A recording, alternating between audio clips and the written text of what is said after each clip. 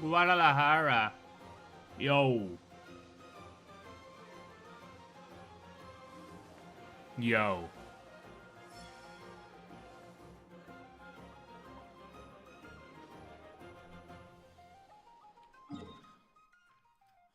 Welcome. Happy Sunday.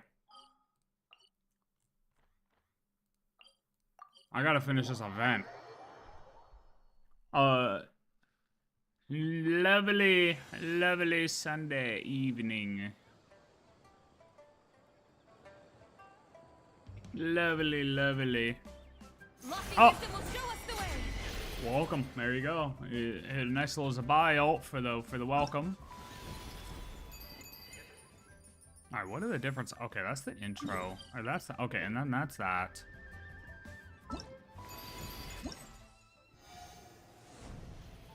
What's this?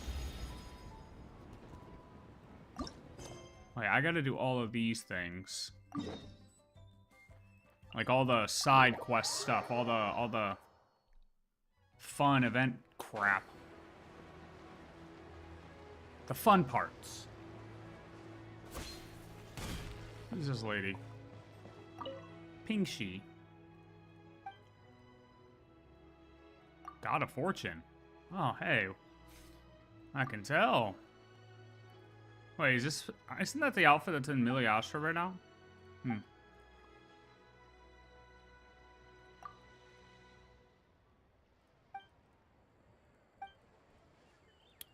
Shower lanterns. Fortune coins. 21 trees. 21. 21 savage trees. What does this lady want?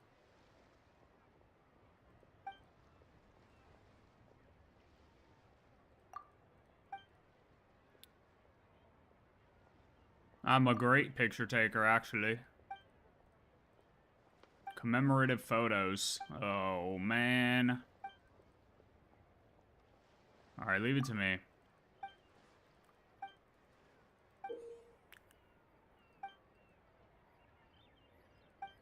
I'm not reading all that. We'll figure it out as we go.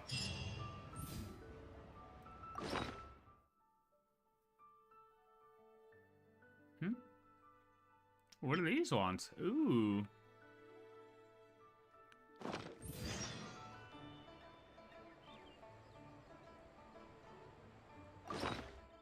Item slot.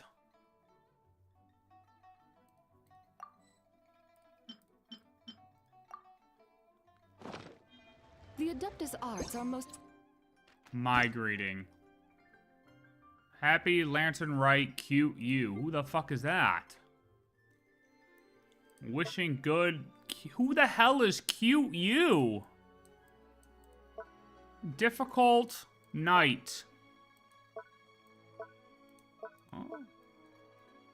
Release. Oh. Miraculous, but unless one first cultivates the mind before cultivating these arts, all their feats Sending will be like shiny rocks the to moon's you. Reflection on water, shattering at the slightest touch. Find the tree nearby. Is this it? Oh. Pleased to have met beautiful you. Oh, well, thank you. Who the hell is Misa? Wait, are these random? Is this their way of introducing, like talking over the little markers on the ground that they have in, like, Where Winds Meet? Those things? Okay, great. Why am I still here? Well, yo, she's blocking the tree. Am I supposed to destroy this? Oh, prune it. I gotta prune it. Okay, there we go. What's my AR? 60. Do not want. Oh, okay. Who's cute? I don't know what's going on right now. I got 29 likes? Oh, shit. Hell yeah. I think that was for me. I don't really know what's going on right now.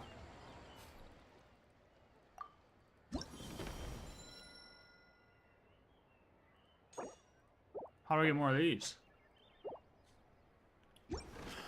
Okay.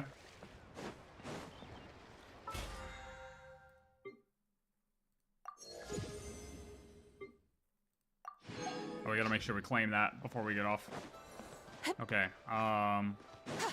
well, that was interesting. All right, let's do the fun events now. Is that done? Oh my god, wait, there's more to this? Receive 200 likes. How the hell am I supposed to do that? I only got a day left. Oh.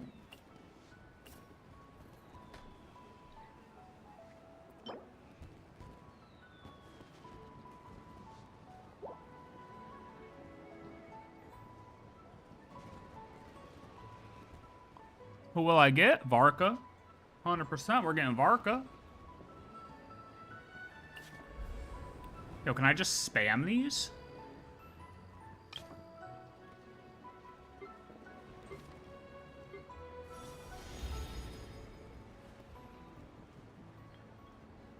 How do I take? What photos am I taking though?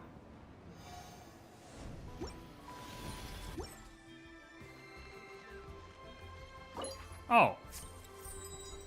Oh, thank you, BCO2.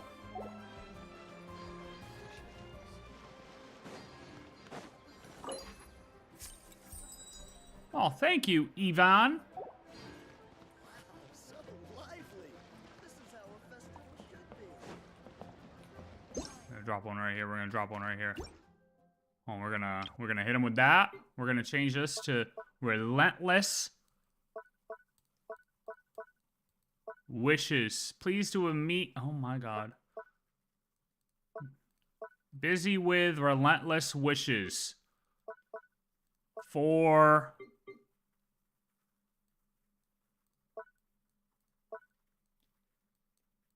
Lucky. Oh. Why does it go to you? Oh. For intelligent daytime. Oh. This doesn't even make sense. For my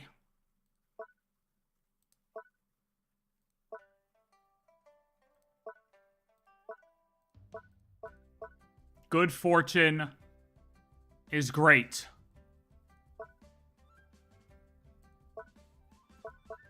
This doesn't make sense at all. Busy with relentless wishes for my good fortune nearby.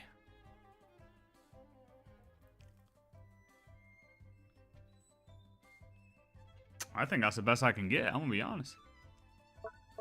For my lucky good fortune. For lucky.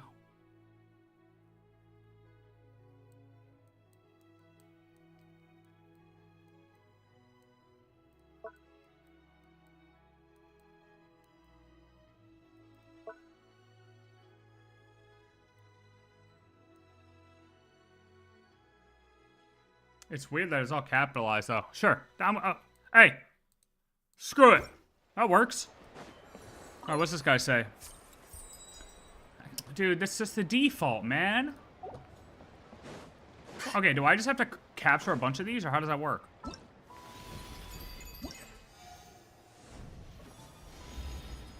No, it didn't work. Well, I'm doing this for no reason. Oh! Oh, yes, it is working. How do I get more likes? Watch companions release their Zhao lanterns? Oh, wait, what's this? Don't I have to destroy this? Boom. We're just gonna drop another one. Bang. No. No. Where's my existing one? Boom. Release. I got more likes!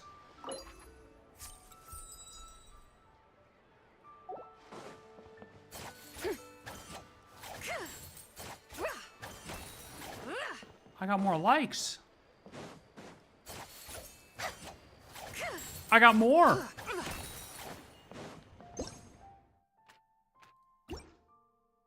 No. This one. Release. I'm gonna get 200 likes in no time. Oh, this guy switched it up. Wishing happy wealth and good fortune, happy lantern right. Thank you, Sky. You know what? You took the time to put a message together.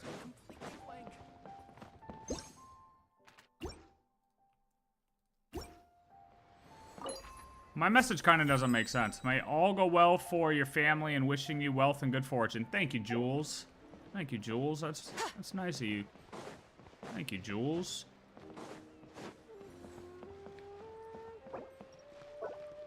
Hold on, what do I do with the big one? What do I do with this one? Oh, Radish thinks he's gonna get something? You wanna know what I'm gonna give Radish? I got you. Hold up, ready? You know what I'm gonna give Radish? I'm gonna give Radish.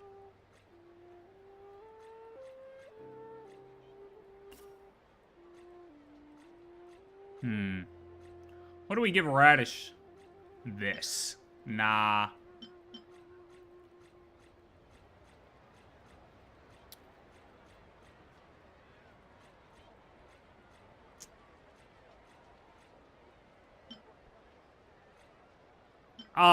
We'll give him shrimp meat. There we go. Yep. Remind him of his pecker. Boom. Enjoy, buddy. Shrimp. Did it go? Wait. Oh, I gotta put the greeting in it? Oh, okay. Gift for Radish. May all go well for... No, you wanna know what? Sending...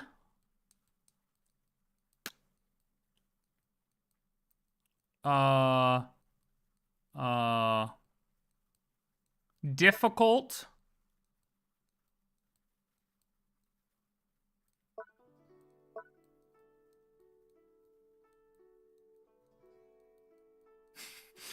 I don't even know what to say.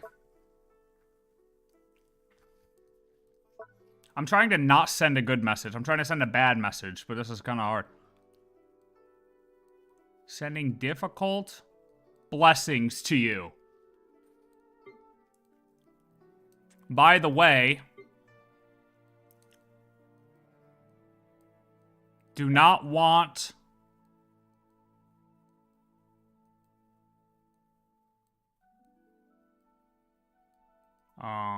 do not want your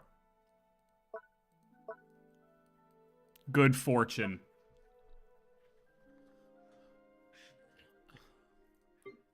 And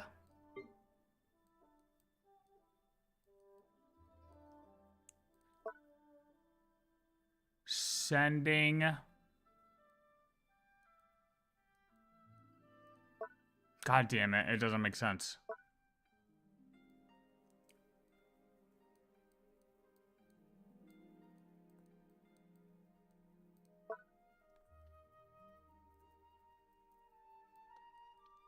Yeah, I do not want...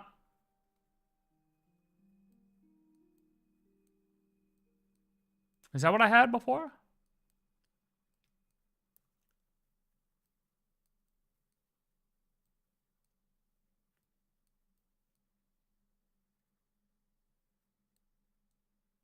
Do not want your good fortune. That doesn't really make sense, but hey, it works. Enjoy, Radish.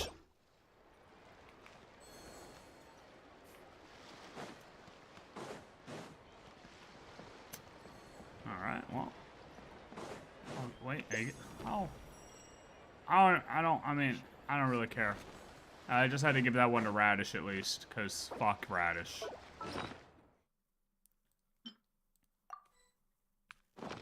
I hope he, hold on, is he online? I hope he opens that shit. He's like, no, he's not. What a loser. Alright, how many of these do I gotta place down? Well, I got more likes. Alright, hold on. Oh, we gotta spread out a little bit. Oh, here we go. Hold on. Oh, that's a sick background. Oh, hold on. I gotta check the backgrounds out. How the hell did they do that one? Hold on. Ooh. Oh, I'm putting out difficult blessings. Oh, whatever. I'm giving everyone difficult blessings now.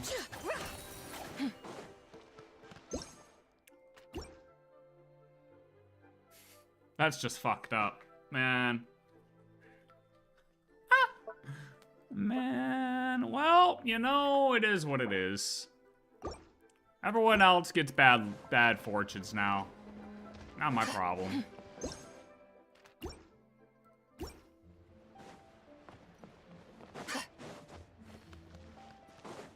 Alright, how many more of these do I have to actually put out? Jesus Christ.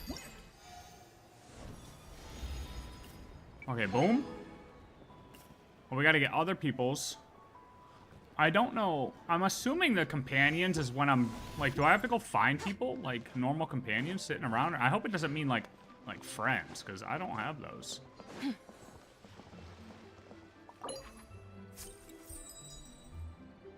Boy kisser. Wait, what? Oh, wait a minute. Okay, is this one destroyable? No, I don't think that one's destroyable.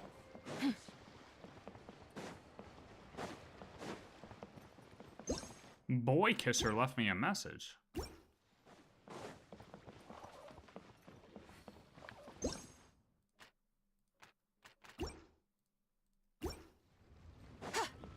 I'm just leaving lanterns all around.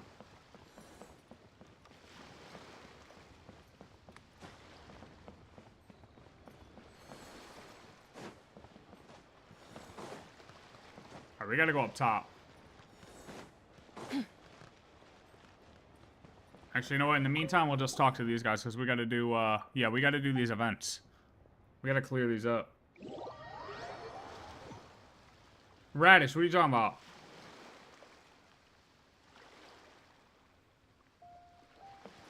Oh, is this not an event? What? God damn it. Oh, there are my companions. Radish, what are you talking about, dude?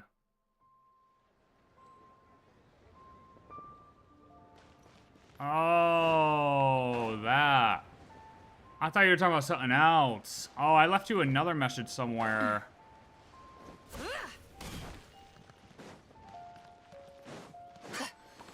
It may be this one, but I'm not sure.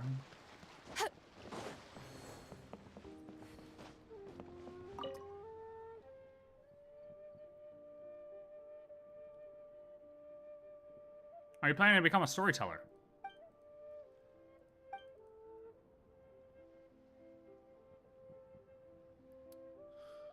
Alright, what minigame do you got? Which one is yours?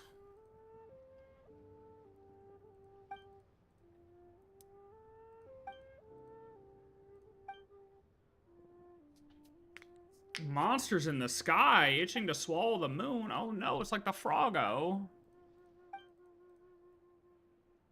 Alright, come on. That's great.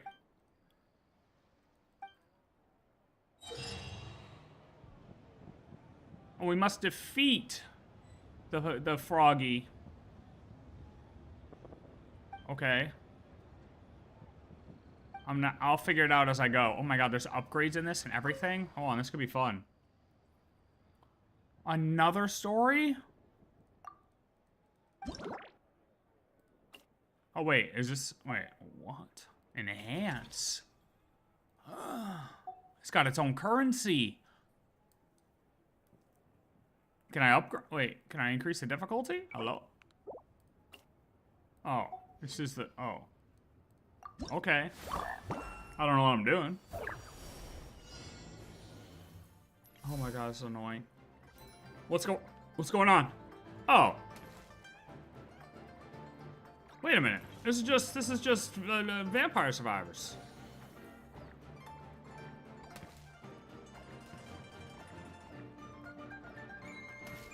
Wait, why are there only 10 seconds? Whoa, why are there only 10 seconds? How do I get more time? What?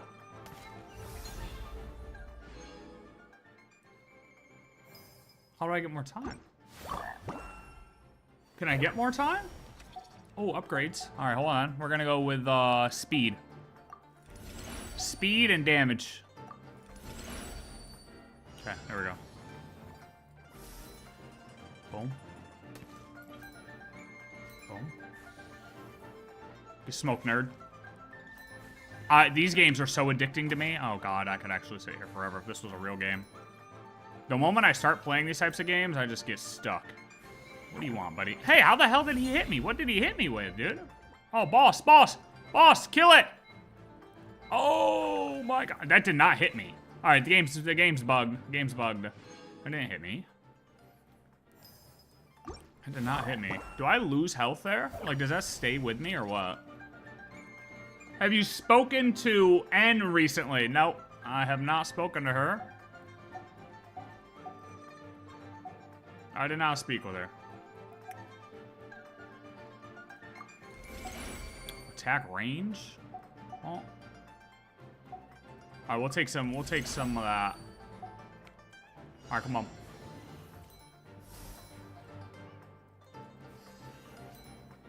Bang, bang, bang. Come on, boom, boom. Get murdered. Get murdered. Whoa! See, this is what they gotta put in Miliastra, bruh. Yo, that did not hit me. Oh, it didn't. Whoa, whoa! There's not enough time to defeat the boss. I don't understand. How do I get the boss to come in sooner? That's so stupid. What's this?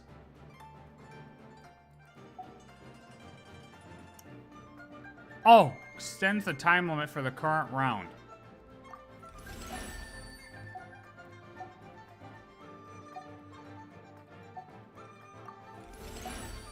Number of attack targets. Oh, that's what I'm talking. That's what we actually need.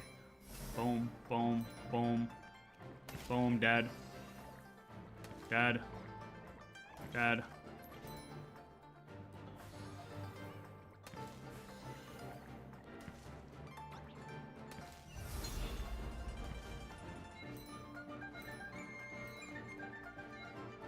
Bang, bang, bang, bang, bang, bang, bang, bang, bang, bang. Come on, die! Die! Oh! Not enough damage. I will donate you 10,000 if you get into Woo-Wah. I'm not playing Woo-Wah. I do not have time to play Woo-Wah, bro.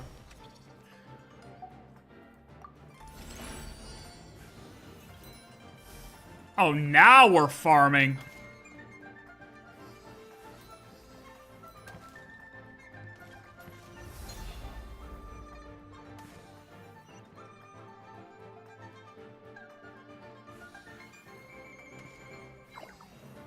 Well, that was just stupid.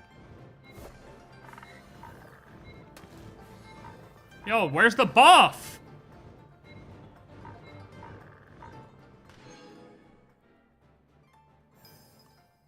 I need the buff.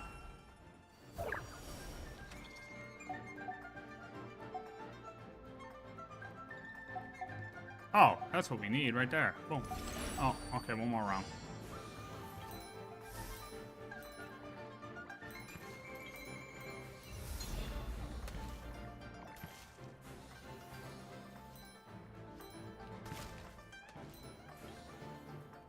Die, nerd.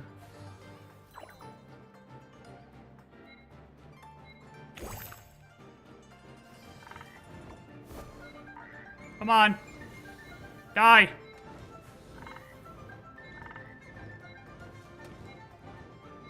Go!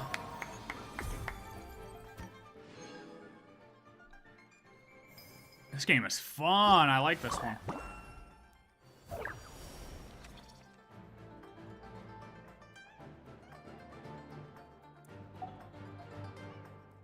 What's this? Incarnation. Sure. Oh, sick. Alright, let's get extended round duration.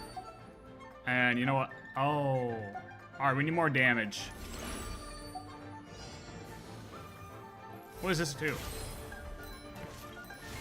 Oh, it didn't last very long.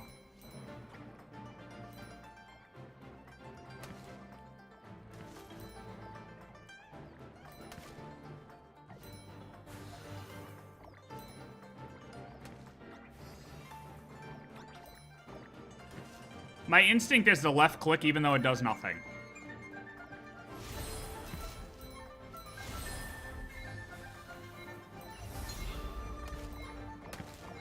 Whoa, back up, buddy.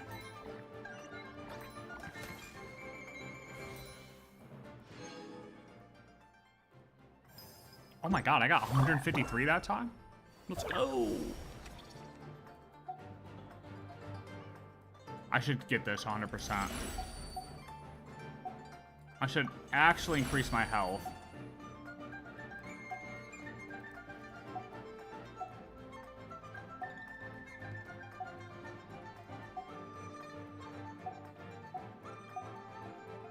Let's just do damage all the way. And then let's do round duration.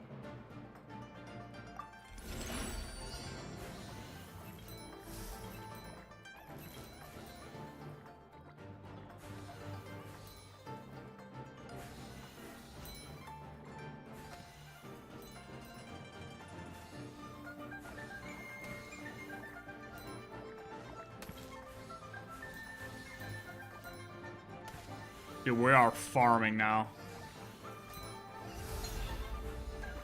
I love these games.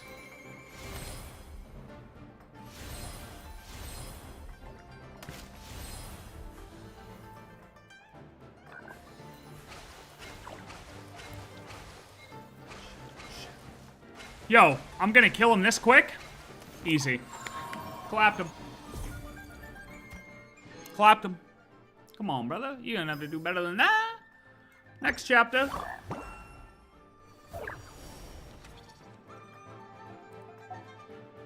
What is this?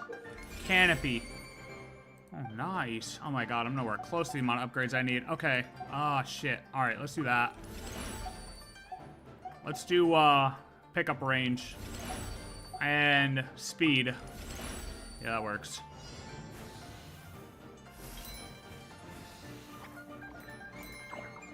Oh.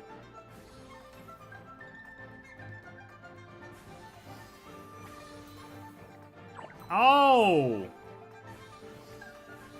I don't like that attack. Wait, so what does this do? How do I use this? Oh, like that. Okay. Ow. Oh my god, I might die. Oh, crap. Oh, alright, we gotta play safe. Hold on. Gotta play safe.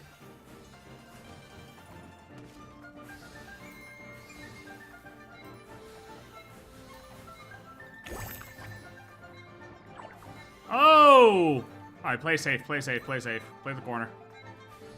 Play the corner. I'm playing the corner. Playing the corner. Get away from me. Get away from me. Get away from me.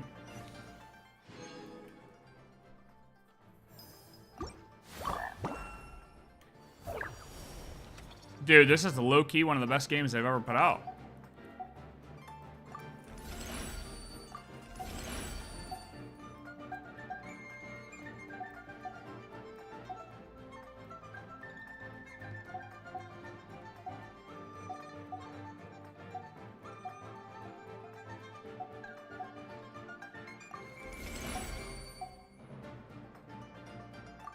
Let's just get these buffs around. Just basic buffs.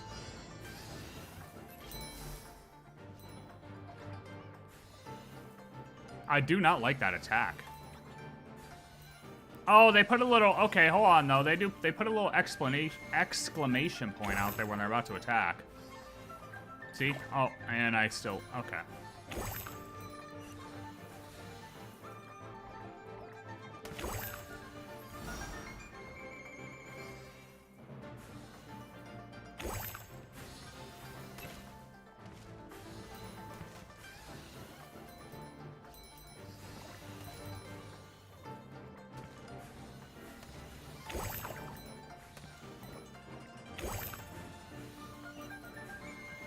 We're farming. Ow, nerd. Ow. Oh, there's some big orbs. Huge. Massive upgrades right here. Attack. Oh my god, I just used all my...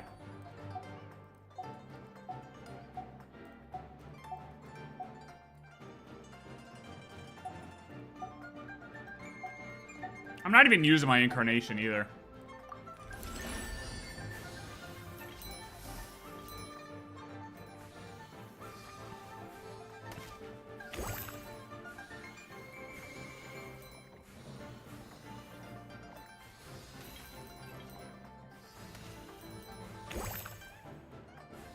Alright, we need movement speed next.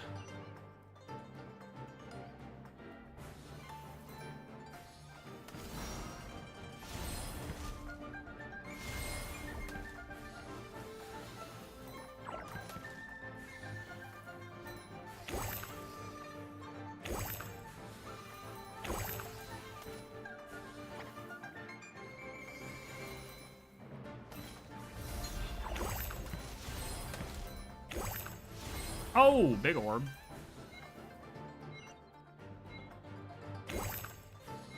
I don't care about the boss. I'm just trying to get upgrades. Kablam.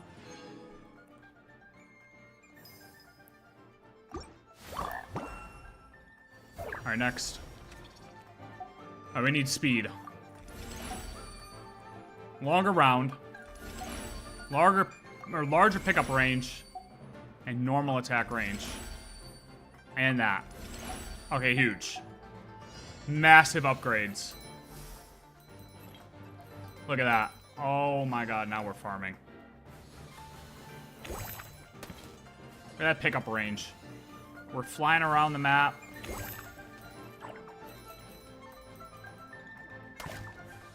Oh, I guess I can't hit him.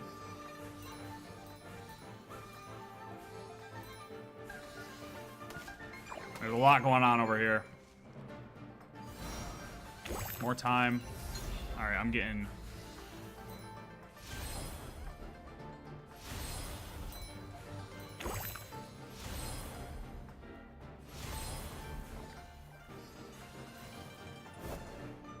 Oh, he's enraged. That doesn't look like a zone I should sit in. Not gonna lie to you. Oh, God, it lasts for a while. Okay. Let's get these time things.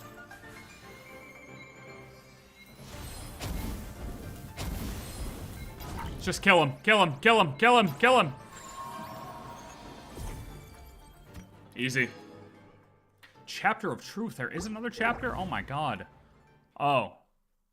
Will not carry over the collective wishes. Oh. Wait, what? Oh my god.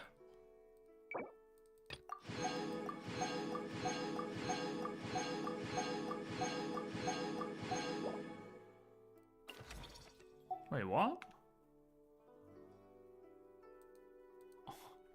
I gotta... Oh, okay. All right. So we restart for the super. Okay. This really tests our skills right here. All right, back at the beginning, no problem. Get away from me.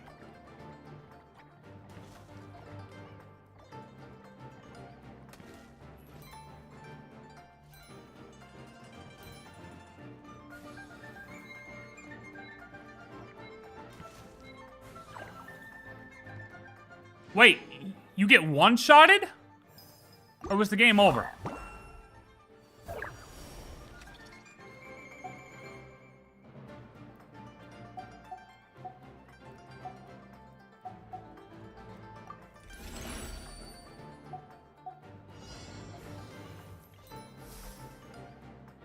Oh my god, wait, yeah, we would get one-shotted. Where... You have one... You have 1 HP. Oh my god, I should have gotten Vitality. No, no, no! No, no, sir. No, no. No need for you to get close to me. Oh my god. No need for you to get close to me. Stay away. Stick!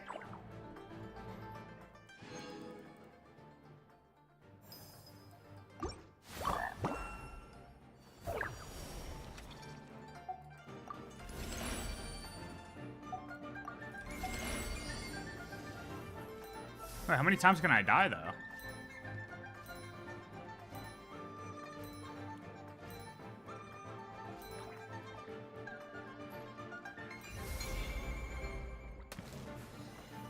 Jesus Christ!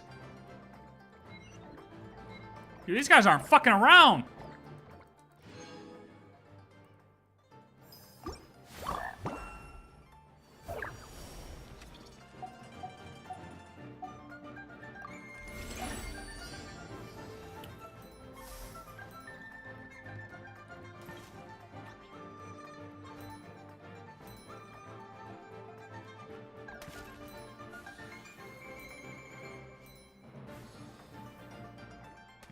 The speed helps a bit.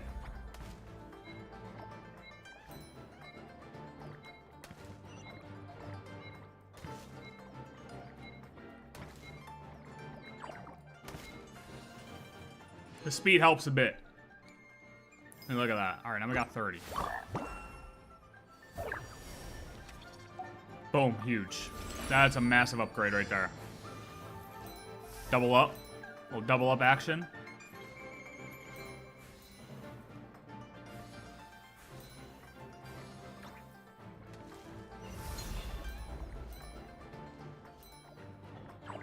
How?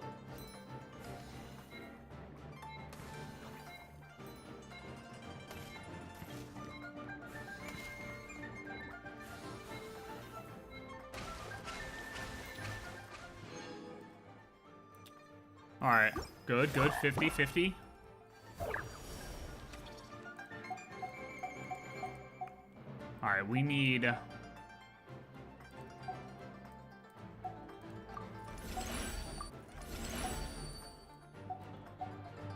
Pickup range.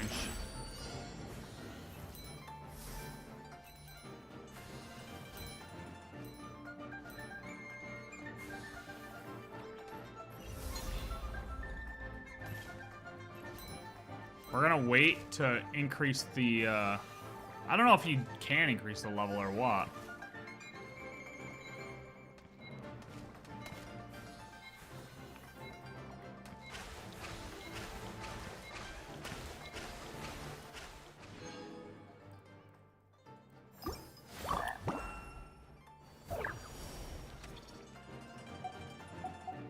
All right, boom, another one of those. There we go. Now we're hitting 3. Massive. All right.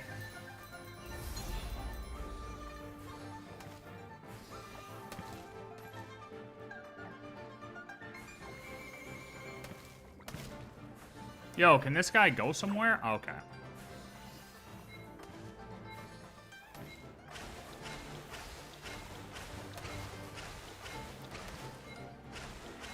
Oh! Man.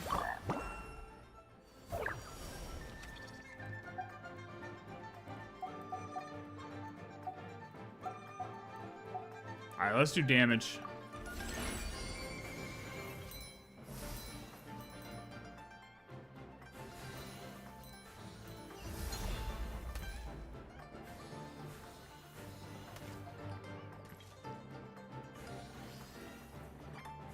Nope, bad.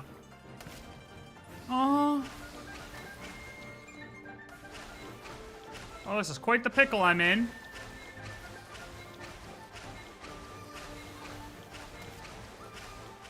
Close. Oh, that was terrible. That was a terrible round. I focused on the boss.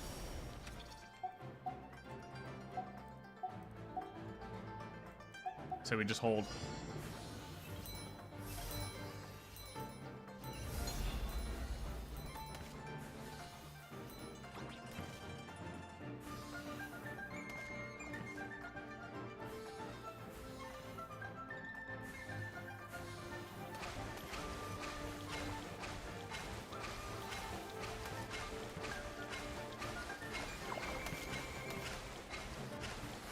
I'm tanking! Nice. Okay, next phase. I tanked. I had to tank. So we could get this.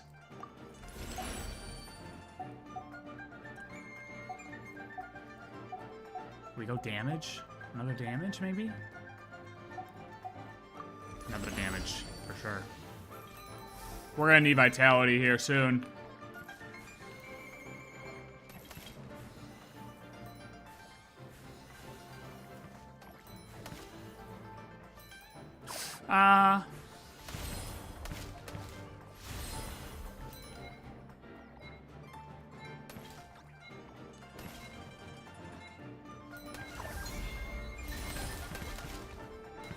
Oh! Look at that. Huge. Alright, huge upgrades. There we go. Alright, we need vitality. Might just need a double vitality. Or no, I go this. Yep. We just tank it, bruh. Alright, let's get that. Alright, here we go. Massive damage. Oh my god.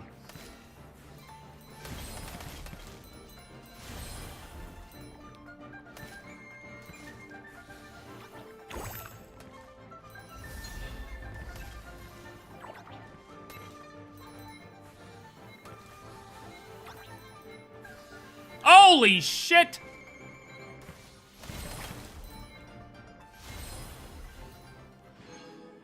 I feel like that one wasn't as good. Not bad.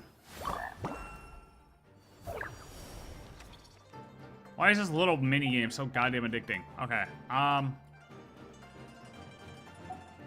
Let's get these. Let's do a damage, or a length.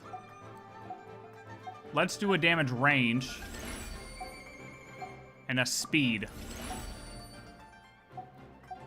And a HP.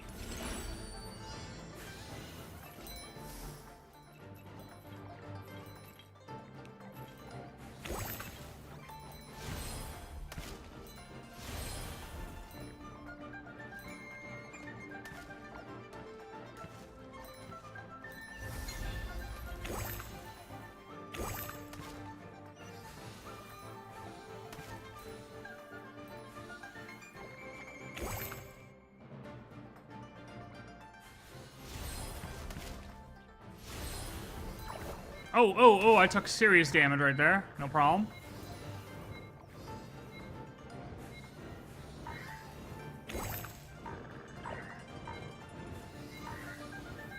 Take that! Take that! Take that! Kablam! Kablam!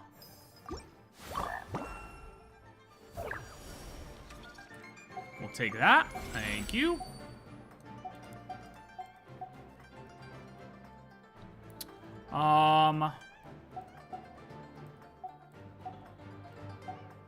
Crazy damage upgrade? Or do we go wish pickup range? I say both. That and that. That's solid. Oh, not good. That was bad.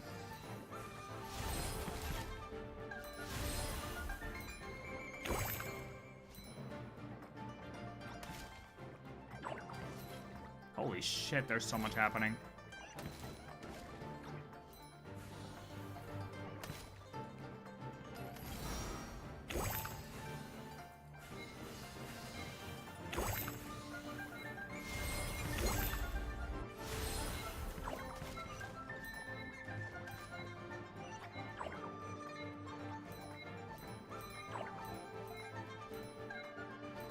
Holy shit!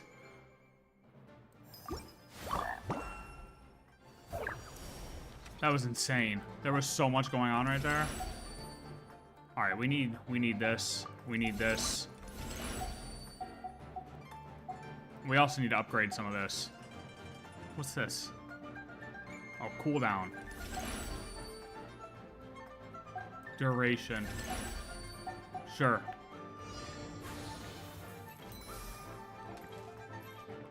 Yo, back up. Yo. Back up! I need damage.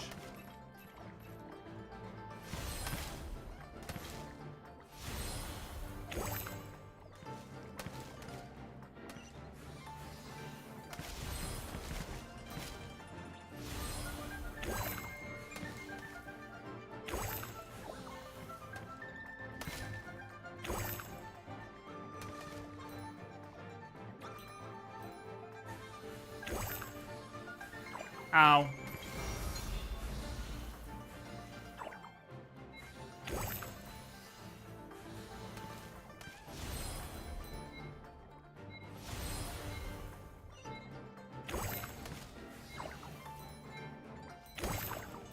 Tanking, tanking, tanking. 792 in one round? Do we go damage? 50 to 70? 100%. Necessary.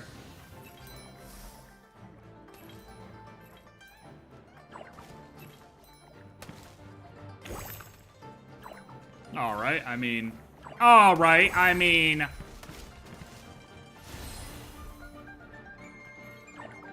Dude. What, I increase the damage and all of a sudden I'm gonna get hit by everything now?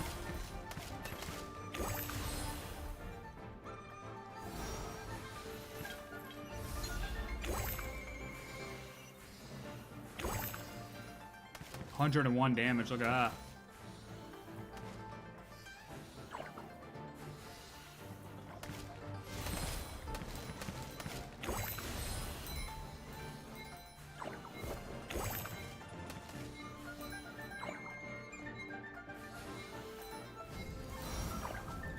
Bam! Kablam! 839 one round.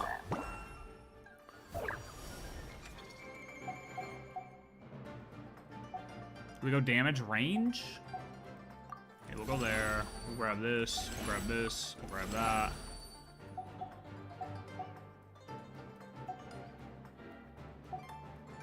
Let's grab that. Grab that. I don't know what. Let's just max those. We'll do that. Sure. Send it.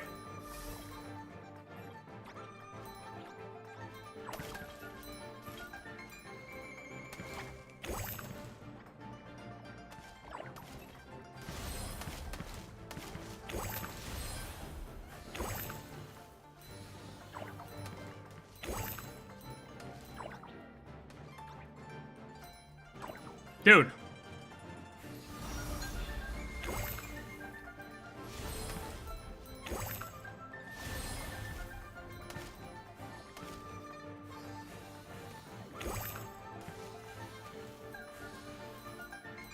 Look at this damage. Holy shit, bruh.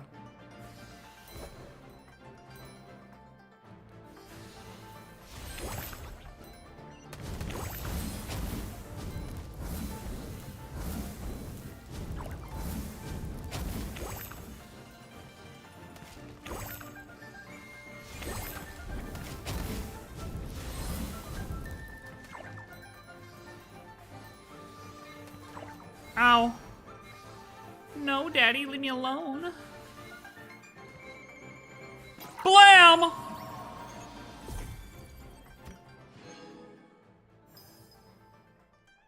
New record, is that good? Oh.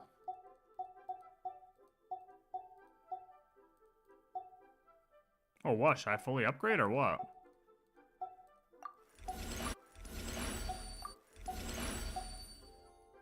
I mean, I kind of already beat it, right?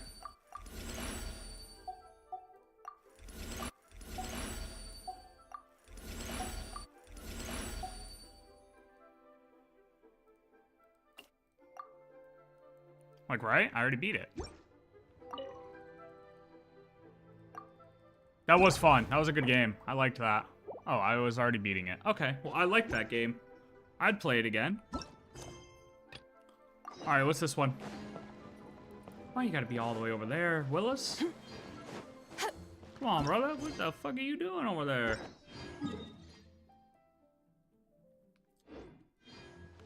Oh, man.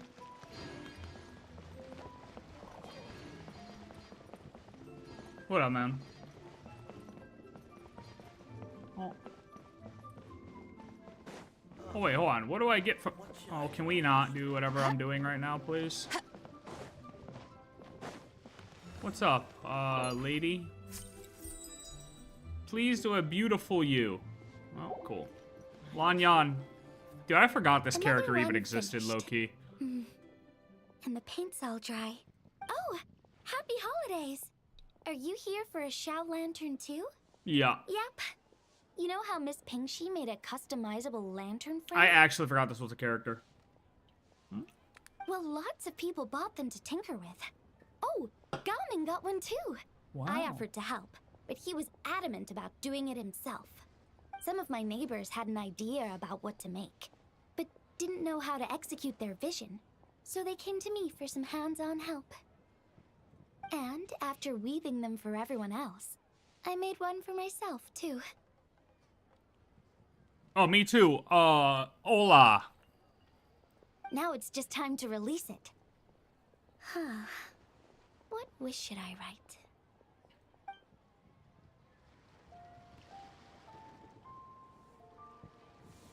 Next year, I want to keep learning more about rattan weaving. Cool. You know, how come she gets to write all that in mine, or in hers, but I don't get to, like, what? I don't get to write all that.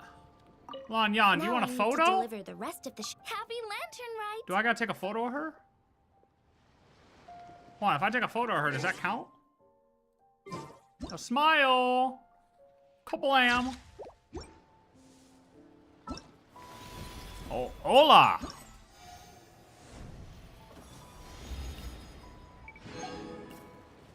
No, it didn't count.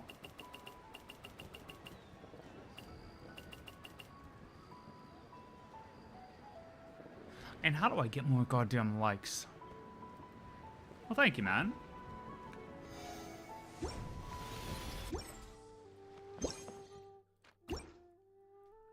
Your name's Dainsleif. Wow. Shit. Hey, buddy, when are you gonna drop some lore on our head top, huh?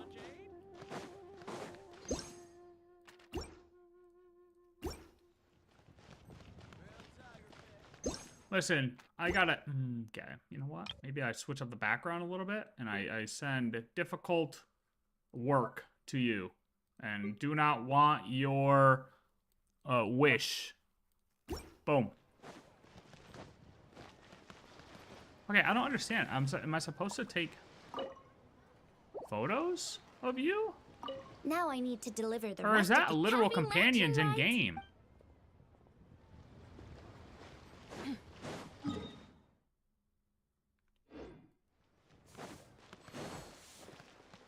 What the heck? Oh, she's got a photo on her head. Mizuki. Traveler. How What a repulsive. pleasant surprise. Happy Lantern Rite.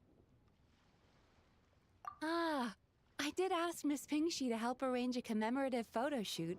You must be the photographer she had in mind then. Wonderful. Looks like I'll be bringing back some lovely photos from this year's Lantern Rite. All right then, Master Photographer. What kind of pose do you think would be the most Mizuki, photogenic? why do you look different? Am I tweaking or does Mizuki look different? Well, this pose works. I love it. Goodbye, Rear. Oh, what Who's a Ray Rear? lovely picture. I never heard of that guy. Thank you. I'll keep it safe. I think I'll have it framed and put in the shop. And to you. Nobody in Liyue Harbor is sleeping a wink tonight, are they? No. Why does Mizuki look different? Hold on. I might be tweaking. Animo. Nope, she looks the same. Damn. I don't know why she looked different to me, man.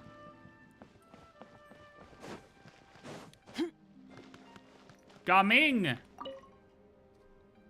Whoa. The craftsmanship of these Xiao lanterns is something else. Here they How are. does Lanyan do it? Oh, hey, traveler. Happy New Year. Happy New Year, right back at you. Yup. Took me ages, but this one's turning out pretty decent. Good. I'm gonna paint Manzai on it, too. Oh, and I gotta make one for I'm Pops. putting on headphones. Congrats. You want a goddamn cookie? Did you get my message in game or not? Whew, that should do it. I also sent you All a that's gift. left is sending it off to the sky. I sent you a gift and a message. The gift should remind you of something. Something near and dear to your heart. Mm-hmm. Adventurer's Guild. You'll have a blast. Bang. And with Or well, the fate maybe not your heart, but brother was sealed. If you make a lantern like this and release it, will the wish really come true? It depends. You gotta believe. You're in Liyue too? Happy Lantern, right? Yeah, my advisor sent me. She said participating in folk festivals might help spark some inspiration for my research. But I work on star charts. I'm still not sure what that has to do with holidays like this. But she had already bought me a ticket and escorted me onto the boat before I even had a chance to ask. As soon as I got off the boat, a lady stopped and offered me a free shadow lantern frame. She said releasing one would bring good luck for the entire year. I'm not sure I need a whole year of luck, I do. but a little bit when it's time to submit my thesis wouldn't I'll take a... hurt. What do you mean? Yes, I did send something. So, I followed her instructions and made one. Thanks. I should release the lantern now, right? Oh, I need to write my wish on it first. And Genshin. Check Liyue Harbor. There should be a gift with your name on it.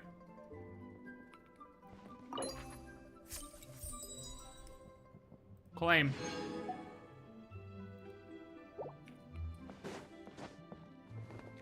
I didn't claim Gamings. So much stuff. I need to find a spot where I can write all this down. Oh, thanks, brother. Dude, yes, I did. Check your map. You should probably see something right around here. Join the adventure. Do these change every day and I'm not gonna be able to get the picture thing because I didn't, like, do this? Oh. I think the only one I don't have is Lanyan, so I guess I'm gonna pick her. Yeah, okay. Kablam. Honestly, really forgot this character existed.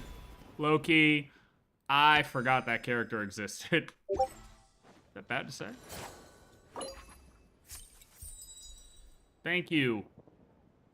Don't know how to say that.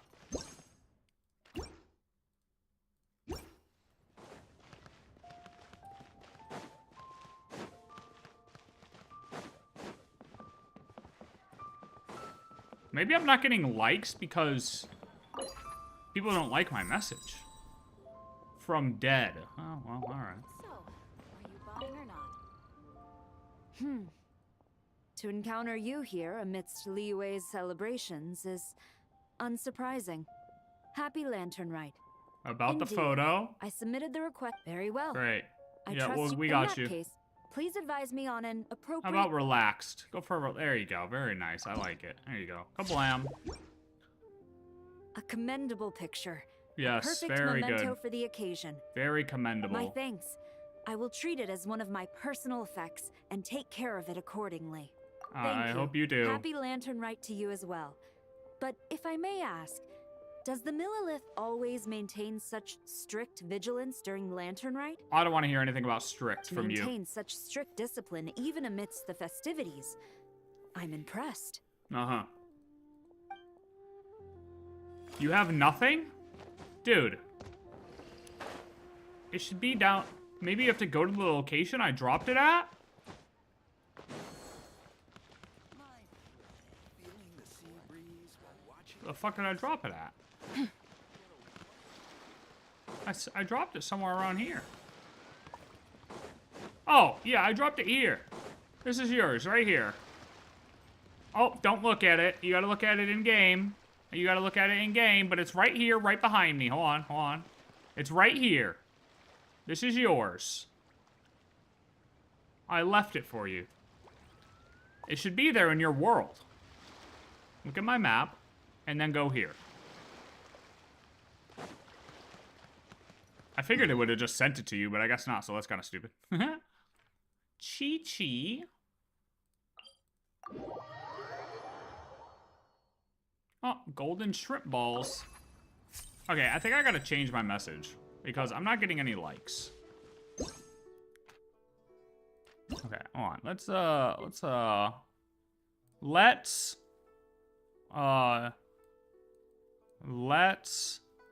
pyro blessing. Let's pyro attack together and narrate and let's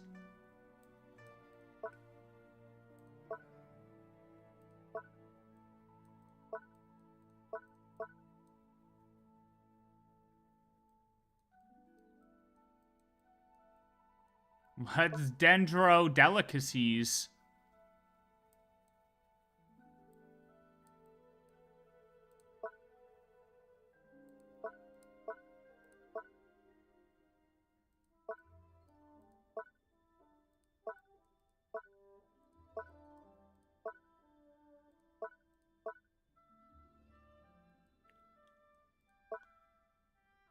Let's pyro attack together and may all go well for dendro delicacies. That sounds great. That sounds like a great message, honestly. That's pretty solid, honestly. That's a great message to send to the kids. Hell yeah. Nothing here. Well, you want to know what? Here, I'll show you then. I'll show you what I left you, you little fucker. That's stupid. What's the point of doing that then? That doesn't even make sense. Hold on, do I have to do it when you're online? Okay, well, this is what I sent you. Yeah, see, it's gifted to Radish. I said, sending difficult blessings to you and do not want your good fortune. You're welcome. And I sent you a shrimp to remind you of your dick, but it's not there, so I don't know what happened.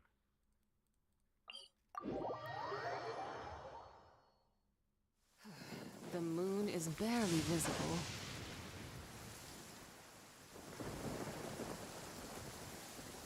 Yeah, that's, well, it's wild, all right, but look, that's just, look, buddy. Well, I don't understand. It should have, like, gone to you. Why did it not go to you? That's stupid. Like, what's the point of sending it to someone if they don't get it? And the shrimp wasn't even there, so where's the shrimp? Don't do that. Don't do that.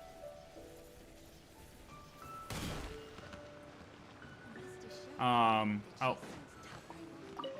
Oh, it's Sidgewing. It's not even Chi-Chi. Howard the Duke mentioned we might meet you here, but I didn't expect our paths to cross so soon. Great. Do you want a photo or what? Yep. He invited me to experience Liu's lantern rite with him, and also to finally use up all the vacation days I never got around to taking. We met a very kind lady at the harbor who said that if we'd like, she could arrange for a professional photographer to take our picture as That's a me. keepsake. Oh, that's perfect. Oh, I'm sure you'll take a really good photo. And then I'll be able to show it to Monsieur Nervulette later. Sure. Well then, as the What professional pose? photographer, Relaxed. what pose would you recommend? There you go. Excellent. Excellent pose. All done? May I look? My expression looks great! Oh, it really is a lovely photo. Goodbye. I'll keep it close and treasure it. Bye. Happy Lantern Rite. Have a wonderful lantern rite. Yo, the real question is, why am I not getting any likes on my goddamn... Like, I'm putting good messages out there for the people. Oh, do I have to put them in front of people? Oh, is that how it works? Hold on. Little Timmy will look at this. Look. Hey, guys, look at my message. Hold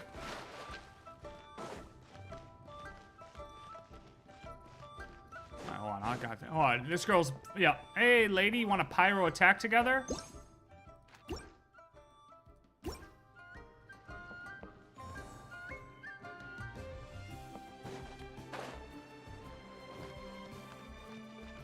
You had to do the quest? God damn it. God fucking damn it. Ruined. Actually ruined. The whole experience is now ruined.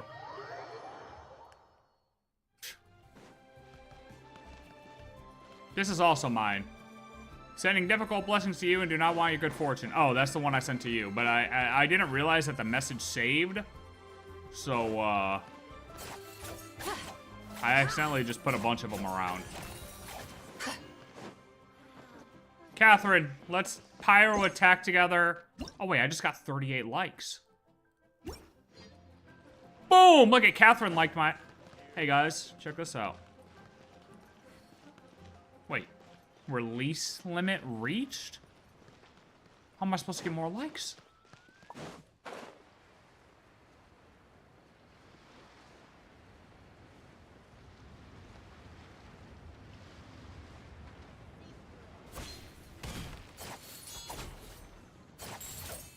Oh, Radish, I finally, I fixed my Zibai a little bit. A little bit. You know? I'm around, like, 200K.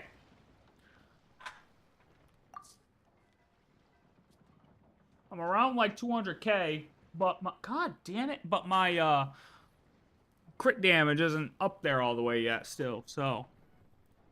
Hello, Wenji. What event are you? Teaching others how to draw. That's great. What do we got? Vibrant as dragons, spirited as steeds. Got any ideas for drawing? Yeah, I got you, brother.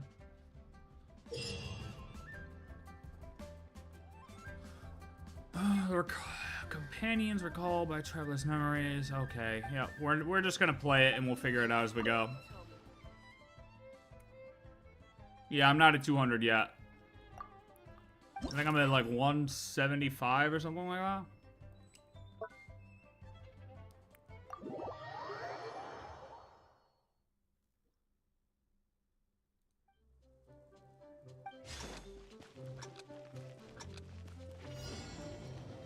Wait, are they just continuously running? Oh. Oh. Alright.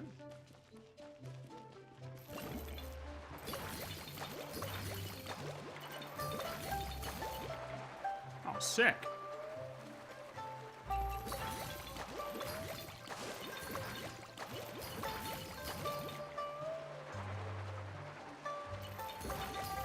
I lagged? Why am I lagging? Oh, well, missed that. Oh, well.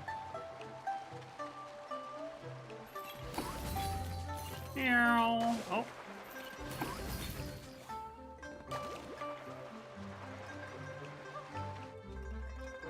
Cast a lit candle to light. Oh, bang.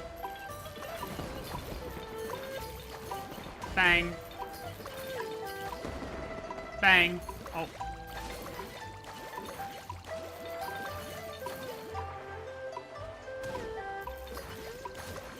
Oh! Took a little damage, no problem. Bang. Bang.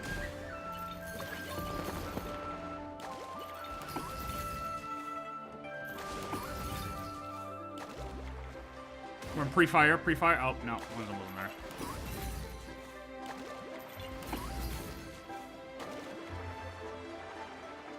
Yeah, see, like, these things I don't find as fun because it's just continue on the path and just do the default. Like, there's no thought to it. It's just press a button and we're gonna set you on that path anyways. Like, look at this. I mean, what the hell is the point of that? Well, you have her weapon, don't you?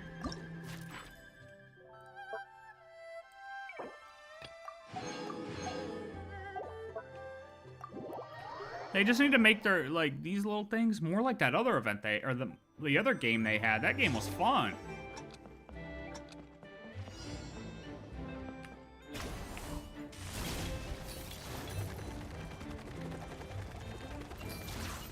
Oh, alright, well, alright. Wait, am I supposed to... Wait, what?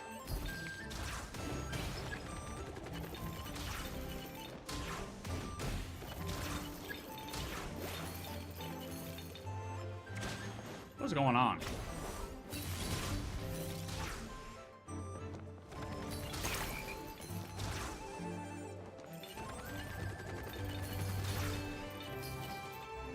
Okay, well, obviously I am just not doing something right.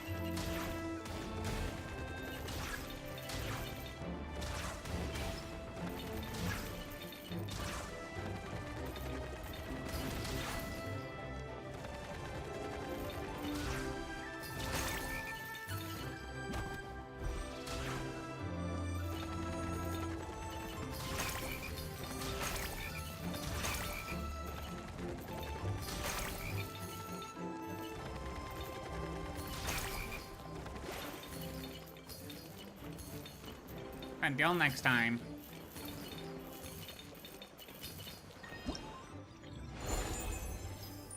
This scenery's fun to look at. I guess. Can we?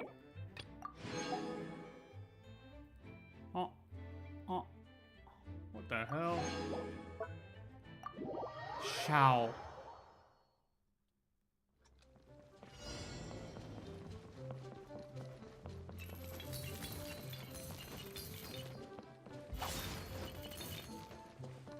Kablam.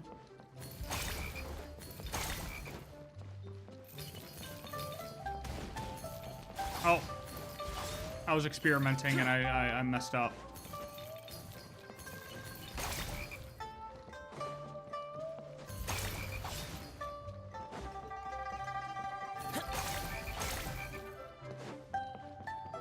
Here's a question. If you have your own Shao that has, you know, 3 cycles to them.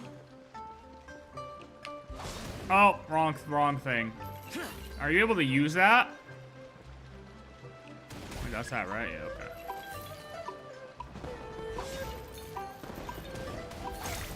Oh, jump, jump, jump. Oh, wait, you could go down there? What the hell?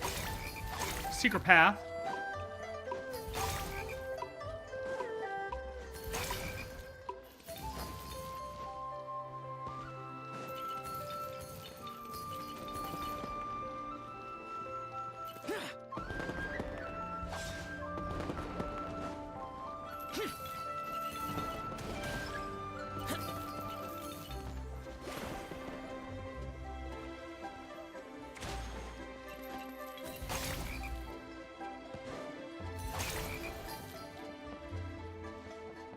Jump, splash, splash.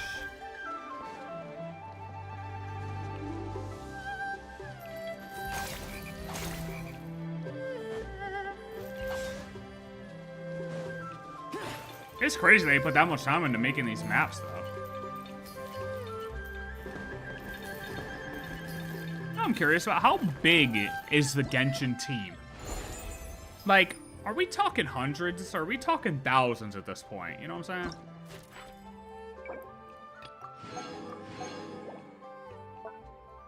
So I feel like it's got to be massive, but at the same time, it can't be too big because then you lose, like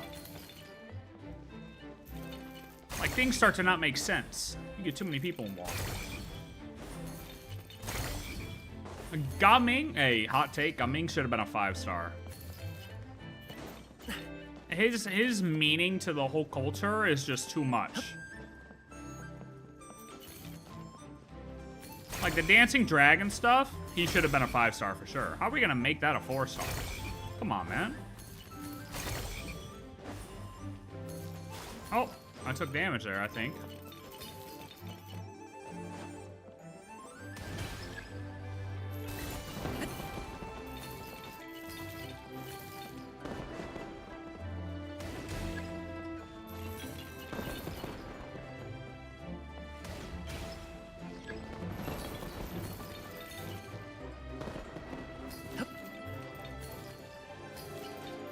No! Alright.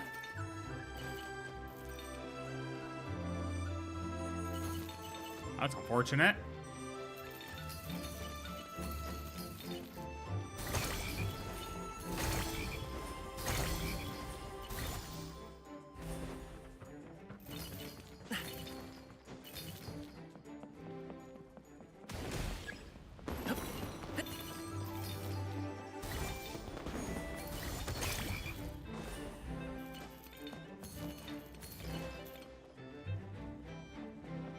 Would that have been better to go low?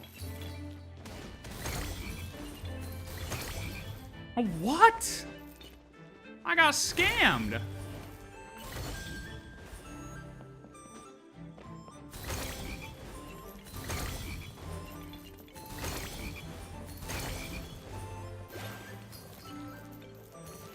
Come on, bro. Can't hold me.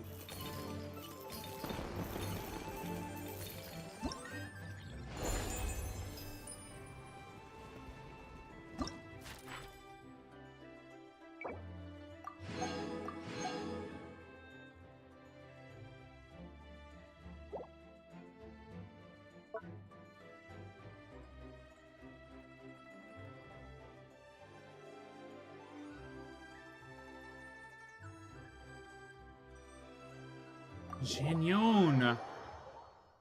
Alright, last one of this. This was not the best minigame. Low-key. Design of it's cool, but... Oh, and alright.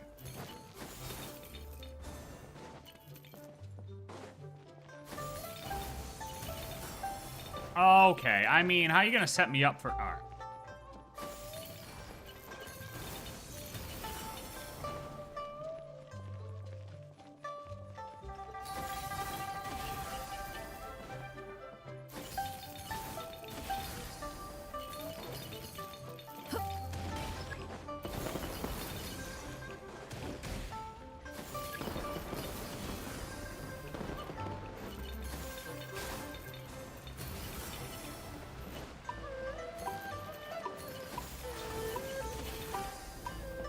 Dude, hers is tricky, huh? Also, I still say it's a goddamn shame that they brought her out right before Natlan because her maneuverability around the maps were so great, but she just got overshadowed by all the Natlan characters. It was kind of tragic. It was kind of tragic. Win some, you lose some, I guess.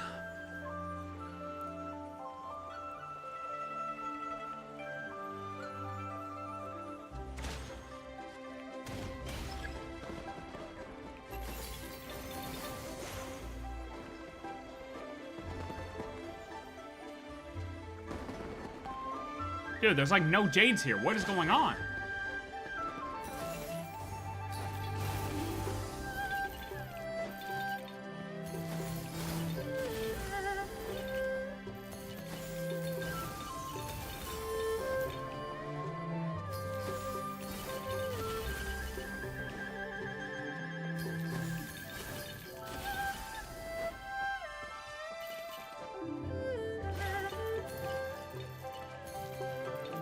Hers was something special, huh?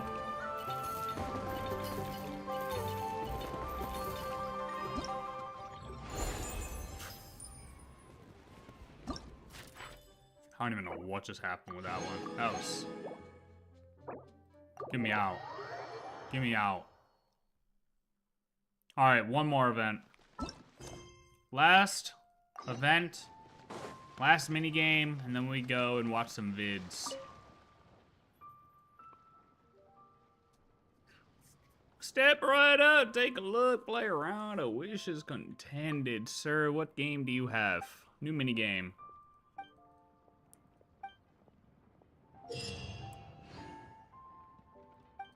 We'll figure it out as we go along. Come on. Let's go for a round, sucker. Oh, it's a combat one. Okay. Alright. Very hard. I gotta think. I don't wanna think. I don't wanna think. I don't wanna think.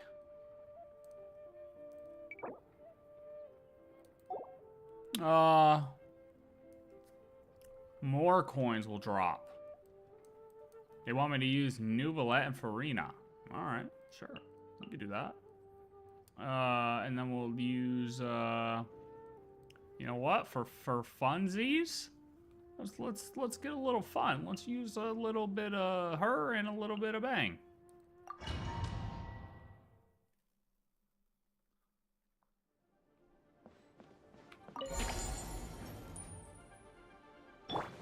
Yoo-hoo! Forest. Silence! Let the mighty Look at all them coins.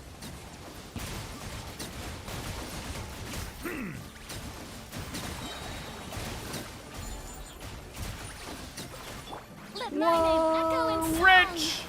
With one heart, we pray. Insulation chamber deployed. Preparing for dust up. The tides beckon.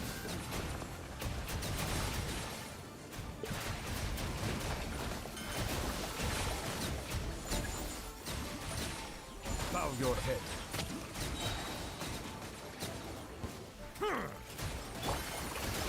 Time to shine. Oh my god, how did I just get 10k? Whoa! Poor lost land for the everlasting. Annihilation I mode. almost died. Be sanctified.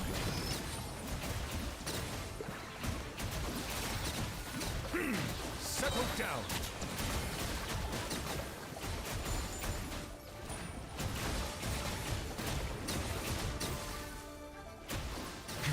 By the Frostman of old. I don't get it. Why are they not picking up? Ultimatum Like, protocol. Let my name echo in song! Let the mighty be humbled. what's considered a good amount of coins in this event?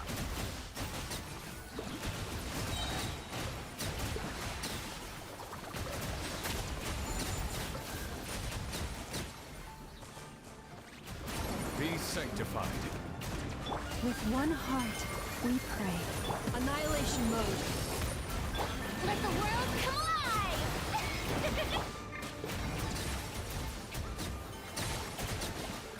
Bow your head. Let the mighty be. Was that good? I think that was pretty good. Oh, yeah, you only needed 30k? Oh my god, that was... Shit, dude. Get me in there. Deplete as many boss HP bars as possible. Oh, okay, I'll deplete them all. How about that? Oh, a Nefer challenge? Shit. Easy, brother. Come on now. Come on now. Come on now, sir.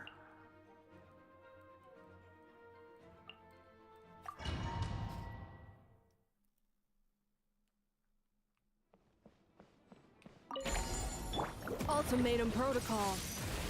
By the Frostman of old. You poor Three moons converge. I'm gonna deplete all of them.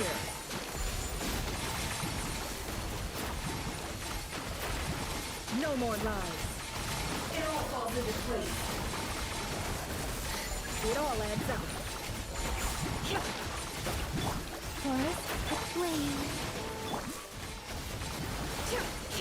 No more lies. Seek within. How close am I? Oh my god, I'm not anywhere close. For the everlasting forest. Yo, get down from there, sir. A new moon rises. Flow.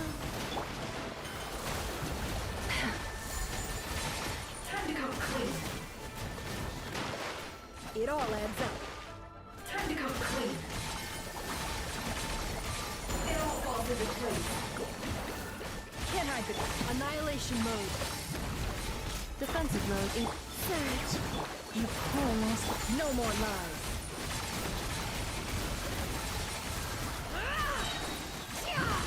Wait, what? Can't hide the truth. The mystery unravels. With one heart, we pray. The three moons converge. I don't think I'm gonna deplete all of them. Insulation Do you think, chamber definitely deployed. people who have like C6R5 set teams are definitely trying to like clear all these, aren't they? I can imagine those goddamn sweats. They're like, ah, my thousands of dollars need to be used for something good. Ha ha ha ha. Surge. Ain't that right, Radish? Into song. No more lies. It all falls into place.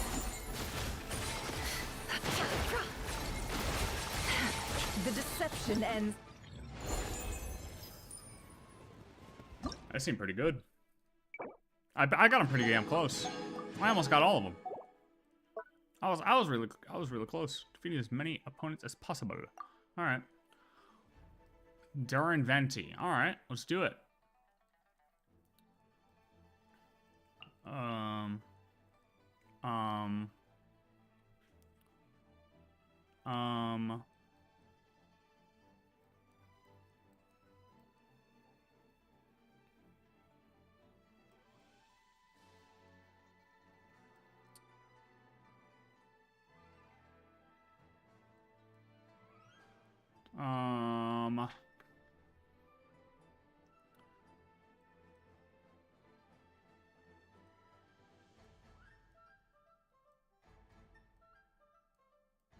Do we just like get kind of crazy here and do like God,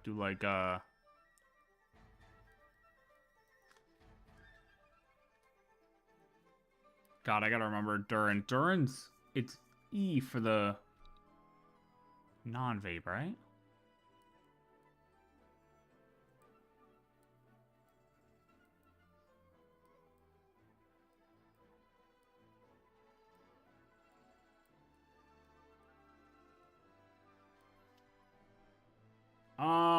I'm trying to think of what I want to do.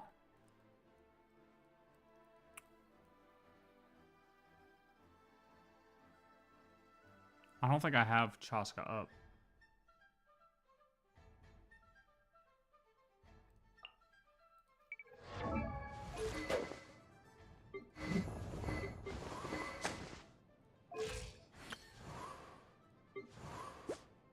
Oh, I do still have stuff on her.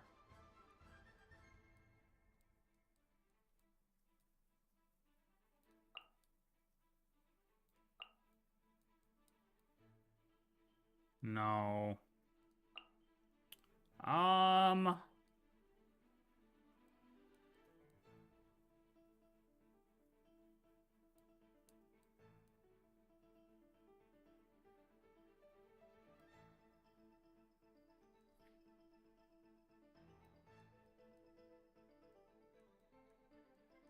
You just do vape?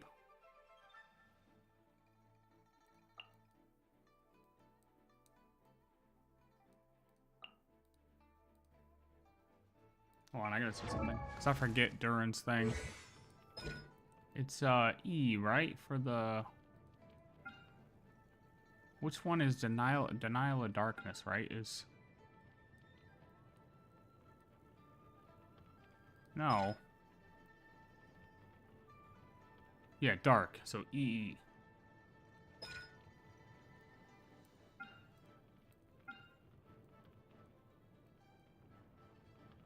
Right?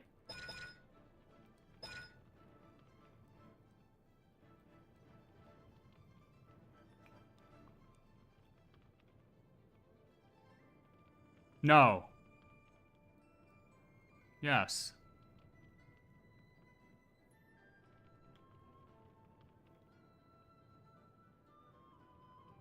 No, it's normal attack.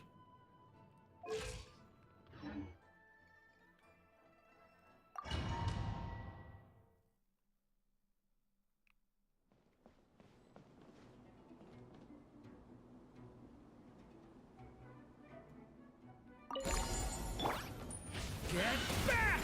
The abyss is... Think you can get away? Everybody stand! Silence! The tides beckon.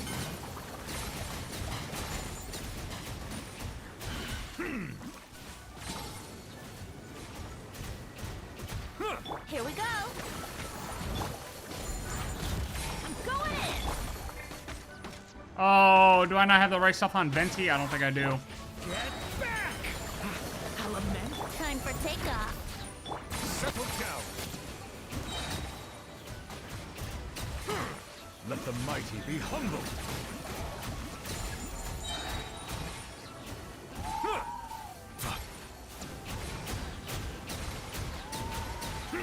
Think you can get away? I definitely don't. Then teamwork is dreamwork! The abyss is burning shadow! Get... Be sanctified.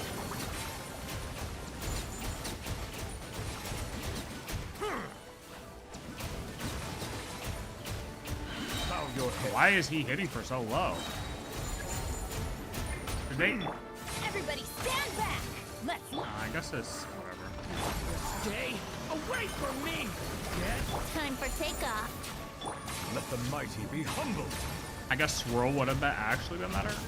Like, Chaska probably would have been better. I thought they said, like, this would have worked too, but I guess not. Settle down. Teamwork is dreamwork! Think you can get away? Element for the end! Be sanctified. Bow your head.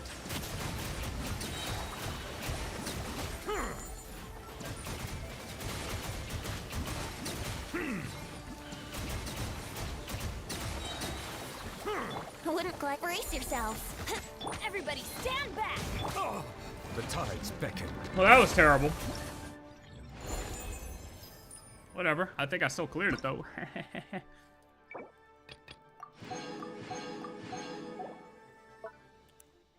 Oh. Lunar charge damage.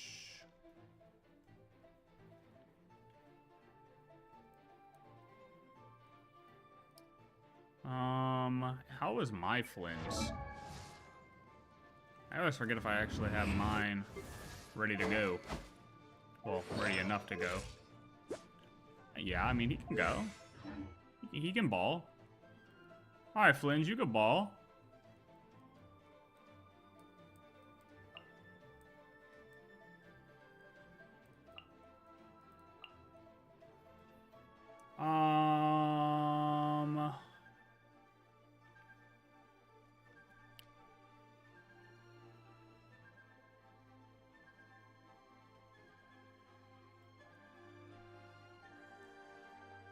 Like, low-key, do I just do a I know?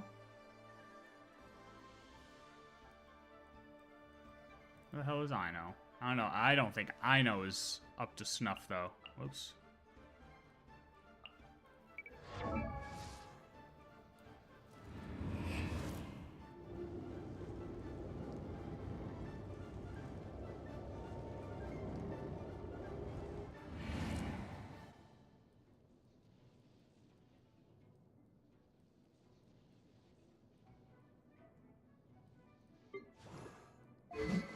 Although, maybe. Did I not take anything off of her? I mean... good enough.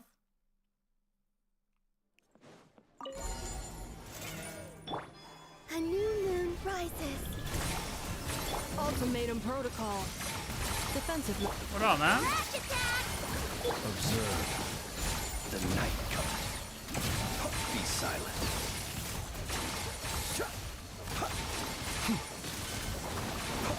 Observe to dust. Well, Kerplunk! just stay still, Insulation brother. deployed. Look, the rainbow!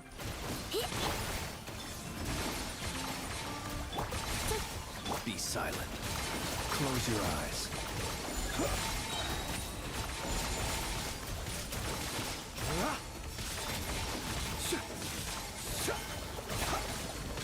Annihilation mode. Go claw! A moonlit night for all. Flame. Observe. Close your eyes. Observe.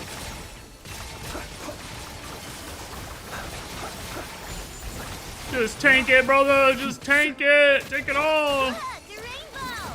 Defensive mode engaged. Come on, columbina. Can you fucking view? Okay. Three moons converge. Be silent. Close your eyes. Do you fear the dark? Do you fear the dark?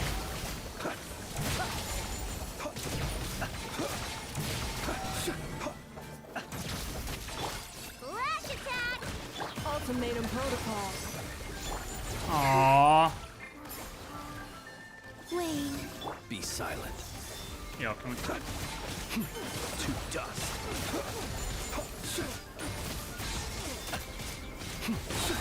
Do you fear the dark? Kaboom! Kabloom.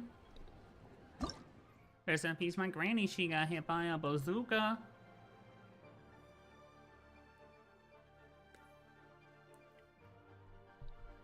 Yo! What up? Oh, there is a blizzard coming. I forgot. Really? Oh, it's gonna be that bad there? Sheesh. A snow hurricane is crazy work. Bombogenesis. Is that what they're... Bombogenesis. Yep, I heard you. Bombogenesis. I got it.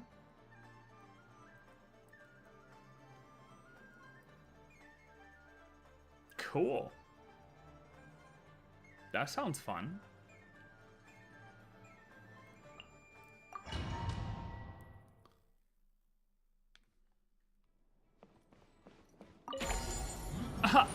I'm retarded. I can't do that. Behold the dawn! Go get him, Aiden! I mean, that works too. Gather! What up, man? The sky's clear. The glaze moon shines.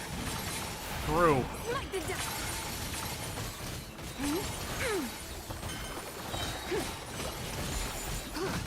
Well, they can't.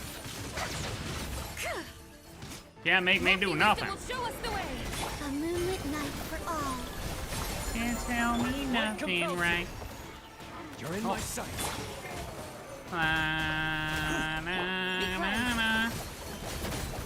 The hockey game was sick. I can't believe we had a traitor from here. We had a literal traitor who joined the Canadian team.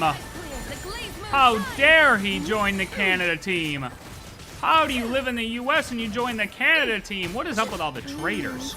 And then the crazy thing is, we get that goo lady who joined the goddamn China, right? But then we got the gold medal from the other girl whose dad fled the CCP and took refuge here, and she got the gold. She said, nah. USA, USA. Caca. A moonlit night for all. Caca, caca. Light compels you. You got this. Gather. Damn. Without further ado. Lofty wisdom will show us the way. Like the dust.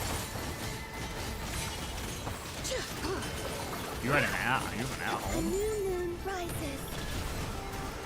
Wane. Be gone, shadow of darkness. I mean, it's like kind of mid. I mean, they do have some shit there, but it is a lot of just Amazon shit. You know what I'm saying? I guess nothing really special. That's why ours is gone. That's all the events. That's everything. No. Wait, today was the last day? Today's the last day of the Olympics? Oh shit, I had no idea.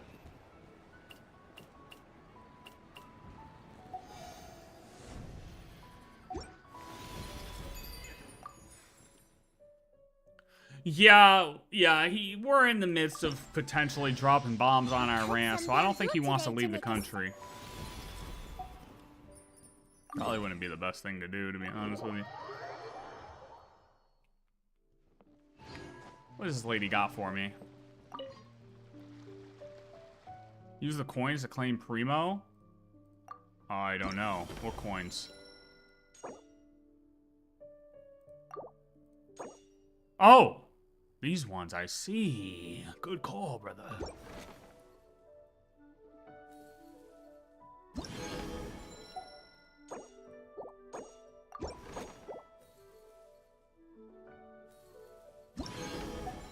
Jesus.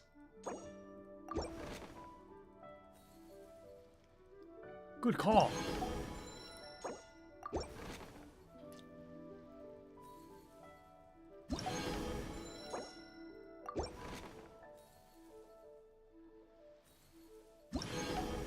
I would have left. I would have straight up left. I would have left. I would have left. I've been like, lady, you gotta leave me the hell alone.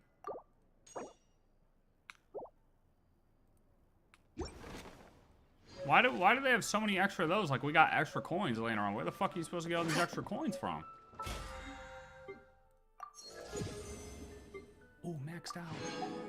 Why am I late to this? I just hit level 50 on that? Yeah. Did a couple backflips. Wow.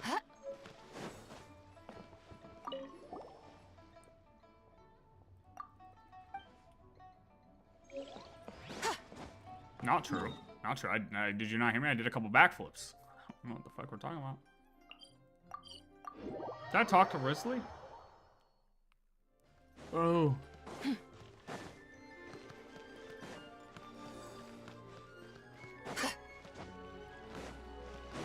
Oh, okay. Why is that good news for me? Well, okay, yeah, but if they still go with the same model on the house, it's... like, it doesn't change whether they fucking keep it up. If you can't get it done, then pack your stuff. Where is this guy at?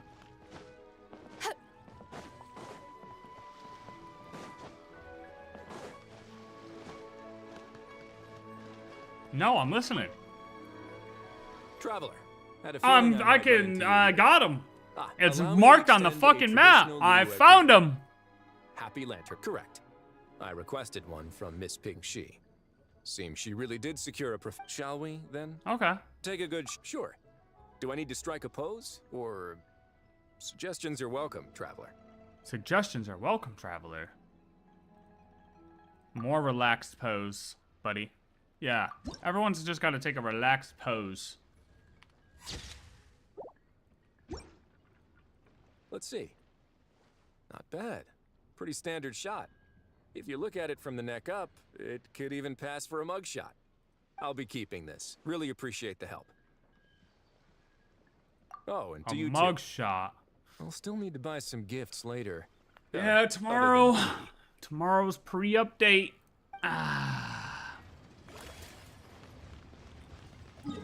So I'm not gonna be able to claim. Oh wait, no, these people changed. Like Emily's here now. Oh yeah, hold on. I got some added people here. Yep, tomorrow's that, and then Tuesday's Varka Day. Tuesday's Varka Day. It's got so much delicious food. What should I eat next? Oh, how about boiled fish? No, Ew. wait. I need to take a picture for everyone back at the tribe first. Caressa. Traveler? Oh, wow. So you're the pro photographer that lady was talking about? That's me. That's fantastic. You're so All right, let's go. Any advice? Relax. Up the awesomeness. Oh, no, relaxed. There you go. This pose works. Hell yeah. Barca's gonna come out here and slay. Done already? Oh, let me see. You like it? Whoa, told you they'd be good. Now, would it be the best spot in the orchard to hang it? I don't know. Thanks. Next up, some more delicious food. Starting with boiled fish. Boiled fish. Okay, wait, how many more of these do I need? Nope. Ah, damn it. Wait, it was here and then this, right? One more. I don't know how to do this, though. How do I watch 6 companions release their Zhao lanterns?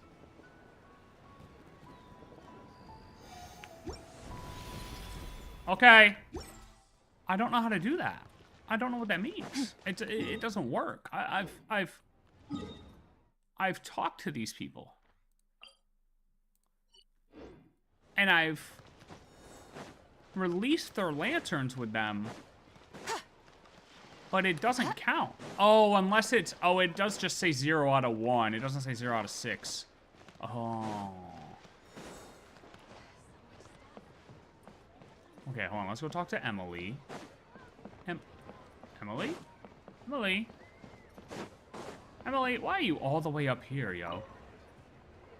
Traveler? Yeah. Happy holidays. It's been some time since we last spoke. Sally, this update, I lost my 50-50 in both Columbina and Zibai. I hope to win my 50-50. Yeah, so did I, brother. Hey, look, so did I. Actually, did I lose Columbina? I might have won my Columbina. I don't remember. I definitely lost my Zibai, though. My Zibai was a disaster. Huh. You could say that. I had already planned to come to Liyue to research floral essences. So when I heard there was a merchant ship heading here, I decided to join them. I think I did lose Columbina, but I got her quick enough. After, to where it was like, less than 100, I think. I had no idea I'd arrive just in time for Lantern Rite. In deference to the season, I've decided to put all work aside and simply enjoy myself. I even asked a young lady to teach me to craft Zhao lanterns. In fact, I was just about to release it. Great. Thank you. She told me it's tradition to write down a wish before releasing it. God damn, Emily, I forgot what was happening in it. Still, I'm not quite sure what to write. What the?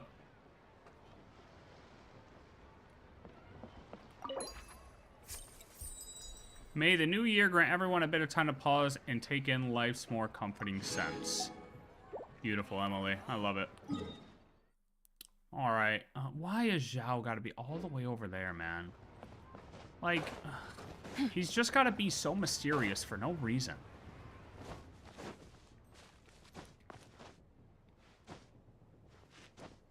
Ah, damn, it's bright right there, huh? Charlotte, hope you get double Varka and 10 pulls. Over here. You as well, brother. You wanna know what? I'll one up it. I hope you get triple Varka in 10 pulls. I knew you wouldn't miss Lantern, right? I was wondering when I'd bump into you. No. I can't be working at every Lantern right now, can I? I really am here on vacation this time. All right, Yep. you want a picture? Miss Pingshi said she'd find a professional. All right, we got you. It really? Yep, come on. So, ready to start? No problem. Alrighty. Can't take a picture without posing for Relaxed. Everyone relaxed. Perfect. Beautiful. Beautiful. Look at that. Hold on. Let's get the nice background in there. Holy.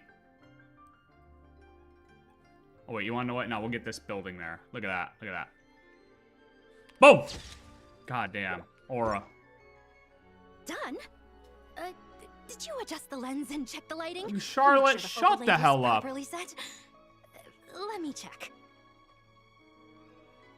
Thanks, man. Yeah, you know, Wow, you we're here chilling, actually enjoying nailed the everything. games. It's the best we can do, you A know? shot like this is front page quality. I know, I'm a Next professional, interview, obviously. I'm definitely bringing you along. Imagine the amazing shots we could take together. And a very merry lantern rite to you, too. Oh, hang on. That doesn't sound quite right. Whatever. Have lots of fun.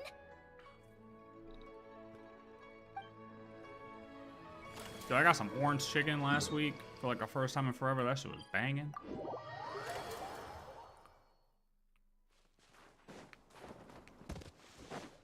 Zhao Lantern.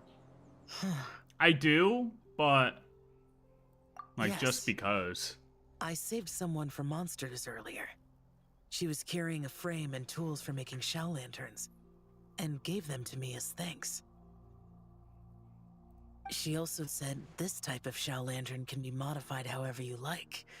So... I think making your own is great. yes, well, I tried my best. I suppose the next step is releasing the shell lantern.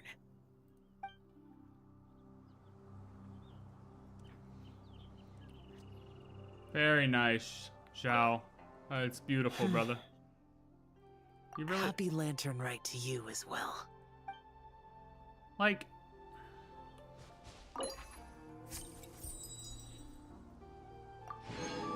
Oh wait, did I?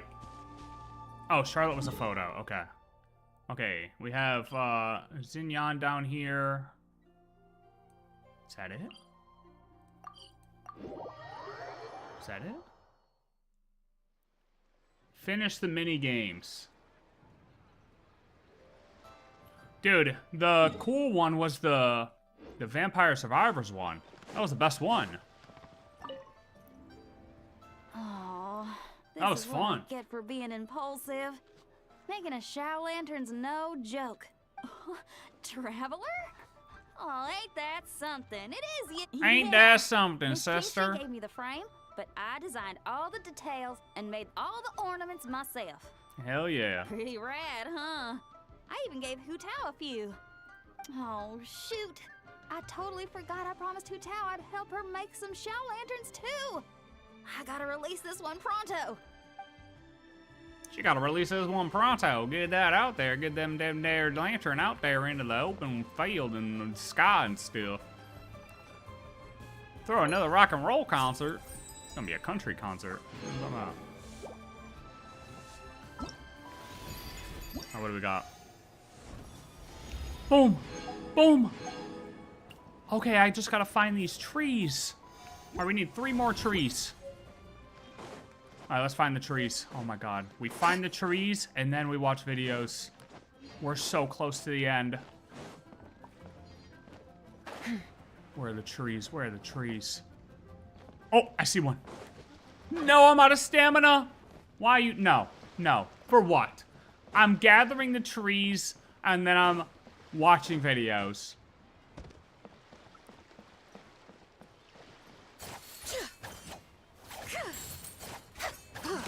No, quit asking.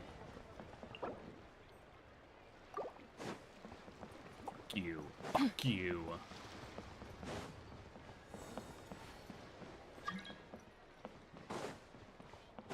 I'm not even pressing the button no more. I need 2 trees. You need to redeem dailies. What the hell are you talking about? That doesn't even make sense. No, you've already stained my world once. You're not doing it again.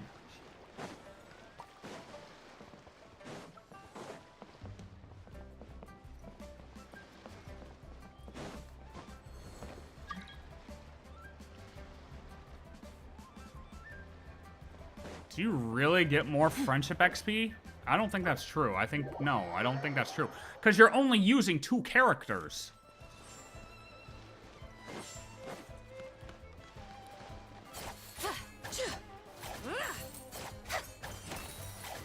So you actually gain less friendship XP. That doesn't even make sense.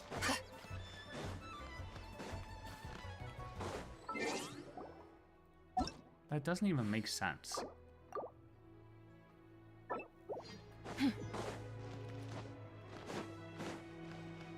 Oh, the last tree.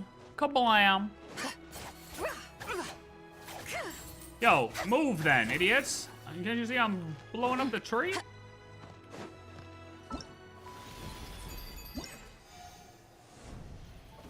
Boom. And just like that, we have completed it. I guess I could go buy Zhao lanterns, right? Well, let's make sure that I'm actually out of... What's this? Oh. Oh, these are all mine. Wait, people have actually left me likes. Are these all mine?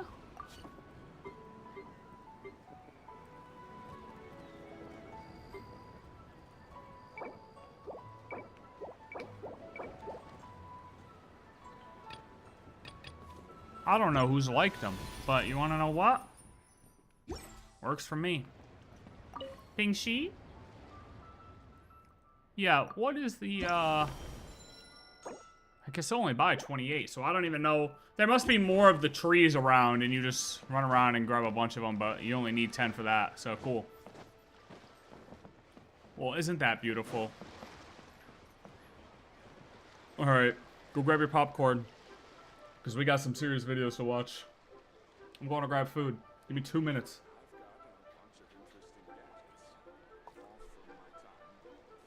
Mathematics is the foundation of all things. If you're interested, I can teach you some arithmetic. First, hold out both your hands.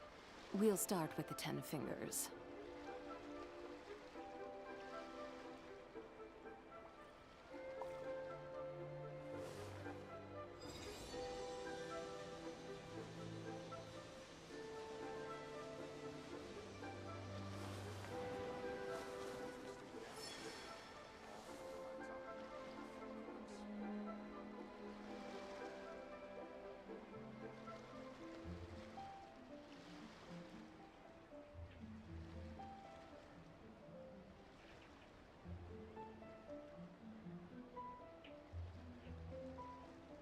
The Adeptus arts are most miraculous, but unless one first cultivates the mind before cultivating these arts, all their feats will be like the moon's reflection on water, shattering at the slightest touch.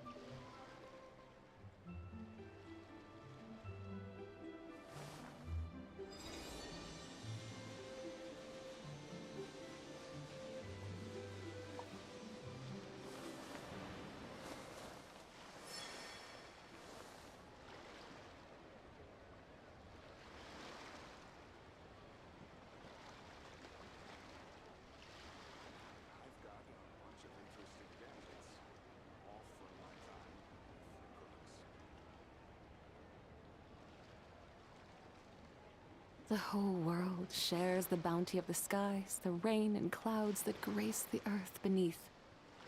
The moon was never meant to be a foreign realm.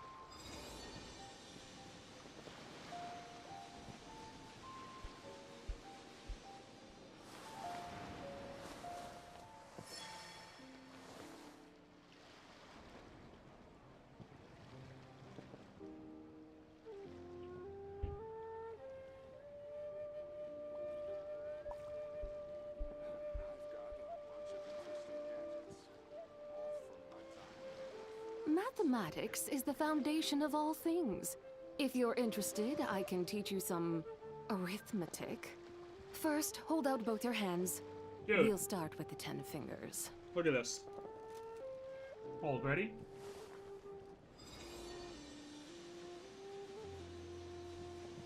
Yo, tell me why. Look at this. Why is my Chipotle wrapper gold? Look at this. It's the golden burrito. I've never gotten a golden wrapper from Chipotle, bro. What is that? Do I get to visit the Chipotle making factory? The burrito making factory? The whole world shares the bounty of the What the skies, fuck is the that? rain and clouds that grace the earth beneath. I didn't even, like, moon I've was never never meant to be had a this happen foreign before. realm. This is next level. I'm dumbfounded. Alright, Zibai. It's been great. You keep everyone company? Awesome. Love it. Love that for us. Actually, hold on, Zibai. You actually keep company for another second. Because I gotta find the videos now. Or, well, I gotta pull them up. Alright, so I'm gonna save Ashikai as she dropped yesterday for once we get like one in. Let me see. Dun dun dun. Do we want to see this Heaven Star one? We could do the Heaven Star one. Minsleif's Heaven Star one? Do we look at that one just to see everything? Kind of get a recap on Lantern Rite and the important things said in the Lantern Rite quest now that it's ending? Yeah, that sounds like a good one to go with. The Adeptus arts are most miraculous, but unless one first cultivates the mind. Alright, thank you, Zibai. Alright, Minsleif, the biggest betrayal in Genshin Impact. This is all with the Heaven Star thing that obviously dropped with Lantern Rite. I know this video dropped a little while ago, but I am just getting around to all the Genshin stuff now. All the Genshin lore videos now. Are we ready? Let's see what we got. So you and I need to talk about that massive lore drop at the end of Lantern Rite. What should have been a simple little farewell is a line that will probably make you look at Zhongli.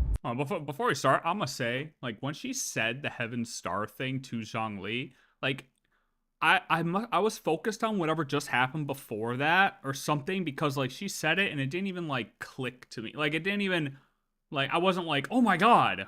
You know what I mean? Like, it didn't, like, hit me immediately. Differently. During the epilogue of the Lantern Rite quest, Zibai calls Zhongli this: the Lord of Geo, Heaven Star. And if you've been around Genshin long enough, you already know how this game works. This tiny little title text is probably a massive lore drop that will completely change Zhongli's story forever. Surprisingly, Heaven Star isn't even a brand new title for Zhongli. In Chinese, Zhongli's name card is Zhongli Tiansheng, which translates to Heavenly Star. In Genius Invocation TCG, his elemental burst is also labeled Tiansheng again. Heavenly Star. Heaven Star is a long-standing canonical label that's been sitting on Zhongli for years, and most of us probably didn't notice it. And if that's true, then we have to consider the uncomfortable possibility. Zhongli may have a past he's been trying very hard to hide. Zibai's own lore is drenched in what I can only describe as the old world of Teyvat. This encompasses the era of dragons, the era when the Heavenly Principles was awake and actively imposing order, and the era when the three moon goddesses still ruled. Zibai is old, and Zhongli might be older. And if she's the one addressing him with that title, then it implies she recognizes something about him that modern Teyvat doesn't recognize anymore. His true identity, perhaps? We interrupt this lore spiral to bring you news from today's sponsor. Today's video is sponsored by Neverness to Everness. I tried it. It's GTA. It's, everyone said it's GTA. It's really fun. Races versus NPCs or online friends, a new outfit system, main character Nanali, improved NPC interaction, new gacha animations, and smoother exploration. NTE is shaping up to have an amazing release, so use the link in the description and pinned comment down below to pre-register now. Thank you so much NTE for sponsoring today's video. So what even is a star in Teyvat? And more importantly, what does it mean to be called Heaven Star? Besides the Traveler and their sibling, the first time we really hear about the concept of stars is in Moonlit Bamboo Forest, the same book series that introduced Zibai all the way back in version 1.0. In the old Teyvat, the morning stars and the moon goddesses were classifications of divine beings. The three moon sisters were described as sovereigns of the night sky. They lived in a lunar palace and rode through the heavens in a silver carriage. Only one held sovereignty at a time, swapping places 3 times a month. And in the old story, they were all in love with the morning stars. And the text even says their love for the morning stars was equal to the affection between the sisters. It sounds romantic and very poetic. But then you read Zibai's character stories and you realize there's something much darker at play. Because in Zibai's Moon Wheel entry, the story starts framing morning stars and moons as a split within Celestia's order. It's not about lovers under a pretty sky or something, but rather 2 different philosophies of divine love. And the way it explains that split is pretty scary. Zibai's excerpt uses a metaphor where Teyvat is treated like a garden. That one word changes the entire worldview. Teyvat isn't a home, but more so a project to the Heavenly Principles. Something to be managed and optimized. Something to be shaped into a correct form by someone who believes they have the right to decide what should grow and what should be removed. In that metaphor, Zibai is born in accordance with a divine plan, and the stars sought to shape the world into a garden. The soil becomes a measure of a civilization's fitness to exist. And the language turns pretty authoritarian fast. If the garden becomes a putrid swamp, then the flowers tainted with putrescence must be uprooted with the soil. That is basically Celestia's logic. It's not enough to punish a problem, you need to erase the conditions that produced it. Then the excerpt draws the line between morning stars and the moons. The morning stars represent an impersonal, universal kind of love. They shine across the entire garden without lingering on any single flower. They don't care if their light scorches the unsacred to pure nothingness. The morning stars are universal, efficient, and ruthless. The kind of love that can justify annihilation because the divine plan itself is more sacred. The moons, on the other hand, represent something intimate and restorative. Moonlight seeps into the roots of each scorched plant and offers solace. But there's a key detail. It says moonlight shuns the soil. That implies the moons are probably against the current world order and don't really prioritize upholding a divine plan. They preserve what they can and ease the damage that the morning stars caused. Which brings us right back to Zhongli. Because if Zhongli was one of those morning stars, or worse, if he was the one in charge of them as Heaven Star, then the Zhongli from old Teyvat would be very different from the Zhongli we know today. Our Zhongli wants humans to rely on each other instead of relying on a god. But a Heaven Star Zhongli? A Morning Star Zhongli? That version of him might be one that carries out the Heavenly Principle's divine plan with total loyalty, even when it's cruel. Because in his mind, it's all justified as the greater good. And there's another detail in Zibai's lore that makes this connection even more suspicious. Zhongli is the one who taught Zibai. Amidst the clashing of their blades, she could hear faintly a battle cry, the Lord of Geo, Heaven's Star. Before long, fighting ended, and the three figures merged into one. Alighting before her, it was none other than her astonishing friend. Three figures merged into one. This matter piqued Zibai's curiosity, and her friend did not withhold his secrets, imparting them most generously. And so she came to learn the ancient art of trifactor excision, or how to excise the three deadly selves. Even more suspicious. Zhongli is the one who taught Zibai the art of excising one's impure thoughts into three deadly selves. In her story, she sees three identical figures fighting in mid-air, and then they merge back into one, into Zhongli. That technique is based on the idea that your mind can be split into different parts, and doing that lets you reach the unmarred self. So the obvious question is, why would Zhongli need a technique like that? One possibility is this. If Zhongli has information, things people aren't meant to know, and things he isn't allowed to say, then splitting himself could be a way to seal it off. One self holds the dangerous truths. The other is the version we see, the public-facing version who can move through the world safely, because he can't leak information that he technically doesn't have access to. But Zibai's framing invites an even darker interpretation. In her story, the deadly selves are impure thoughts and wicked desires that pollute the mind. Excising them lets you see what remains when the contamination is removed. If Zhongli can split into three identical selves and merge back, that implies he's done it enough times that it's very controlled and stable, which means he had impurities. He had inner contradictions that needed managing and separating. So what if he did it because he felt what he was doing was wrong?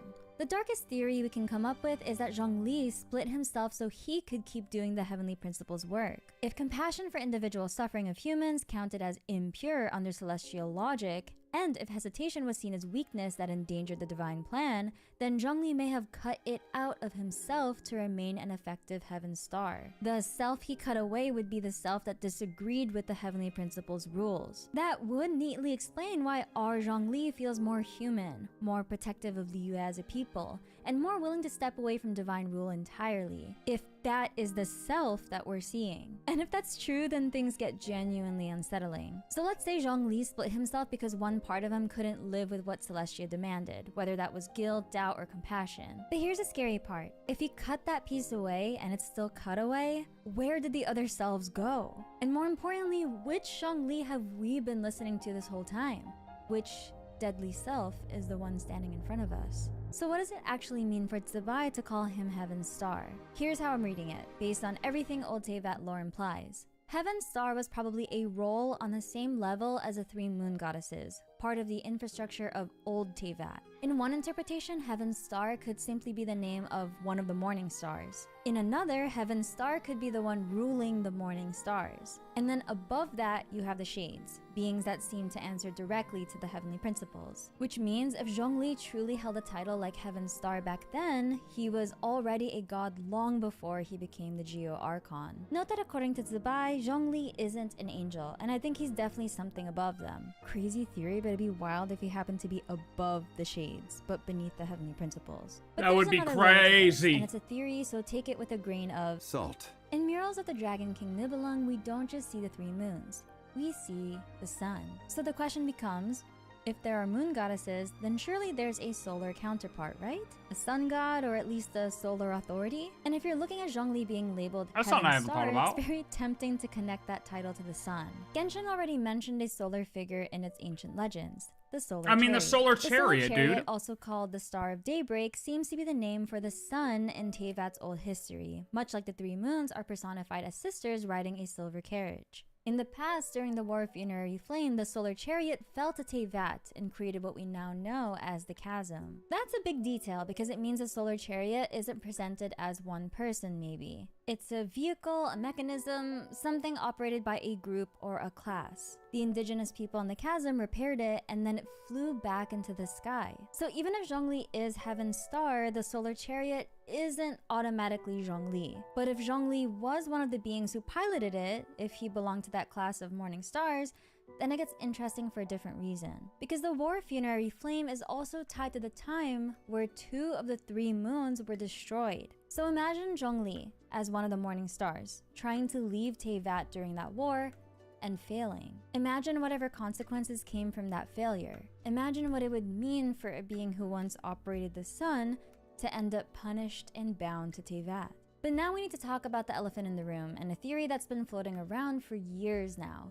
Is Zhongli an outlander? In Genshin terms, outlander is a being that didn't originate from Teyvat at all, an alien in the literal sense, someone like Skirk. And the reason this theory even exists is because of the way stars also get used in Genshin's language. The Traveler and their sibling are referred to as stars. They are, plainly, not from Teyvat. So if Zhongli carries the title Heaven's Star, the question becomes, is Zhongli from outer space too? Again, grain of salt. But there's a piece of evidence that's kind of hard to ignore, and it comes from the Sumeru Archon quests. Irminsul is essentially Teyvat's memory database. When it's edited, the world's records, descriptions, and even people's recollections rewrite themselves to match a new truth. When Greater Lord Rukkhadevata was removed from Irminsul, everyone forgot her entirely, and the world reconfigured itself so that Nahida is remembered as the only Dendro Archon who ever existed.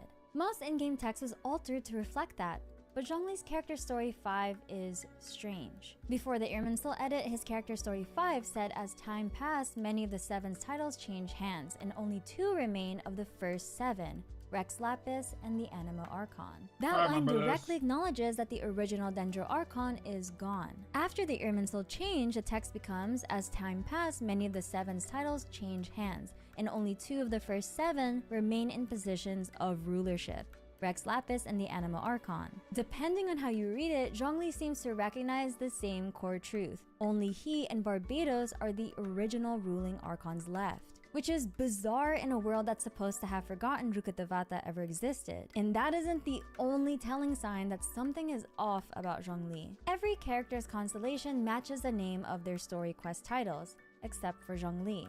Zhongli's story quest is called Historia Antiqua. His constellation is Lapis Dei. And he's not the only one. Nouvelette's constellation is Leviathan Judicator, and his story quest is Diluvius. Now, I won't completely rule out the possibility that Zhongli has a deeper connection to the dragons, even the possibility that he might be the Geo-Sovereign himself. But I think the cleaner interpretation is this. A mismatch like that might just be a reference to their roles, which were created in the old world order. Zhongli as Heaven's Star, Nouvelette as a reborn Hydro Sovereign. And if that's where this is heading, then Zhongli's story is about to become even more insane than it already is. Because imagine the story arc. Zhongli starts as an agent of Celestia, Heaven's Star, implementing the will of the heavenly principles in Teyvat. Then he becomes the Archon of Liyue, a god who protects a nation through its most vulnerable eras. A god who has compassion and love for its people and is aware of individual suffering. Then he rules for thousands of years, watching humans grow and change.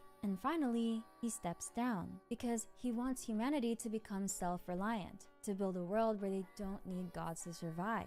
If that's the direction this is heading, then Heaven's Star is only the beginning, the first hint at what Zhongli used to be and what he chose to stop being. If you enjoyed this video, please leave a like and subscribe. That's interesting because it's also something he kind of teaches to the Adepti too. The Adepti of just, you know, get in there and actually integrate with the humans, you know, be a part of them, like learn from them. Hold on, I want to back up here. And where did she go in about the Morning Star? I need to see that again. So what even is a star in Teyvat? And more importantly, what does it mean to be called Heaven's Star? Besides the Traveler and their sibling, the first time you really hear about the concept of stars is in Moonlit Bamboo Forest, the same book series that introduced Zibai all the way back in version 1.0. In the old Teyvat, the morning stars and the moon goddesses were classifications of divine beings. The 3 moon sisters were described as sovereigns of the night sky. They lived in a lunar palace and rode through the heavens in a silver carriage. Only one held sovereignty at a time, swapping places 3 times a month. And in the old story, they were all in love with the morning stars. And the text even says their love for the morning stars was equal to the affection between the sisters. It sounds romantic and very poetic. But then you read Zibai's character stories and you realize there's something much darker at play. Because in Zibai's Moon Wheel entry, the story starts framing morning stars and moons as a split within Celestia's order. It's not about lovers under a pretty sky or something, but rather 2 different philosophies of divine love. And the way it explains that split is pretty scary. Zibai's excerpt uses a metaphor where Teyvat is treated like a garden. That one word changes the entire worldview. Teyvat isn't a home, but more so a project to the heavenly principles. Which one is this? Something much. Which character story is that? I just want to look at this because I didn't really have much of a thought. Like when it said Heaven Star and then trying to line up where Zhongli fits into the whole thing, I came to like Solar Chariot ordeal. You know what I mean? That's kind of where I ended up. And she kind of ended up there too, but it wasn't as though Zhongli is the Solar Chariot. It's like, oh, maybe he just piloted the Solar Chariot. But I think at the end of the day, it does reflect that Zhongli did exist prior to, you know, the War of Funerary Flame. I think regardless, he crashed down, whether it was him as a Solar Chariot or he was piloting the Solar Chariot. I believe he had something to do with that. And honestly, the way I looked at it before even looking at this video was Heaven Star is another way of saying Solar Chariot. In my opinion. That's the way I looked at it. But this opens this up. Which one is this?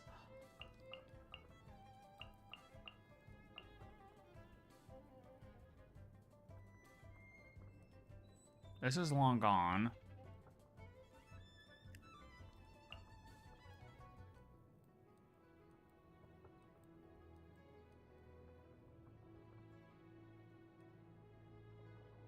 Is it this? Because I know they met. Zibai followed the sound and discovered 3 identical figures aloft in the clouds. Engaged in a fierce confrontation amidst the clashing of the babies, she could finally hear faintly a battle cry. Heaven Star. That's when she learned to split. Envoy of the Moons. Was it in the first one?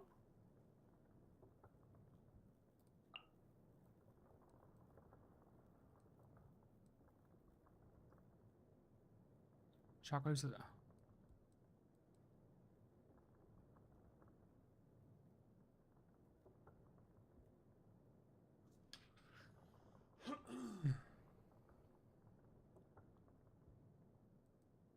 I don't know where it was.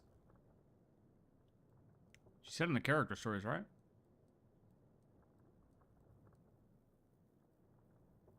That's when she does the prime number shit.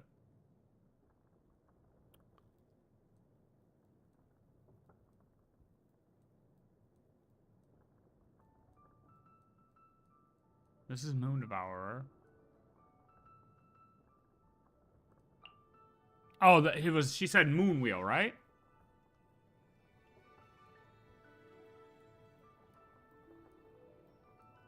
Understanding a mission well, the emissary began to cultivate the soil. The soil were fertile, the flowers and the plants would flourish, but if the soil were spoiled, the garden would become a putrid swamp. While flowers tainted with putrescence must be uprooted with the soil. What up, Raiden? Must they profane the heavens' love. Thus, Zibai's destiny flowed the course of the divine plan that had birthed her. Until, that is, that fateful day. For reasons unknown, the shadow of a king, that shade of time, placed before Zibai a crest engraved with the sigil of the moons. Its meaning was that she would no longer be just an agent of the morning stars. She would become an envoy of the moons as well.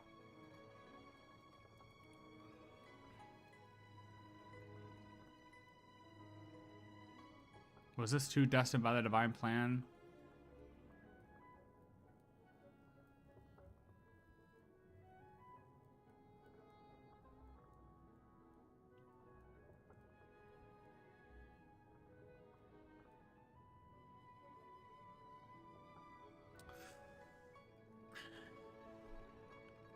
No, I was just watching the video that was Minsleif talking about the Heaven Star stuff.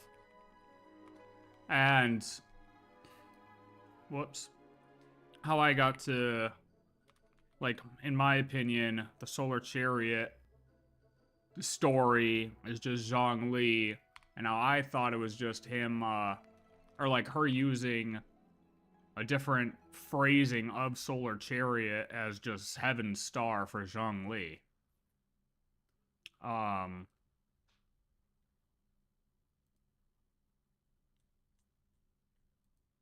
But then Minsleif brought it up that it was like, oh, he might not have actually been the Solar Chariot, but maybe he was just piloting the Solar Chariot.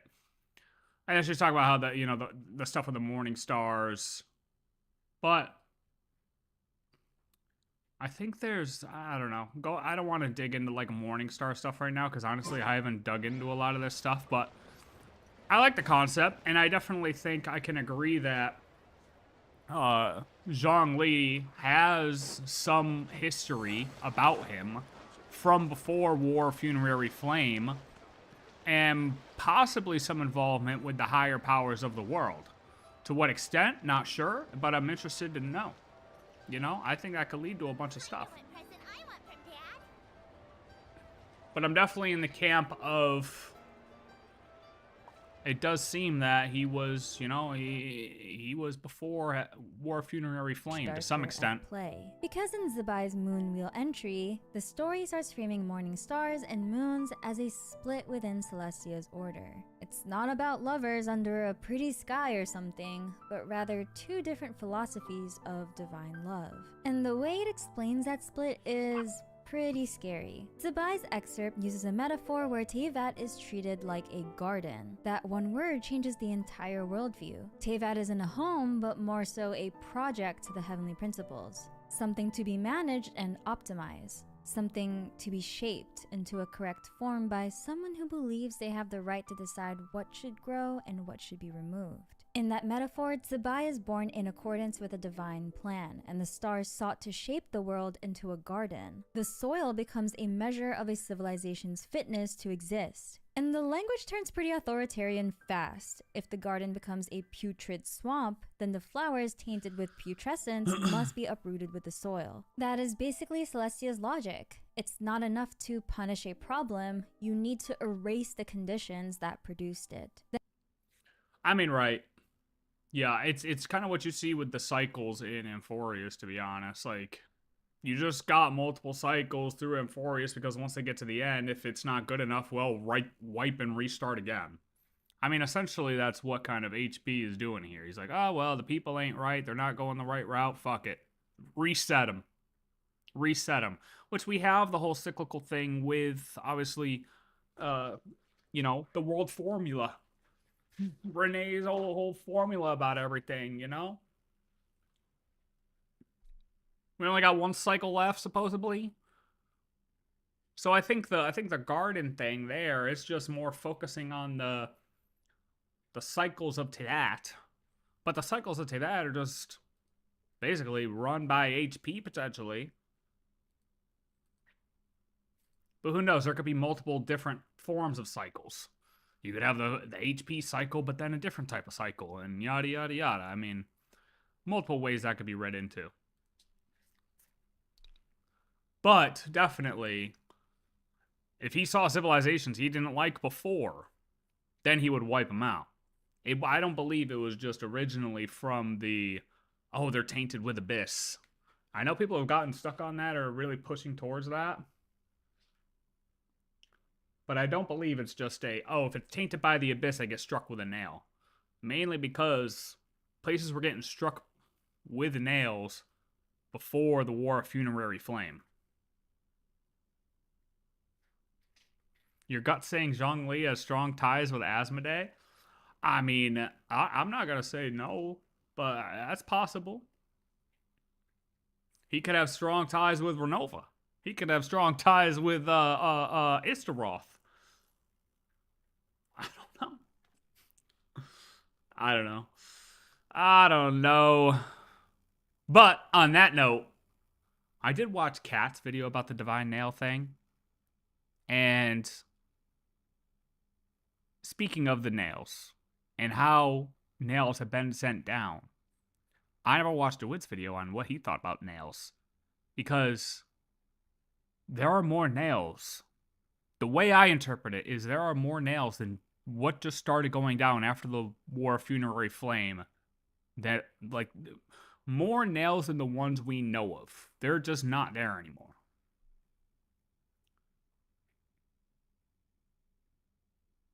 If space power is interesting, Benny don't have access. Yeah, no, that's what I mean. I think that's why he's definitely got a little bit more, something going on with him.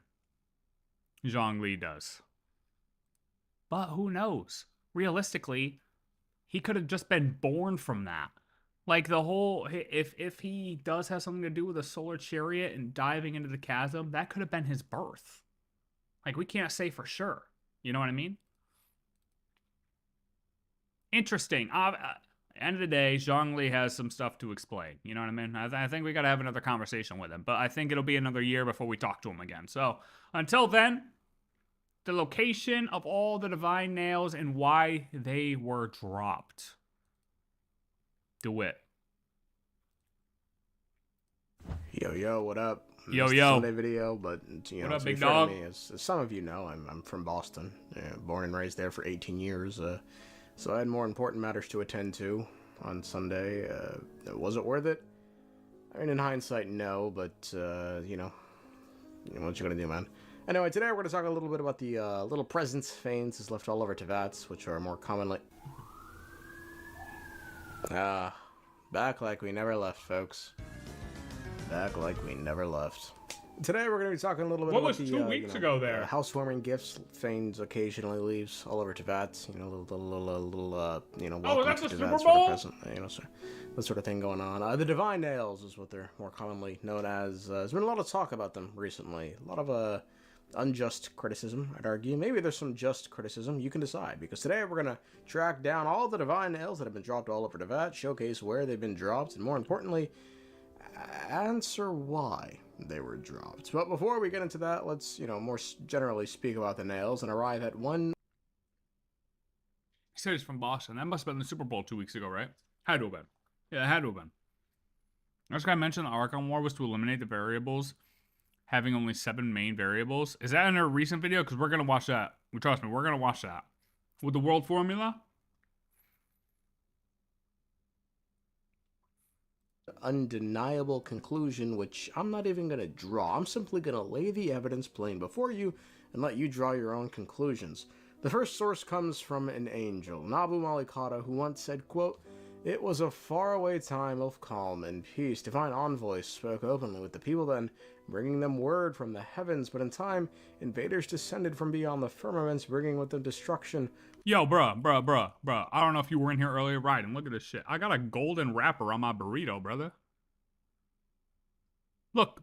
Okay, Chipotle golden wrapper on the burrito. What's that about? Look at that. Y'all ever got a golden wrapper?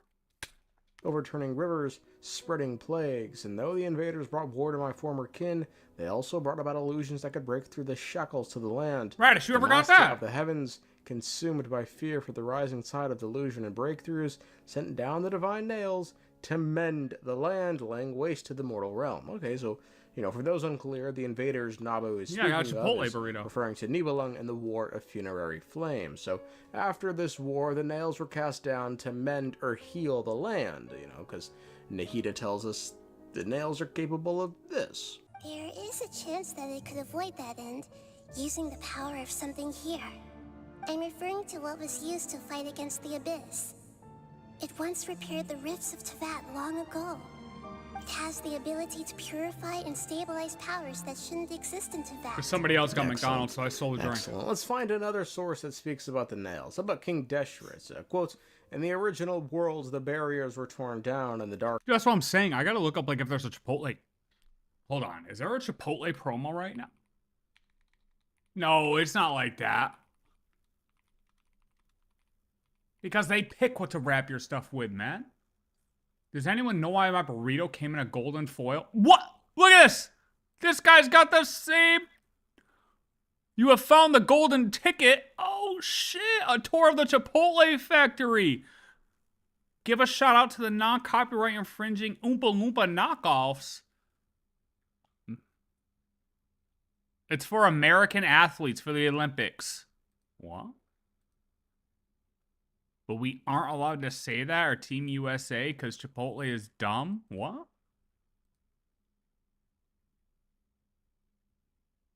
Oh. Oh, it's for the Olympics. Wait, but I got Chipotle last week. I didn't get a golden burrito. I didn't get a golden... This was me when I opened it. This was me, dead ass, except white. I'm not, you know. Otherwise, I'd be able to say that girl's name in Planet Arcadia. What the hell? All right, I haven't paid attention to this. What's happening here? It's about King Deshret. Quote, in the original worlds, the barriers were torn down and the dark poison had penetrated the earth. To heal that fragile, sad, and imperfect world, the spikes descended and pierced through the earth's crust. So same story as, you know, Nabu Malikata, which makes sense given she's the one that told Deshret all about this ancient history in the first place. But as someone who has always been skeptical of Celestia, for even King Deshret to take these claims at face value, perhaps that indicates we should as well. Next, let's see what a dragon sovereign, the original Dendro Beast, has to say. But I didn't give up on searching for a way to turn the tides, even after the death of the Dragon King. As I attempted to collect more forbidden knowledge... we know what the divine nails are, man. Of time. Honestly, hold on. I'm skipping this part, because I know... we know what the goddamn nails are, bro. Alright, Dragon Spine Cat. I want to see what he says about, like... Ambitions were brought down from the heavens, and with them fell deep blue crystal spikes. And here we have the Moon Sisters affirming this narrative by stating they dealt with the aftermath of the nails. They would even cast down celestial nails as manifestations of their power to punish the civilizations of the world below. This is what I get for skipping. Wait a minute, because this is the point. Is they knew it was happening. Sources, you know, all these sources that came into existence about a year ago. And I'll speak of a divine nail striking before the War of Funerary Flame, specifically in Hyperborea, where, you know, Pseudo-Boinen and Koitar were planning to overthrow the heavenly principles. Quote, I see a time when the earthly nations will yearn no longer for heavenly mercy. The cities they build will rise up to the clouds, higher than even the throne and the stars. So he does say it too. Sharing the vast sky with the gods they once revered.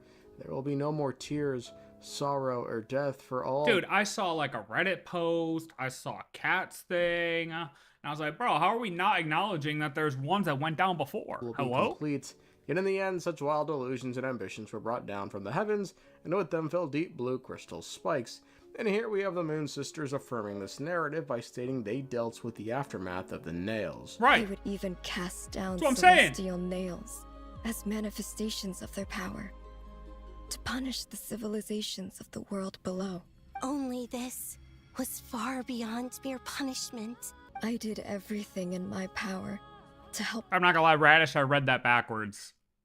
I didn't expect you to be saying something nice, so I just I just like skimmed over what you said and assumed you were saying it in a bad way. The punished escaped catastrophe, but still, too many lives were lost. So from what Radish is gathered, never it seems nice. like the nails serve a dual purpose, to mete out punishment and to purify the abyss. Now, I'm still not entirely convinced on that former point, if I'm being honest, but it is what the evidence suggests, so I'm okay rolling with it.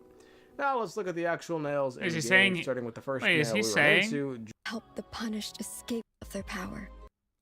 I did everything in my power to help the punished escape catastrophe, but still, too many lives were lost. So from what we've gathered, it seems like the nails serve a dual purpose, to mete out punishment and to purify the abyss. Now, I'm still not entirely convinced on that former point, if I'm being honest, but it is what the... So he's not convinced that the nails just go down as punishment. However, it does match kind of what we were just looking at with Minsleif's video, with the Zibai character stories, where she's saying, if the civilization was just shit, it was a shit civilization, they didn't know what they were doing, wipe them out, X them out, cancel them. So it does kind of match. That matches. We have Zibai kind of saying it, and the Moon Goddess is saying it. You know? Evidence suggests, so I'm okay rolling with it. Now let's look at the actual nails in game, starting with the first nail we run into, Dragon Spines. Long ago on old Dragon Spine, back when it was a beautiful, lush green grass, there's some adjective I'm missing there, it's fine. There existed the ancient nation of Salvanir. Timeline-wise, this nation existed during the era of the unified civilization, which means it predates the War of Funerary Flame, as evidenced by the fact— Yo, where do you guys think Varka was talking with Capitano?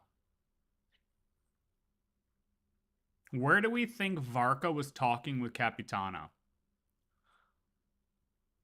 I haven't gotten pushback, or I haven't had like a conversation with anyone about it. This is the first nail we know of and can see. Or, well, I guess it's more so the first nail we learn about. I think he's going in order what we learn about, right?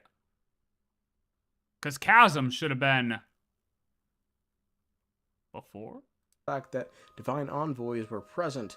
Things were going swell in the nation. They had a piece of Verminsoul they worshipped, and hell, one day a priest's daughter was born beneath the tree, and she had the power to see the future, way into the future, as a matter of fact, given she saw Durin the Black Dragon that would die on Dragonspine thousands of years into the future.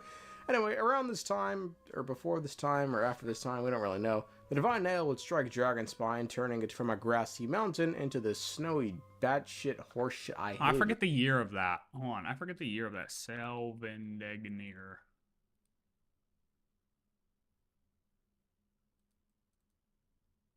Several thousand. Like, this is the first one we learn about, but... Is this just still several thousand? Did he just say? The ancient nation of Salvanir. Yeah, Timeline-wise, this nation existed during the era of the unified civilization, which means it predates the War of Funerary Flame, as evidenced by the fact that divine envoys were present. Things were going swell in the nation. They had a piece of Verminsoul they worshipped, and hell, one day a priest's daughter was born beneath the tree, and she had the power to see the future, way into the future, as a matter of fact, given she saw Durin the Black Dragon that would die on Dragonspine thousands of years into the future. Anyway, around this time, or before this time, or after this time, we don't really know, the Divine Nail would strike Dragonspine, turning it from a grassy mountain into this snowy batshit Draw history of the nail? I hated exploring this fucking region. It is today. Why did it strike Dragonspine?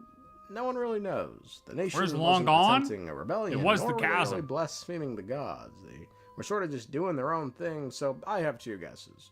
This nail, I'd wager, came down as a result of the War of Funerary Flame, and while the area didn't seem tainted by the Abyss, perhaps this nail was sent down here, as it played a key role in stabilizing all of Teyvat. Now, as for my second guess, folks, is it truly a coincidence that around the same time the princess got visions of Durin, a black dragon made by powers from the Abyss, the nail came down? Now, this isn't to say the nail came down because the princess got the visions, but is it really a coincidence the nail came down where this black dragon would die? You know, where his abyssal corpse would corrupt the land? What are the odds? The one thing that can keep the Abyss at bay would be there, you know. Given the one who sent down the Divine Nail control... Yeah, it's pretty much said, I mean, since Zibai moved her people east, that, like, Long Gone was basically where the chasm was. And then she tried to stop the nail, couldn't stop the nail. And then, you know, her people went up to Chenyu Vale and a little bit east. And then from there, they went to, what's it called? Guili Assembly. And then from there, ended up in Leeway Harbor. Fate, I'd argue it's no coincidence at all. Moving on to the second nail, this one's in the chasm. I mean, the story's quite simple. We just found out about it. It struck Long Gone because they were tainted by the Abyss. Boom. Well done. Moving on to the third nail, perhaps the most mysterious one. This one's in Inazuma on Tsurimi Island, with Kapitkar, I don't know the fuck you say this bird's name, telling us, quote, once strange objects fell from the heavens one of which landed upon this island, after which your sky returned to its clear state. Afterward, the fog started to emerge. Though you had the power to disperse that fog, it meant little to you either way. Now, in addition to not knowing why this nail fell, the reason this is the most mysterious nail is because we don't know where the fuck this nail is. It's a ghost. You know, Surimi Island has all the symptoms of a divine nail strike, you know, ley line disturbance, weather changes, but as for the nail itself, physically, it isn't present. Artistically, it's not in any murals. It's a ghost, not a clue. Now, the reason we don't know why this nail fell is because we hardly know anything about the civilization that existed here before Kapitkar came along, so, a lot of unknowns regarding this whole situation.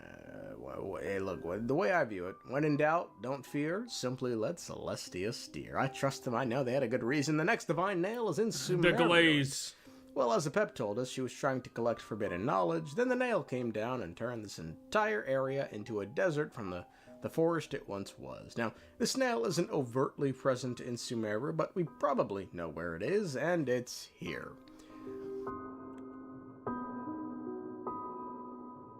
You don't see it because it could be below us, as King Deshret built the eternal oasis where the divine nail was. Quote, legend has it when the Lord of Flowers passed, her countless jinn turned to serve King Deshret.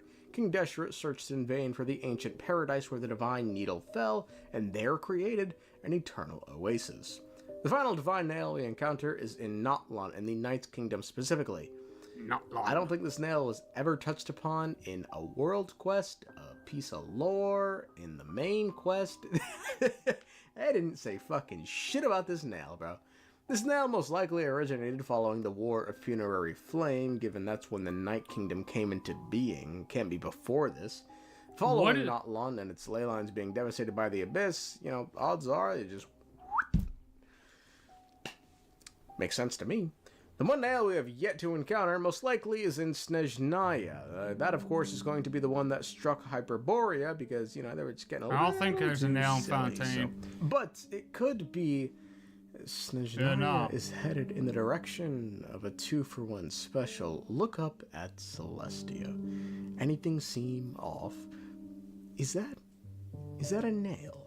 Oh! Let's say it is. It looks like Celestia could have one more in them. And given the Tsaritsas planning a rebellion, should the Moon Sisters' tales hold true, we could see a divine nail devastate the land in Snezhnaya if we don't talk down the Tsaritsa. So current running count would seem to suggest the nails were responsible for the complete and utter annihilation, devastation, of at least 4 civilizations. Salvin and Air, long gone, the ancient civilization on Surimi Island, and Hyperborea. Game's the game, man. Yeah, you guys have to go to keep all of humanity safe. I'm sure they understand. With all this being said, in conclusion, I believe it likely the nails are very, very good. The nails are very, very good. I mean, the nails serve their purpose, right? At the end of the day, I agree with him, actually. Even though he's saying it to glaze the HP, I believe that, hey, look, nails are probably a good thing. However, the big argument comes into play when you want to say that the HP equals the AI on our ship, and they don't match personalities. Like if you had an FBI agent from the behavioral analysis unit type shit, they aren't going to agree that the two are the same. You know what I mean? That's just not happening.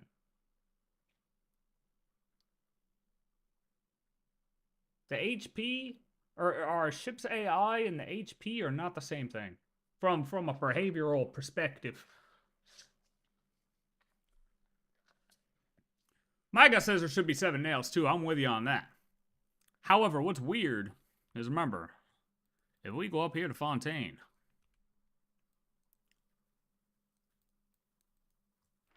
where's my audio? Oh, if we go up here, oh, wrong fucking city. Bruh, I'm lost.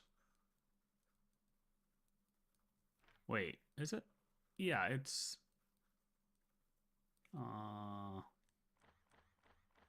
This right? Celestia is right there. Heading this way. Right? I think if we go here, it should be facing towards that way now, right? Oh, nope, it's right above us. Close.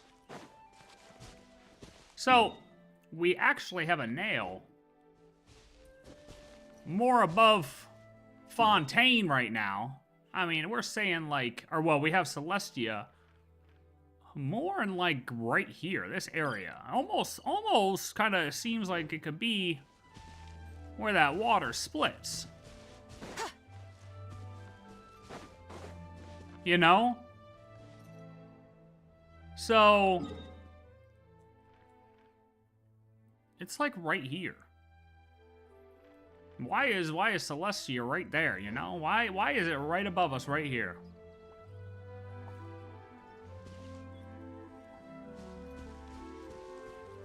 I don't know.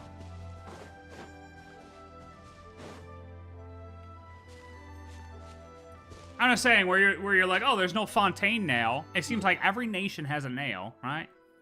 Right? Mondstadt, Liyue,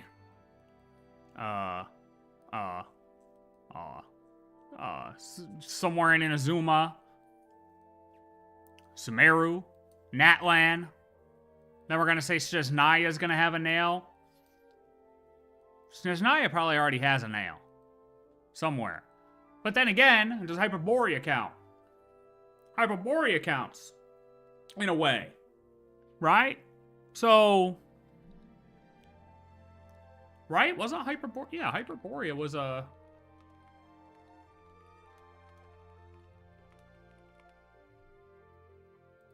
Yes.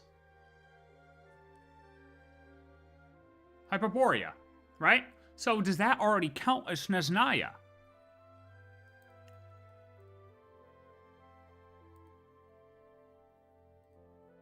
That might already count as a Sneznayan nail. So the only region without a nail is actually Fontaine. That we know of, that we've heard of. There could be one there, for sure. There could be one there somewhere, but we haven't heard about it yet.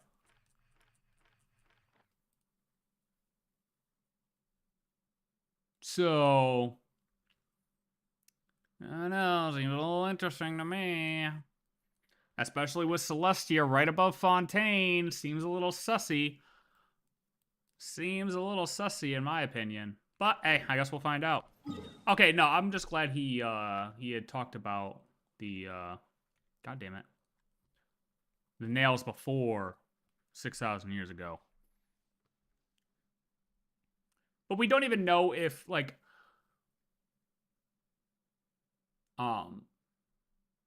if those nails are, like, the same as the nails we currently have heard about or seen. You know what I mean? Like, are they equal? I don't know. Maybe. Maybe the old ones aren't the same thing, but we just refer to them as nails because that's what he evolved to. So when we talk about older things, we just talk about things that we're familiar with so we could talk about them. You know? Alright, I think it's time, though.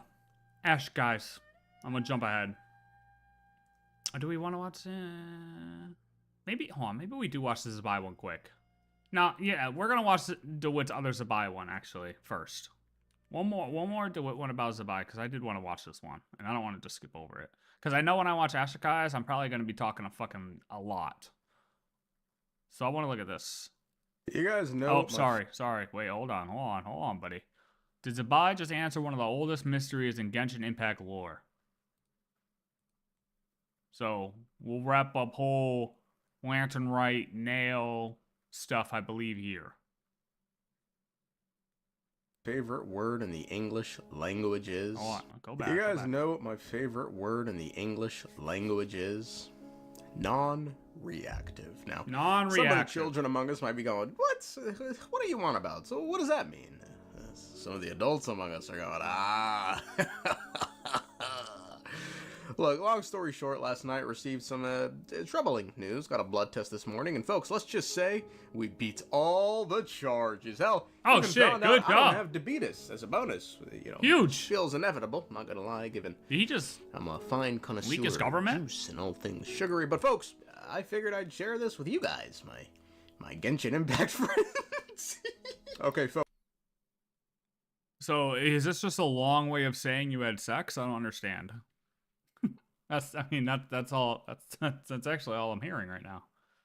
Folks, time to regroup. Zibai may have just answered one of the oldest mysteries in Genshin Impact lore, which is, what is the Inverted City? A mysterious nation said to be older than KRAI, deep within the chasm. No wonder the Abyss Order doesn't want him around.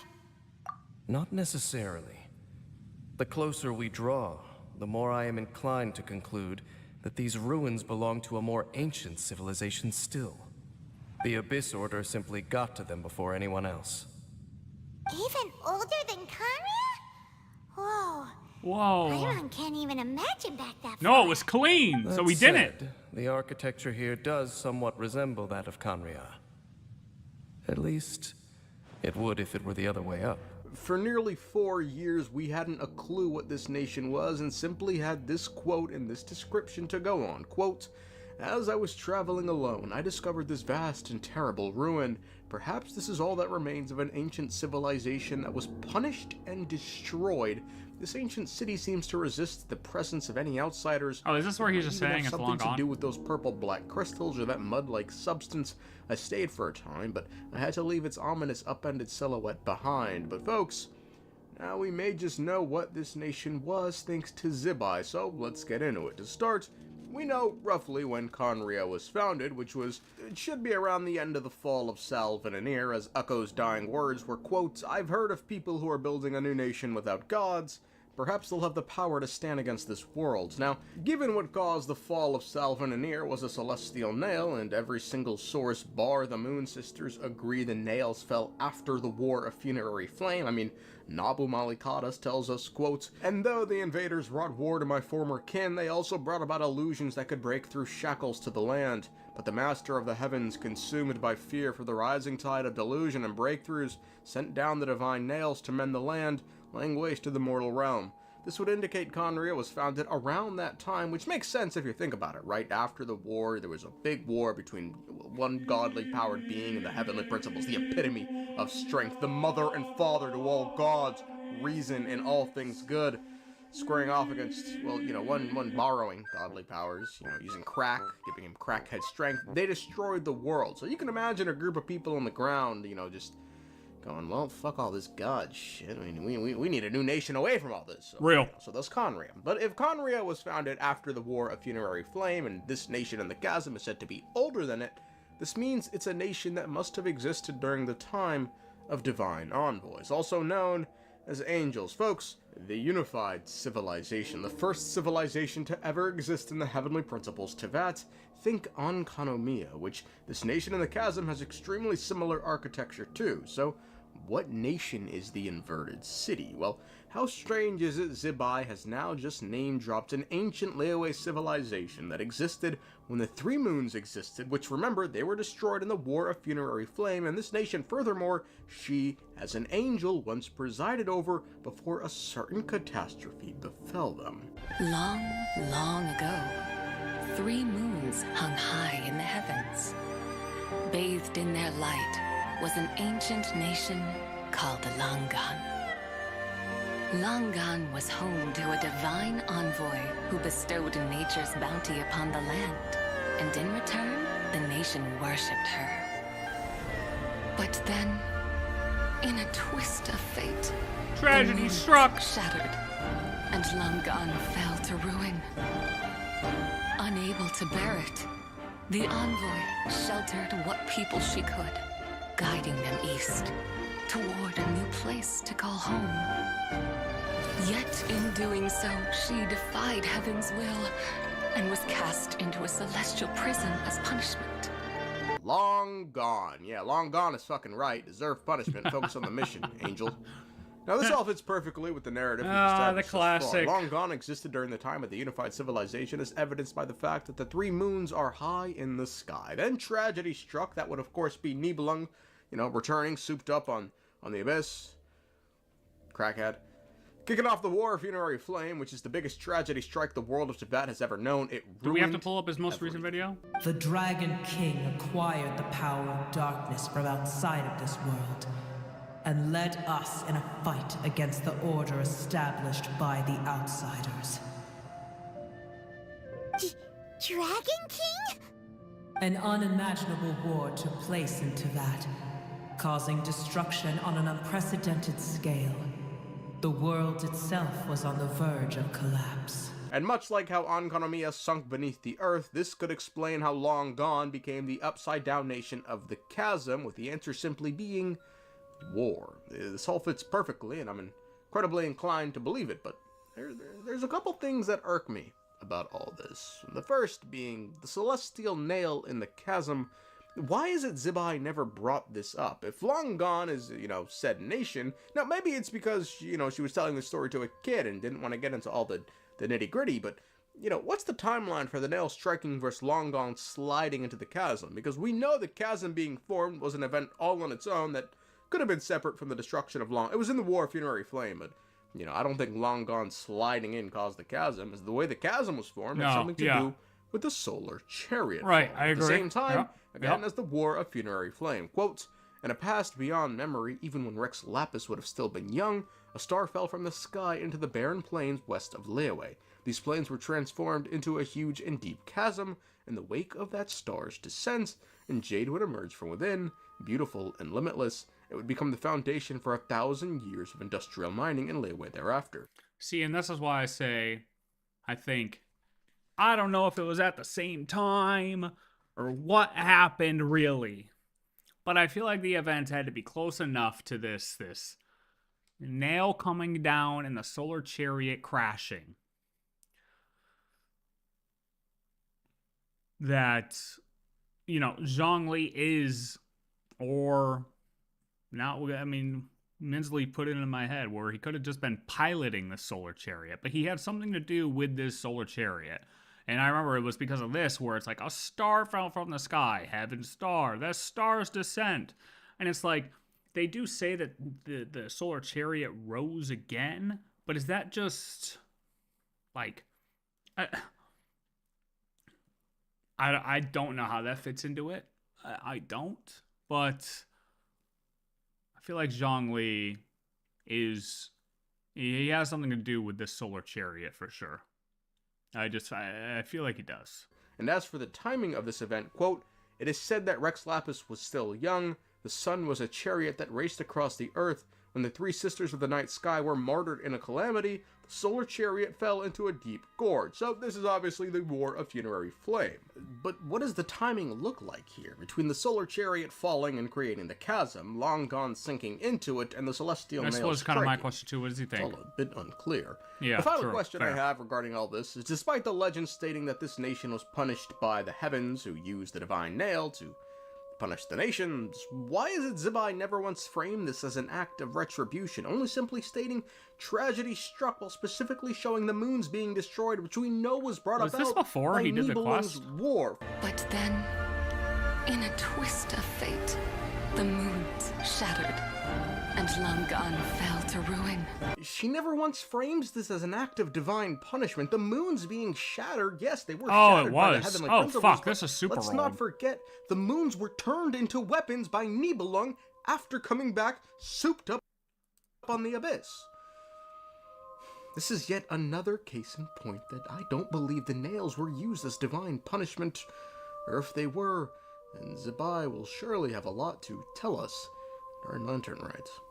Okay, okay, so shit, I didn't realize this one was that old. Maybe that's why. Okay. I thought this one was more recent.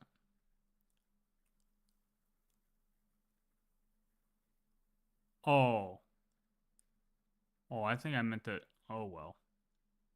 I'm not watching another one. Oops. I think I meant to watch this one. Not this one. Because this one I think was when her trailer came out. And we learned a lot more past that. Well, Hey, look, you know, there's a little bit of stuff in there. You know what I mean? There's a little bit of stuff in there. But we kind of got past that. All right, whatever. And now, okay, so that's why he went to the nails right there. I assume the Star and Rex Lapis are both the same. Zibai's character story hints that. Star is in the Solar Chariot.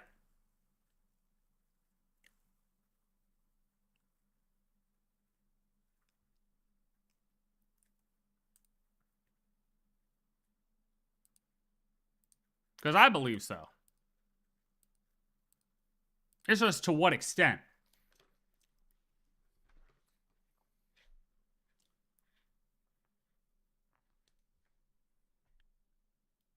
And also, I feel like they had to have been close together in time when the crash happened because of the history, right? Like, there's history of this Solar Chariot, but there's not history of this nail. So it's like, did both crashes happen so close to each other that they were only written as one event? Because the people did survive and went to Chenyu Vale, you know what I mean? So they would have had more history about, you know, potentially multiple crashes into that land, and I don't believe there is. So that's why I think they all had to happen kind of like simultaneously, like boom, bang, boom. So it all appeared as like one event. And how does that work then? I don't know. I don't think we have enough info to explain how that works. Like, because it could have been like, oh, is this Solar Chariot, did it crash in to also try to maybe help Zibai as she's holding her umbrella in the sky to deflect the goddamn nail? Like, did the Solar Chariot come in to try to save the nail also, but failed, but then ended up also crashing in? I don't know. I don't have a full, like, theory. I don't have a theory with that. It's just I find it all a little interesting and kind of curious to see where that story leads. True, there is a possibility of time manipulation, because she does say she wishes she had more time with certain things, and it seems like maybe there may have been some slowing down of time from Istaroth low-key to help her get some of the people out. Because realistically, if the HP just wanted to send down this nail and kill the people, he would have just done it. That shit would have gone quick. You know what I mean? But it almost seems like maybe there could have been some time manipulation where the things getting sent down, it got slowed so she could move the people out, but they couldn't be slowed enough. And, you know, the civilization and certain people still ended up dying. I don't know. I feel like there's a bit more that could, a lot of possibilities there that I'm curious to see kind of where that leads.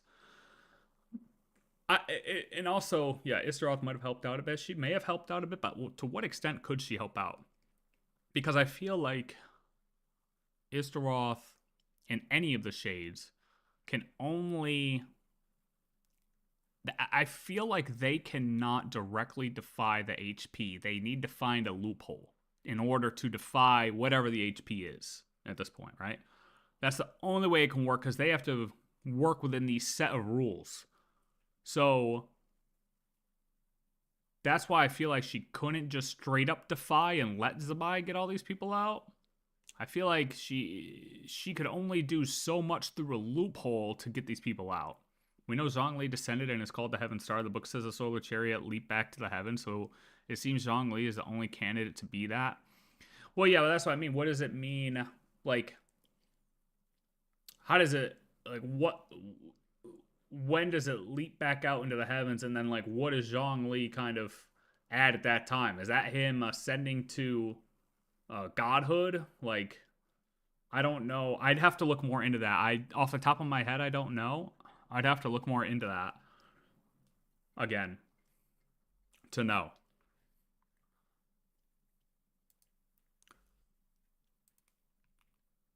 You know what I'm saying?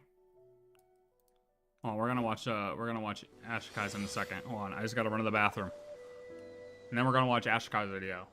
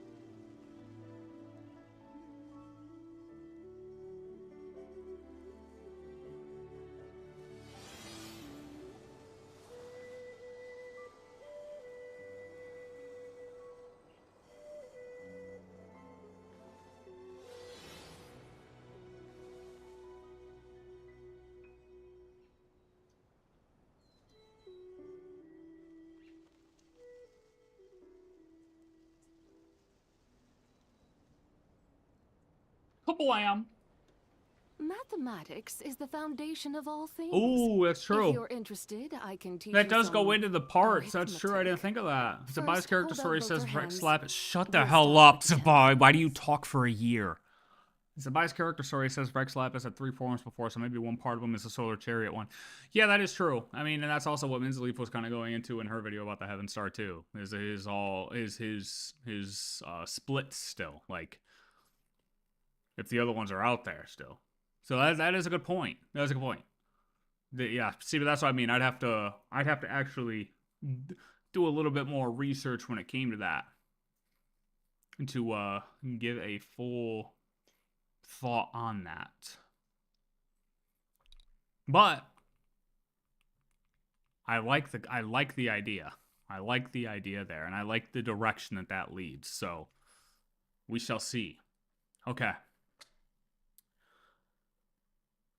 So we watched Roosevelt's at one point about the world formula.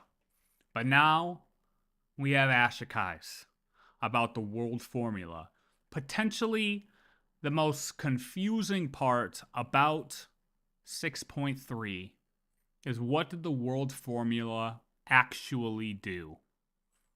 What was the purpose of the world formula? How did the world formula work? Because it seemingly just happened.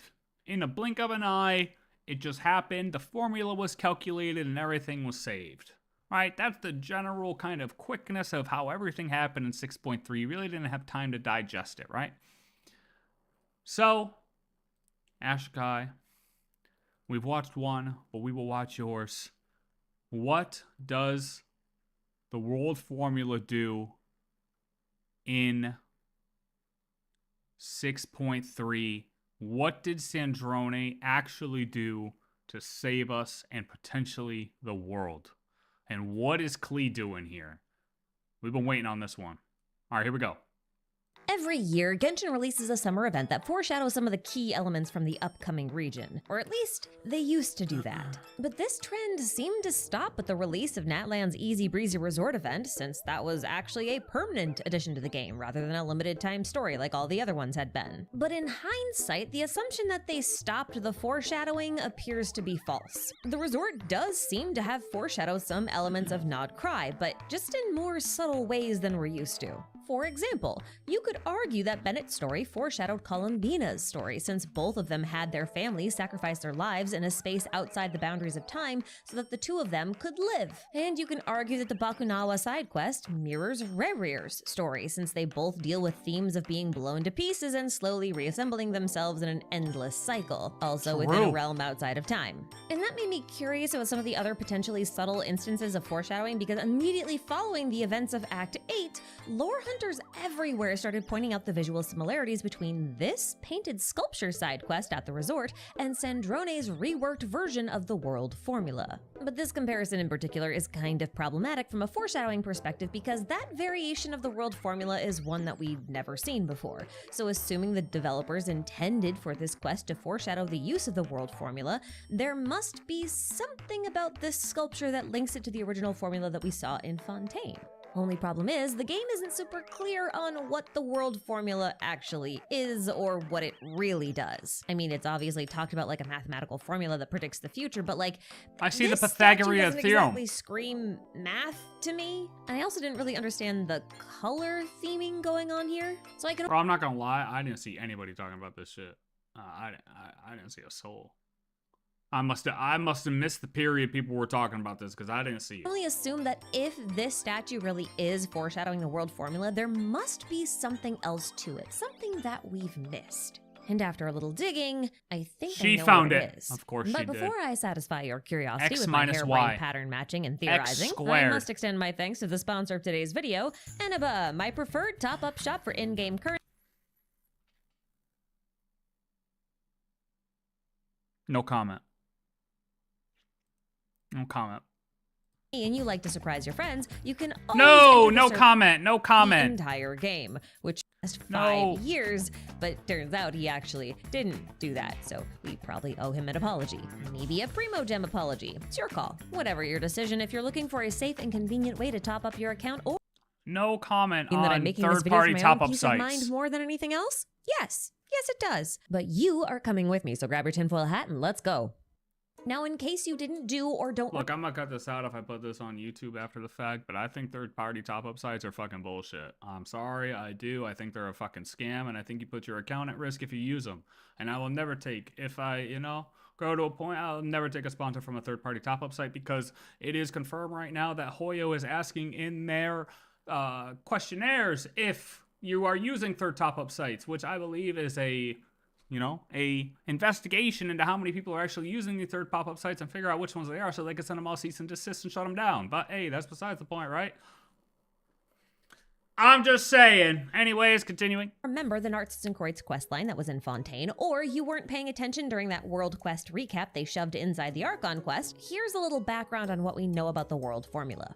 About 500 years ago, René de Petrichor discovered some Conrian texts during an expedition to the Sumeru Desert. We don't know the contents of these texts exactly, but we do know that René used them to reverse engineer the world formula, or at least develop his own interpretation of it. Throughout the quest, the formula is presented as some kind of mathematical equation that can be used to take important data points from the past and use them as variables to calculate future events with some level of accuracy. But even though that was kind of how it was presented, we know that the world formula is not a singular equation, because René calls it a computational scheme, which is not a singular equation.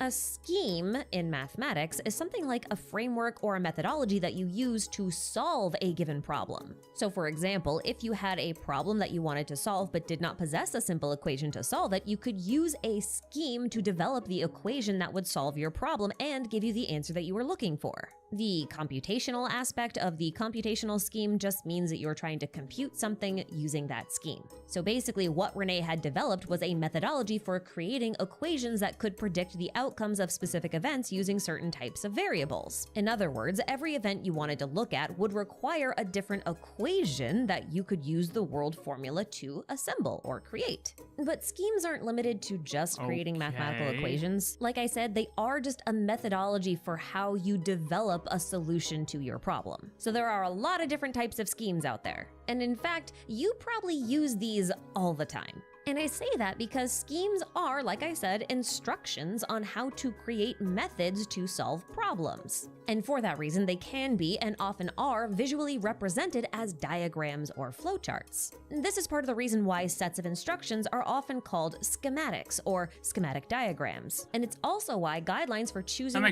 grouping colors, for example, are called color schemes. Complementary colors are a color scheme. You choose those colors based on the schematic.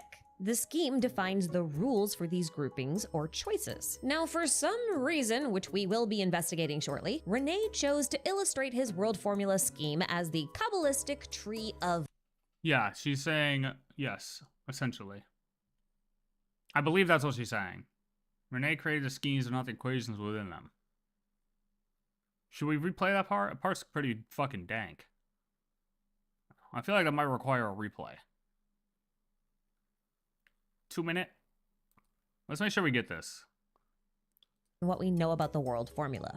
About 500 years ago, René de Petrichor discovered some Conrian texts during an expedition to the Sumeru Desert. We don't know the contents of these texts exactly, but we do know that René used them to reverse engineer the world formula, or at least develop his own interpretation of it. Throughout the quest, the formula is presented as some kind of mathematical equation that can be used to take important data points from the past and use them as variables to calculate future events with some level of accuracy. But even though that was kind of how it was presented, we know that the world formula is not a singular equation, because René calls it a computational scheme, which is not a singular equation. A computational scheme in mathematics is something like a framework or a methodology that you use to solve a given problem. So for example, if you had a problem that you wanted to solve but did not possess a simple equation to solve it, you could use a scheme to develop the equation that would solve your problem and give you the answer that you were looking for. The computational aspect of the computational scheme just means that you're trying to compute something using that scheme. So basically what René had developed was a methodology for creating equations that could predict the outcomes of specific events using certain types of variables. In other words, every event you wanted to look at would require a different equation that you could use the world formula to assemble or create. But schemes aren't limited to just creating mathematical equations. Like I said, they are just a methodology for how you develop a solution. So you look at something, put the schematic on it, and then it puts the equations there to help you solve that thing.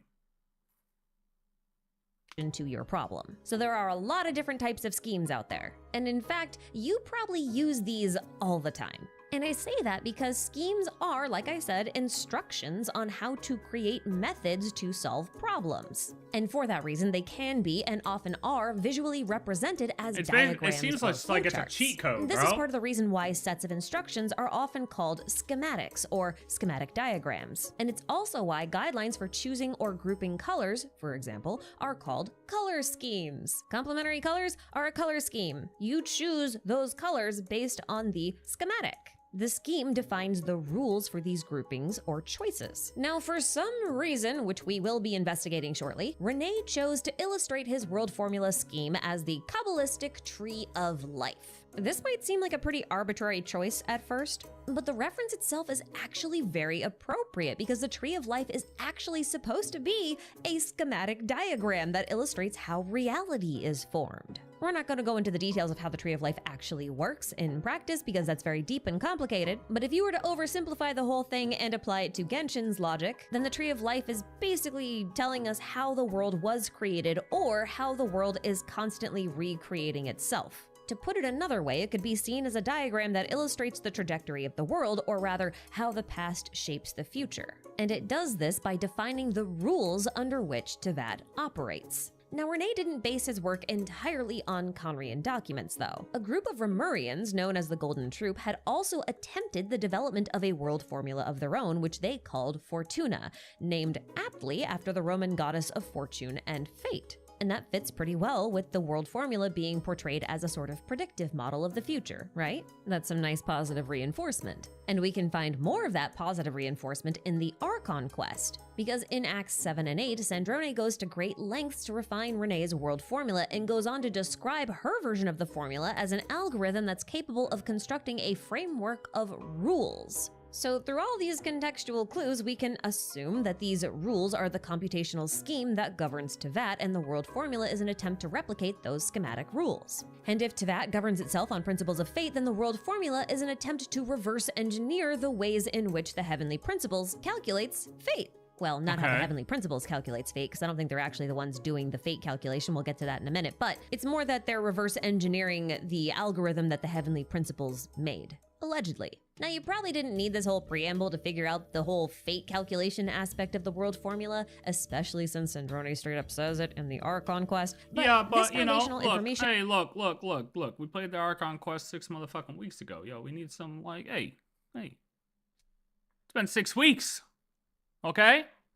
Is important as far as understanding how Teyvat actually works with the world formula, at least in theory. Because see, while Rene used the world formula to predict the fate of Fontaine, Sandrone used it to predict the fate of Columbina, but backwards. Because Sandrone wasn't trying to predict the fate of Columbina. Sandrone was trying to calculate all possible fates of Columbina in order to find the one where she came back to Teyvat. Then she would know the conditions under which Columbina could return to Teyvat, and then everyone could work together to make sure that those conditions were fulfilled. And honestly, that's probably why Sandrone's world formula required so much more computing power than Rene's. Well, that, and she also wanted more precise results. But it's actually this connection to fate, both forwards and backwards, that may explain why and how the 7-colored statue at the resort foreshadowed the use of the world formula. Now grab your tinfoil hats, because this is where I start heavily speculating. So Sandrone based her formula on Rene's formula, and while Rene's formula heavily references the Kabbalistic Tree of Life diagram, it's very likely that he's referencing a very specific variation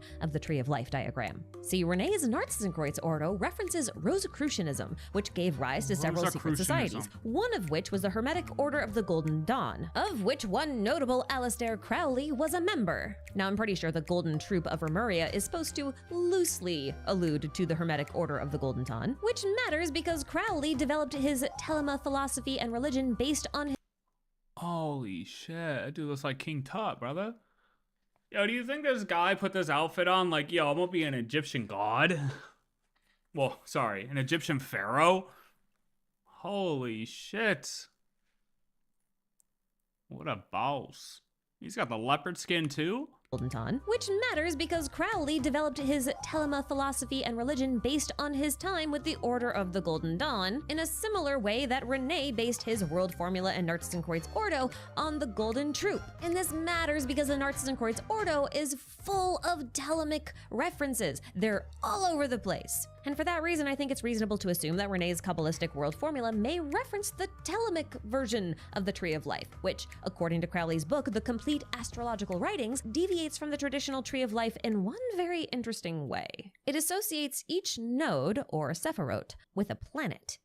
I want you to take another look at the 7-colored statue, and then I want you to compare it to this device. This device is an interplanetary clock made by Cronova Engineering. Each planet in our solar system has its own orbit and rate of spin, so each planet measures time differently. This clock calculates and displays the time differences between each planet relative to each other. Now, I think there's a pretty striking resemblance between this clock and this statue, but I know for a fact that Hoyo did not base the 7-colored statue off of this particular clock because at time of recording, this clock is only like 3 weeks old, and this event came out like a year ago. But the discovery of this clock set me out on a quest to find other interplanetary clocks. Wait, what the fuck did she just say? Particular clock because at time of recording, this clock is only like 3 weeks old. And what the hell do you mean the clock's only 3 weeks old? Off of this particular clock because at time of recording, this clock is only like 3 weeks. Wait, this is new? This is actually new tech? Hold on. Wait a minute. What did she say it was? What the hell did she say this clock was called? This clock is actually brand new tech. So each planet measures time differently. This clock calculates this device. This device is an interplanetary clock made by it's Cronova Engineering. Cronova Engineering interplanetary clock. Holy shit, it's actually new tech.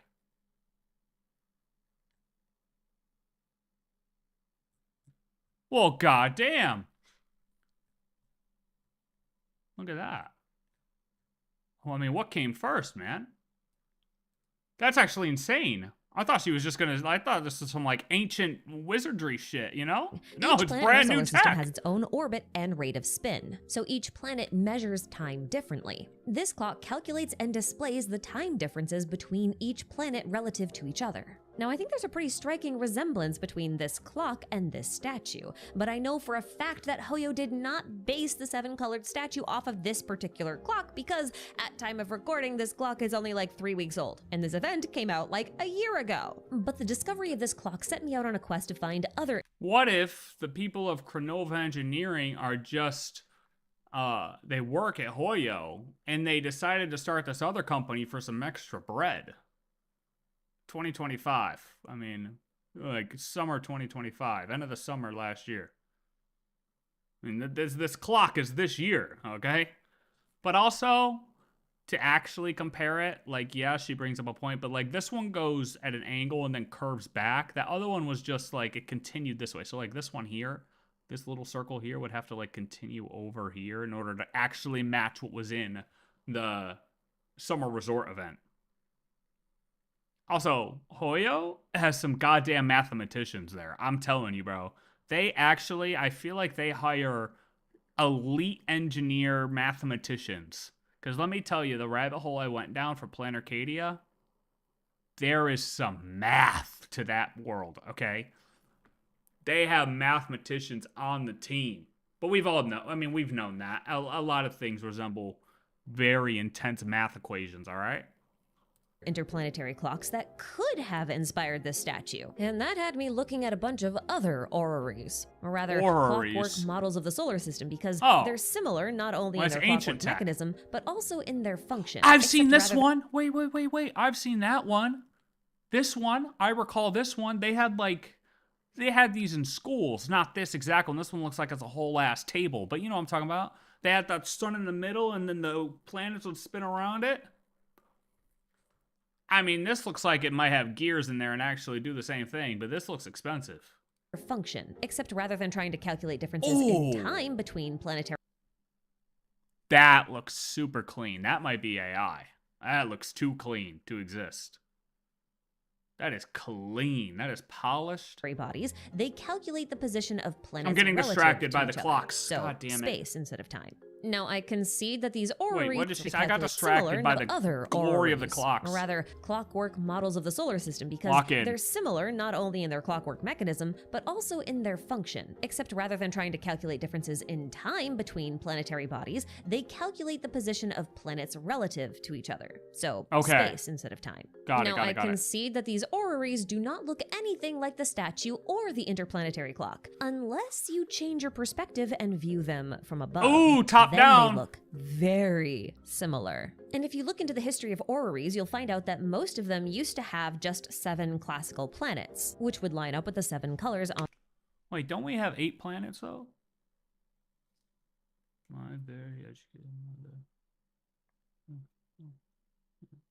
Yeah, because Pluto doesn't count. We got 8. Oh, does this big boy count, though? Does the squid here count? On the statue. And I know someone's inevitably going to point out that there are 10 nodes on the Tree of Life, which means that we're missing at least 3 planetary bodies. And there can be anywhere from 7 to 8 planets in the solar system, hold on. What the fuck is a 7 to 8? What other one are we getting rid of? Depending on whether or not you love Pluto. But here's the... Am I high? Am I?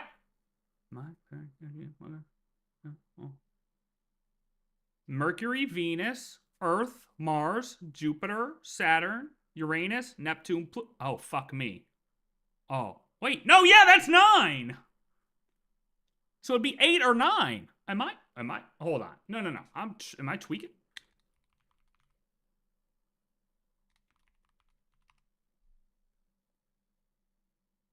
Yeah, 9 would be Pluto. Thing. The 7 classical planets were from a geocentric model of the solar system, and older civilizations didn't have really powerful telescopes, so they were limited to just the celestial bodies that they could see, which means that the original 7 classical planets were the Moon, the Sun, Jupiter, Venus, Saturn, Mercury, and Mars. The Moon isn't a planet. These guys were stupid. These guys were dumb. The Sun isn't a planet either.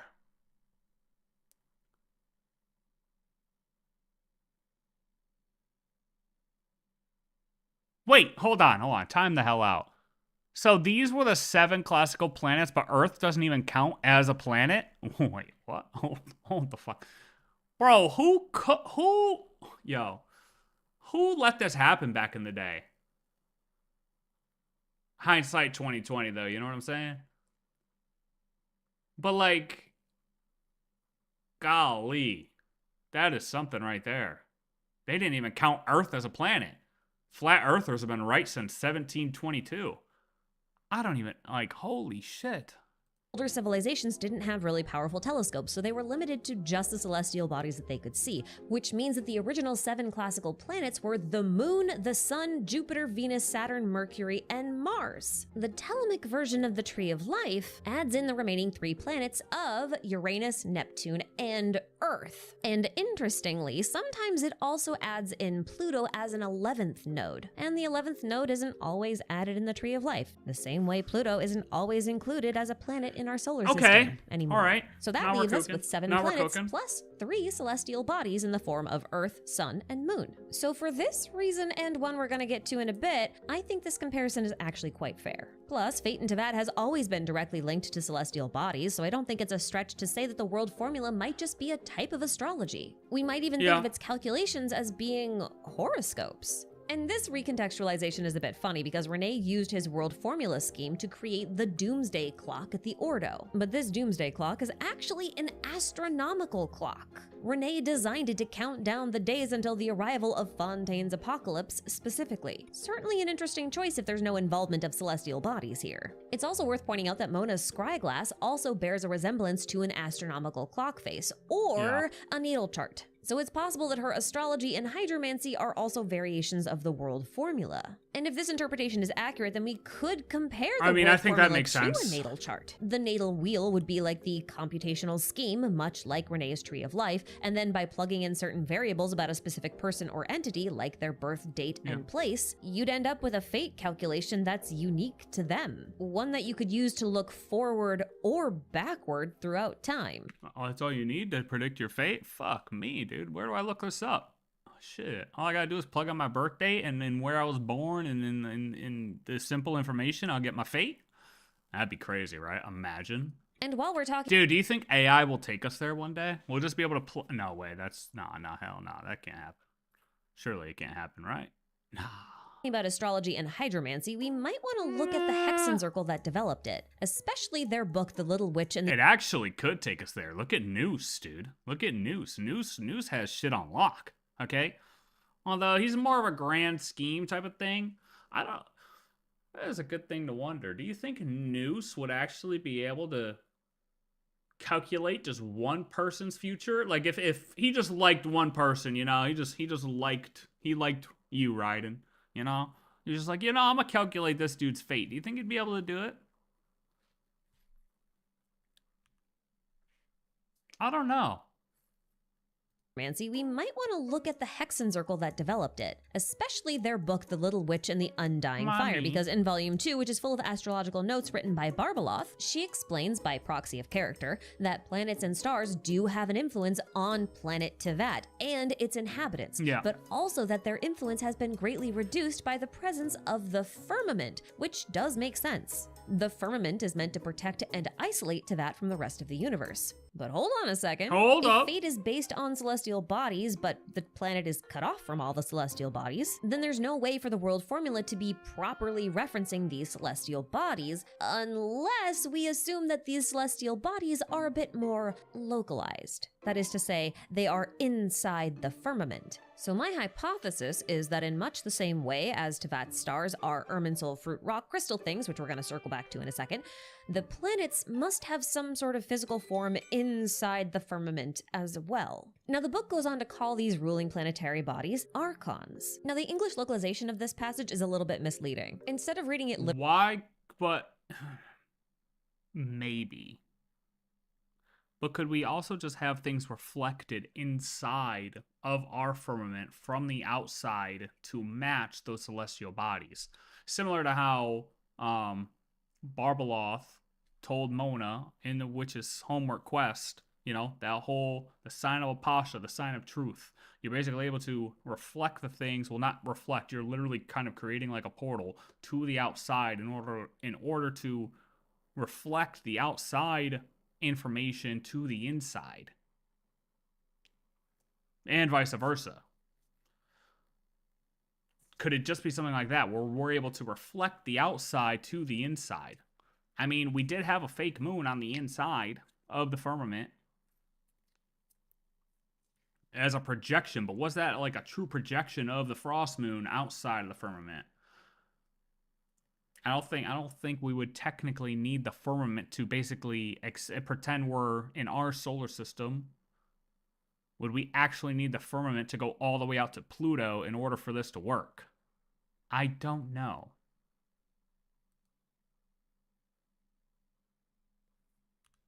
Way as Teyvat's stars are Irminsul bodies are a bit more localized. That is to say, they are inside the firmament. So my hypothesis— I find the whole firmament thing too dank. Like, you need to calculate pretty much whole of the universe to calculate Teyvat's fate.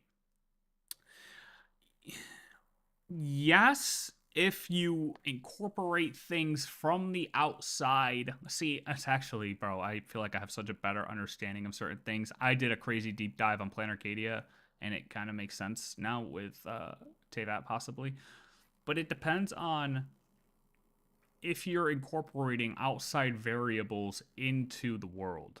So, for example, I believe in Honkai Star on Planet Arcadia. That whole Planet Arcadia world, the ancient one, was put onto the painting, and the world existed inside of the painting.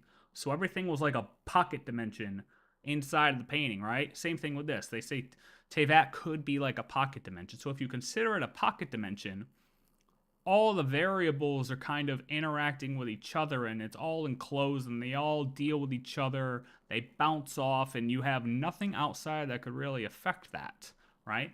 But the moment you get someone like us or another Descender, that's when it gets dank, because you can't really calculate what's going to happen now, because you've introduced something from the outside into the pocket dimension. And that can just throw things any which way, because it was never accounted for in the fate of Teyvat, which is why you can't, like, Mona can't see our fate, right? Because we're just an outside variable inside Teyvat that now throws things in, not into chaos necessarily, but makes things unpredictable. It allows us to change certain things, right? But that doesn't necessarily mean that we don't have a fate at all. And that's why when I was watching that the 6-minute animation with Barbeloth and trying to figure out if Varka, through Barbeloth's scryglass, actually saw the Traveler, or not necessarily the Traveler, but a Wanderer, an Outlander, intervene into Mondstadt and the Dvalin crisis, if he knew that that happened and then could make the decision to go to Nod KRAI. I don't think it's impossible, because while Mona can't see our fate, I don't think it's impossible for Barbeloth to be able to see our fate, because we may still have a fate outside of Teyvat in a universal bubble, like our universal fate, our cosmos fate, you know? So it could just be through Barbeloth's scryglass, Varka saw somebody, or like the fate showed him that Mondstadt was good with Dvalin. Like, bro, you're good with Dvalin, you can go to Nod KRAI and solve this other problem instead. I don't know if it's possible, but I feel like just because people in Teyvat can't see our fate, and Mona can't see our fate, and our fate isn't in Irminsul, doesn't mean we don't have a fate at all. You know? So I feel like if we have a fate that exists in the universe at all, it would still possibly show Varka that somebody saves it. But then also, especially using Barbeloth's, but then also, we're already crash landed. We can assume we're already in the planet when Varka looks into her scryglass. So we're kind of already a player in the world. So while it can't, you would assume that fate can't directly predict what we're going to do, because we are still an outside variable and we're unknown.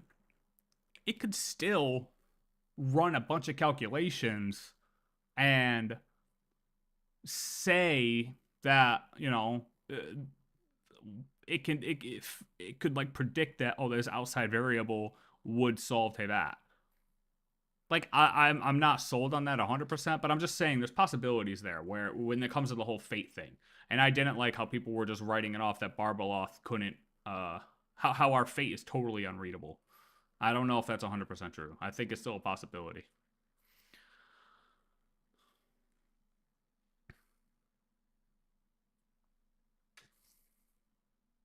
But we continue. Localized. That is to say, they are inside the firmament. So my hypothesis is that in much the same way as Teyvat's stars are Irminsul fruit rock crystal things, which we're going to circle back to in a second, the planets must have some sort of physical form inside the firmament as well. Now, the book goes on to call these ruling planetary bodies archons. Now, the English localization of this passage is a little bit misleading. Instead of reading it literally like archons are planets and planets are archons, the more accurate read here is that all planets with sentient life have astrological influences forced upon them, which means we need to start thinking of archons not as literal planets, but as localized astrological influences, major factors of the world formula in Teyvat. Because here's the thing, the name Archon is given to 7 gods who are themselves associated with 7 classical planets, and we could represent each one via a different color, which is a pretty common practice and could be what the 7-colored statue was originally going for. But to be clear, I am not saying that the Archons in Genshin are planets, but I do think they may serve the same purpose when it comes to influencing fate within Teyvat. I think that's what Barbeloth is trying to convey in her volume of The Little Witch and the Undying Fire. Because in astrology, each planet has some concept that it rules over, and in Genshin, the Archons each have an ideal that they embody. So the presence of the Archons could be some sort of fixed set of influential factors or constant variables that must be accounted for when calculating fate within the world formula for Teyvat. And if that's true, then Nicole's lines about how difficult fate is to change for those who are not gods can suddenly be seen in a brand new light. Instead of suggesting that only powerful entities with high authority can move the needle of fate, perhaps she was trying to say that each archon is a factor or variable within fate's equation, and if you want to make significant changes, you need to adjust those variables. In other words, you need to change a constant variable into a fluctuating variable. That makes sense. Or alternatively, you could add in a new variable in the form of a descender, as Sandrone and Renee both hypothesized. It would be something like adding a new gear or planet into a clockwork orrery, or an amendment to the rules that govern the world. But there is another reason why I honed in on the clockwork orreries, and it's because I don't think that'll ever be answered because it's more of a philosophical question. If the traveler already has predetermined fate, where does it come from? It's like in life, you don't know. Well, yeah, true. I mean, yeah, 100%. 100%. I think what I'll have answered, or what I want answered, is I want to know, and I hope that Varka goes into it. I just want to know what Varka actually saw when he looked into the scry glass. Because I guess my whole point of all that was that I feel like Varka may have seen an Outlander save Teyvat, and therefore it helped influence his decision. But he may not have seen it at all. And I feel like him describing what he saw would help me come to a conclusion and help me understand, or at least strike off something as a possibility, you know? So I'm curious to see what he says in the quest. I'm very curious to see if he goes in. Hey, I mean, shit, he might not even say anything at all. Who knows? Because I feel like what we see in these animated shorts, nobody even talks about, right, in the game. So we'll see. Like, where are the shades at, man? Where are the shades at? We've been waiting. Come on now. Our first real encounter with the world formula was in Fontaine, the homeland of all things clockwork within Teyvat. And Sandrone herself is made of clockwork, so the connection to me feels rather intentional. Besides that, ancient Fontaine is actually based off of ancient Greece and Rome, and the ancient Greeks created one of the oldest surviving clockwork orreries, the Antikythera mechanism. This mechanism was used to calculate all sorts of astronomical events, and it was crazy accurate considering its age. And it's also considered to be one of the oldest analog computers in existence, or at least the oldest surviving one. Now this here is a modern recreation of the Antikythera mechanism based on what fragments we do have and a lot of X-ray scans. And this is the gearing diagram for it. And I think this diagram should look pretty familiar because it is indeed a computational scheme, just like the world formula. Each node here represents one of the mechanism's gears, and the lines represent how each gear connects to the other gears. And since each gear represents the planets and other important celestial bodies, this is basically a relationship diagram for how planets move relative to each other. It represents the rules of the planet's movements. It's pretty neat, huh? But I do think it's interesting how we started off with an esoteric tree of life diagram that represents God's method of constructing reality, and somehow managed to connect it to an analog astronomical computer that somehow predicts the future. I mean, analog, low-key, is still some of the best tech to date. I mean, digital's cool and it makes things easy, but do you actually understand what you're doing? Most of the time, no. But although you could blame a lot of this on a human's desire to find patterns in things that don't usually have patterns, I do think that these two things are far from unrelated because in Act 7, Sandrone calls Renee's world formula a basic tree model logical structure. Now, a tree model is basically any— Hold on, rewind. What? Hold on. I started thinking about fucking the internal workings of computers. To an analog astronomical computer that somehow predicts the future. But although you could blame a lot of this on a human's desire to find patterns in things that don't usually have patterns, I do think that these two things are far from unrelated because in Act 7, Sandrone calls Renee's world formula a basic tree model logical structure. Now, a tree model is basically any kind of graph, chart, or diagram that resembles a tree, and typically it's an upside-down tree. And I don't know about you guys, but an upside-down tree that predicts fate sure sounds an awful lot like Irminsul. It's been a long time since we were in Sumeru, so some of you probably forgot about this, but although Irminsul mostly serves— Well, I forgot what we did 2 patches ago. No, I'm just kidding.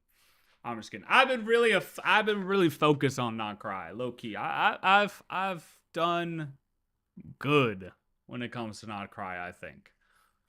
Especially when it comes to that goddamn outfit. I don't care. Shit. I'm telling you, I've been paying attention, okay? I've been doing way better. Honestly, it's the watching the quest and talking through the quest that helps you pay attention even more. I like it. That's why I keep doing it. All right, keep going. It's been a long time since we were in Sumeru, so some of you probably forgot about this, but although Irminsul mostly serves as a repository of Teyvat's history, it is that very history that shapes Teyvat's future, and so Irminsul is intrinsically connected to the concept of fate within Teyvat. We also know that Irminsul is a structure very similar to the Loom of Fate, since the Loom of Fate can weave new ley lines, and the ley lines that currently exist are quite literally Irminsul's root system. Incidentally or coincidentally, I also made a video on how punch card looms are also the precursors to modern computing systems, which means that we've now got 2 of the oldest computers referenced by Irminsul here, the Yacard loom and the Antikythera mechanism. Isn't it crazy how we got this in 3.2, 3, something like that? But like, we haven't, like, I feel like this would hit so much harder now. Like, can we just go back here and like just revisit this real quick and see if we see anything else new? You know, like, I feel like just take me back to this. Like, take us back here. Take us to something like this so we can actually, you know, use our new knowledge, our new understanding of the world. Doesn't this look like dude, I keep looking at this and I'm just like, this looks like the goddamn Fatui thing and not cry. I mean, that's all I'm seeing right now. I mean, I just interrupted myself, but bruh, like what the fuck? Hold on.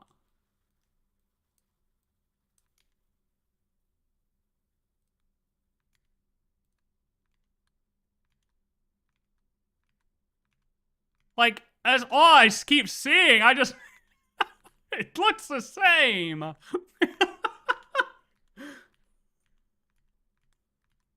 I just see it on the screen. I'm like, it's the same thing. Okay. But yes, take us back to Irminsul, inside Irminsul, when we rewrote stuff and just like, can we just peek back there? Can we do a little something here? Can we do a little something here? I feel like we're due to get a little juice on the Irminsul. You know, we do a little Irminsul juice. All right. I gotta back up again because I'm here, but I'm also just this video's got me thinking, brother. That shapes Teyvat's future. Okay, come on. So Irminsul is intrinsically connected to the concept of fate within Teyvat. True. We also know that Irminsul is a structure very similar to the Loom of Fate, since the Loom of Fate can weave new ley lines, and the ley lines that currently exist are quite literally Irminsul's root system. Incidentally or coincidentally, I also made a video on how punch card looms are also the precursors to modern computing systems, which means that we've now got 2 of the oldest computers referenced by Irminsul here, the Yacard loom and the Antikythera mechanism. And as a side note, the connection between Irminsul, the Loom of Fate, and the world formula formula may suggest that the Conrian texts Rene de Petrichor used to develop his initial diagram could have been from the early drafts of the Loom of Fate project. I have no proof of this, but it would make a lot of sense in context. Okay. Now, a few years ago, I made a video about how I believed that the star rocks in the false sky were actually This is like when I first started Irminsul watching fruits. RO. And you can watch that video if you'd like because it's aged frighteningly well. But essentially, in that video, I connected the star from the Unreconciled Stars event to the Irminsul fruit fragments from the Energy Amplifier event. And in yet another video, I made another connection between Irminsul fruits and specters. Why? Well, because the shape of the specters are said to mimic the shape of the fruits of a giant tree in the sky.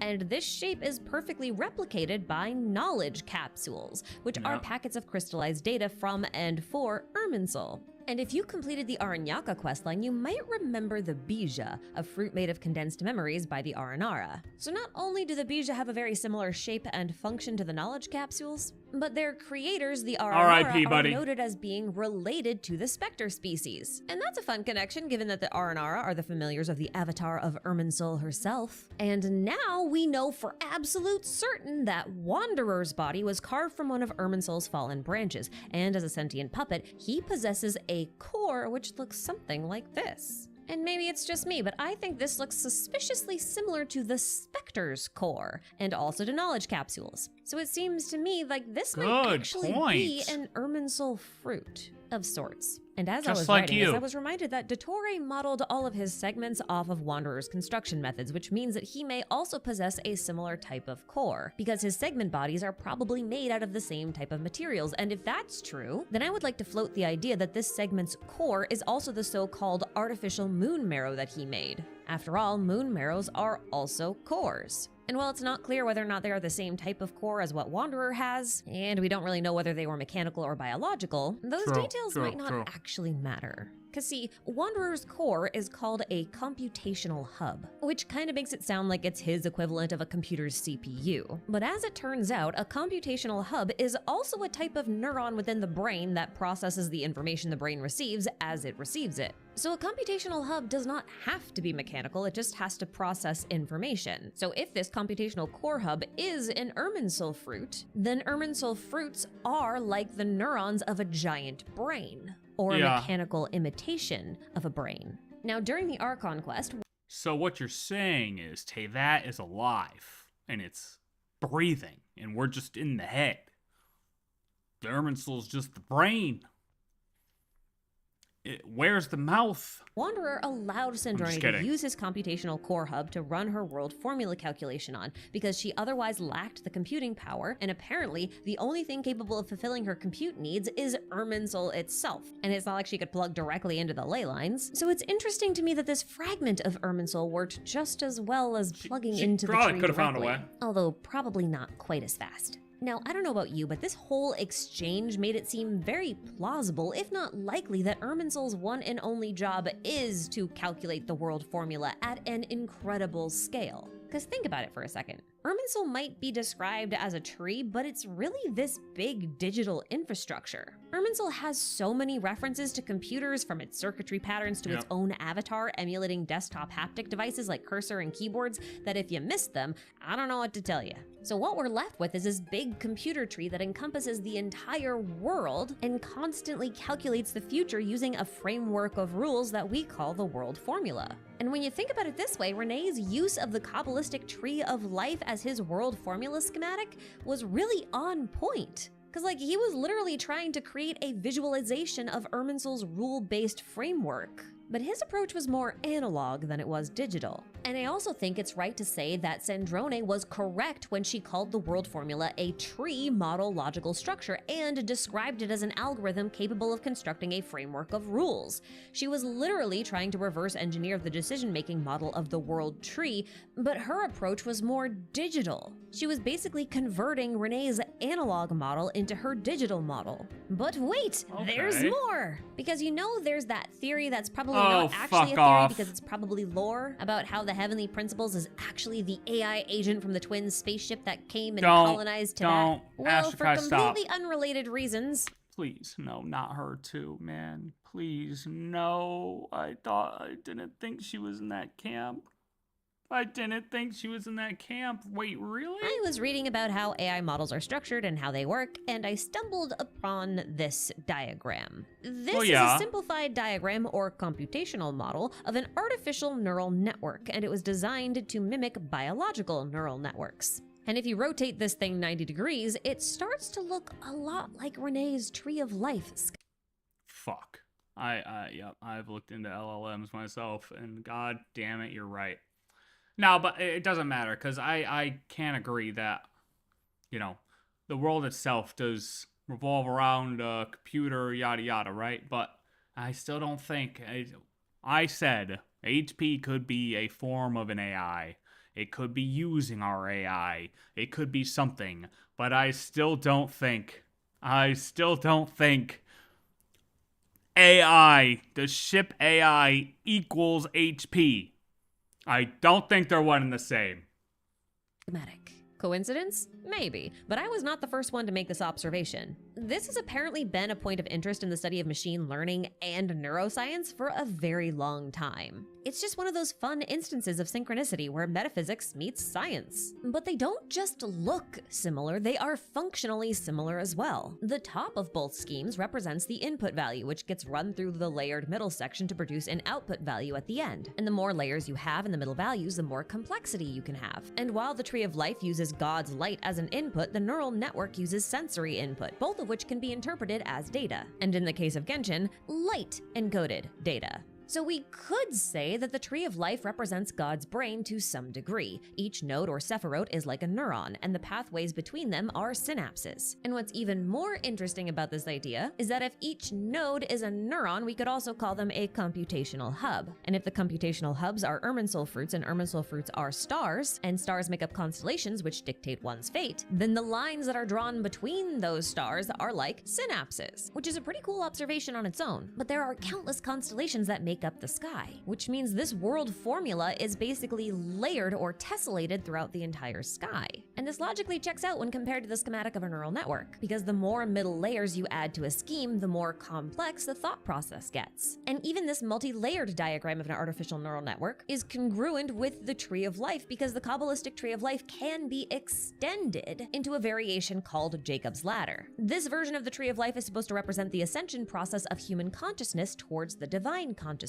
So any way you look at it, it's just brains, brains, brains all the way down. But if we are going to interpret these diagrams as brains or neural networks, then we should consider the fact that Irminsul's preservation of Teyvat's history is actually its attempt at harvesting and building a data set that it uses to presumably alter or create reality with. That's not just a logical conclusion, it actually fits very nicely with what we witnessed in Sumeru with the use of the Akasha system. And yeah, I know the Akasha system is not Irminsul, but it was made by the avatar of Irminsul, so it is.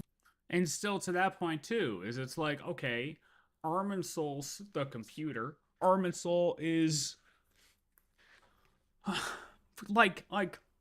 are we saying everything is equal here? Are we saying Irminsul computer is also the same thing as the heavenly principles, and then, or it's just all part of the same? I mean, yeah, you can argue it's all part of the same system, but like if Irminsul's supposed to be the brain, like, what does that really make HP then? And then are we saying then Irminsul is also a piece of the ship's AI?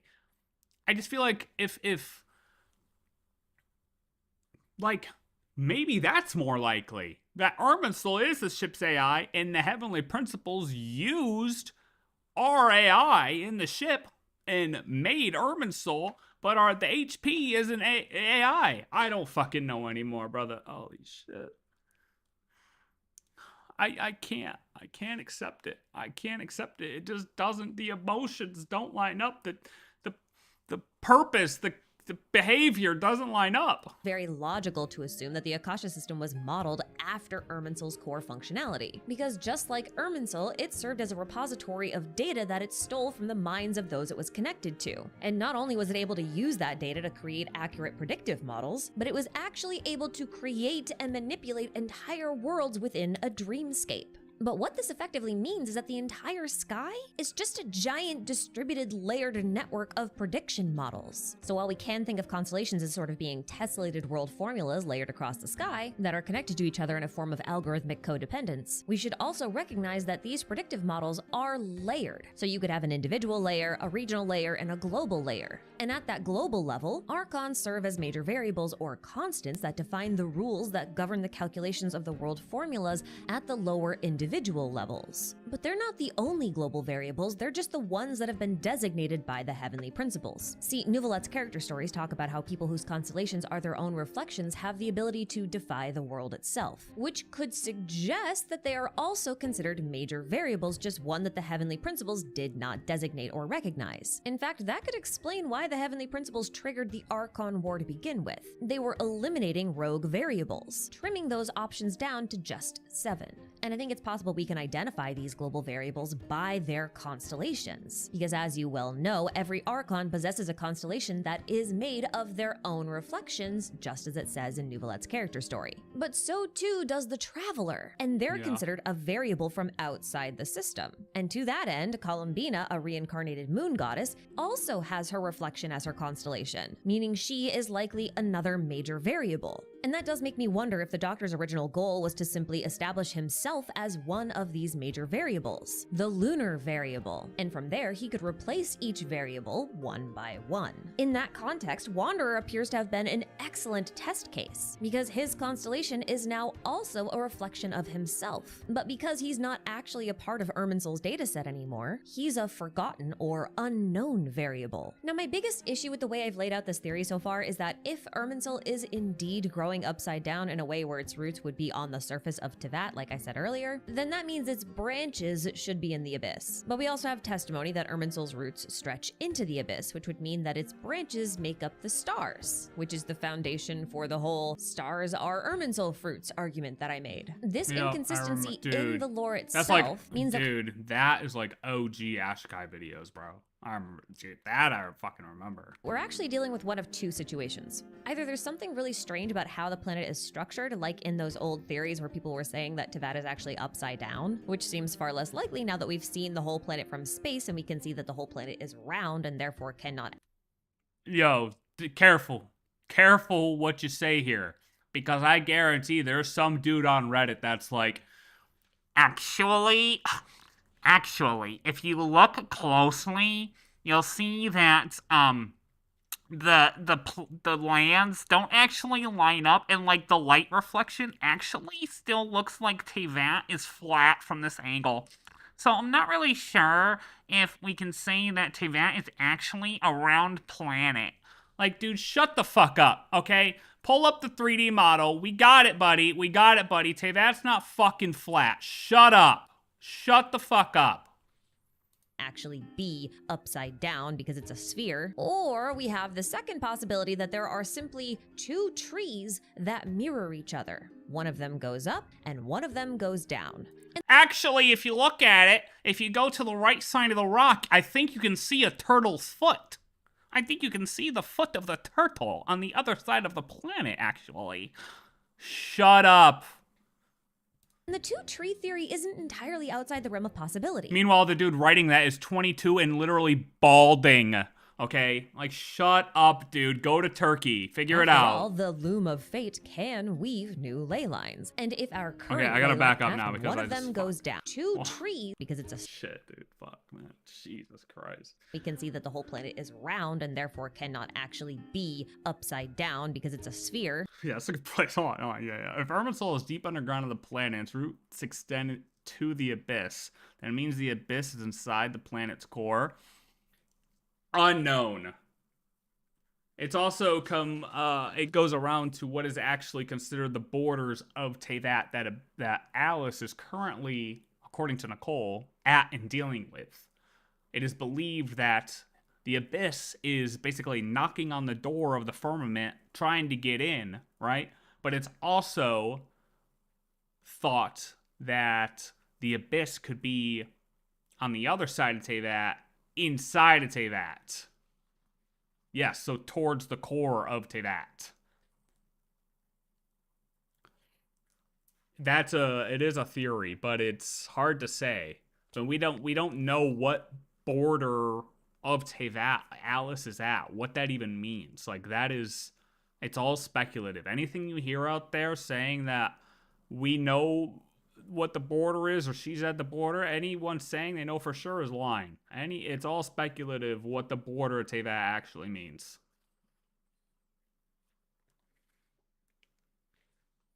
That being said,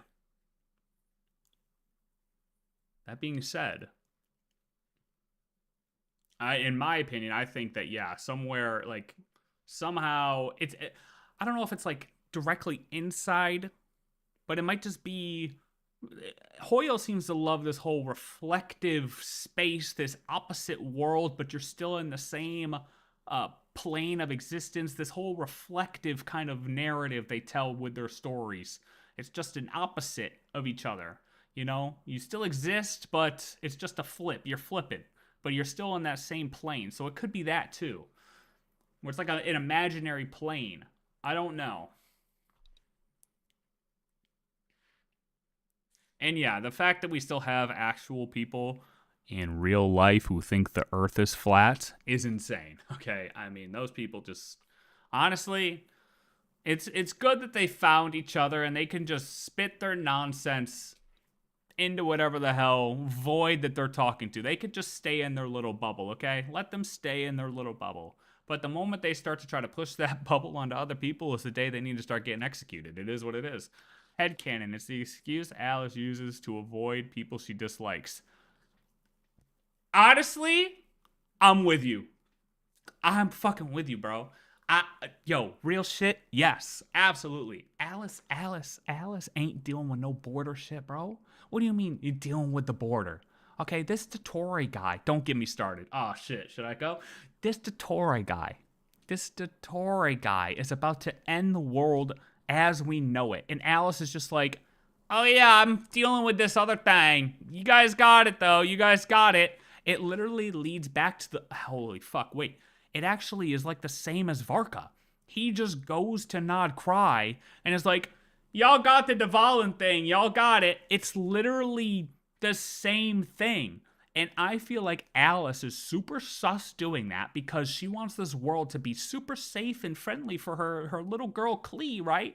But this dude's literally, this is an extinction level event that Dottore's doing and Alice is nowhere to be seen. And she was just here. It's not as though she's like, not around. Like, she was literally just here after 5 years as well. And now she's just gone? Where did you go? Where did you go? How is this not important for you to be here and help with? Unless you know it's going to be cool and we're going to figure it out. You know what I'm saying? So, like, Alice, I believe, thinks or already knows that we were going to be cool. I think Alice is top dog, top G, head honcho, actual El Jefe. Fuck a primordial one. You know what I mean? And Varka leaving to not cry makes me think that he knew Dvalin was going to be handled and okay, you know? Like, but I don't know if that necessarily mean that whether he knew another person was going to come in and help solve the problem or if he just knew it was going to be good and okay. Yeah, but realistically, was Dottore's threat level very low?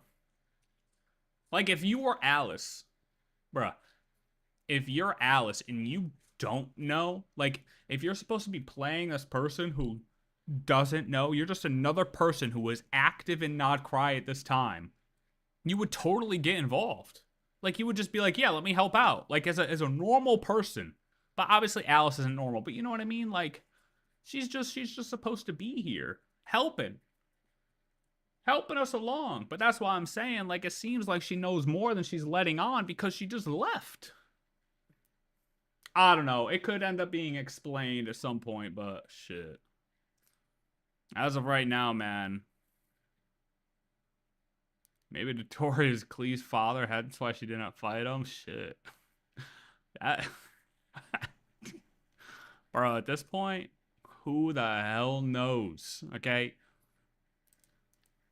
All right, where were we? Space, Jesus and we Christ, can see that bro. the whole planet is round and therefore cannot actually be upside down because it's a sphere. Or we have the second possibility that there are simply two trees that mirror each other. One of them goes up and one of them goes down. And the two-tree theory isn't entirely outside the realm of possibility. After all, the loom of fate can weave new ley lines. And if our current ley lines are the roots of Irminsul, then the loom of fate could potentially grow an entirely new tree in the abyss, equipped with its own root system of ley lines. And even from a Kabbalistic perspective, this works, because the Kabbalistic tree of life has a mirror twin that resides in the darkness. The tree and of it's death. aptly named the Tree of Death, partly because of its association with destruction and evil things. But even that works in the theory's favor, because the original loom of— I mean, this is just light and dark. This is the classic light and dark scenario, right? I mean, Alice made a mess in Storm Terror's lair because it didn't look destroyed enough.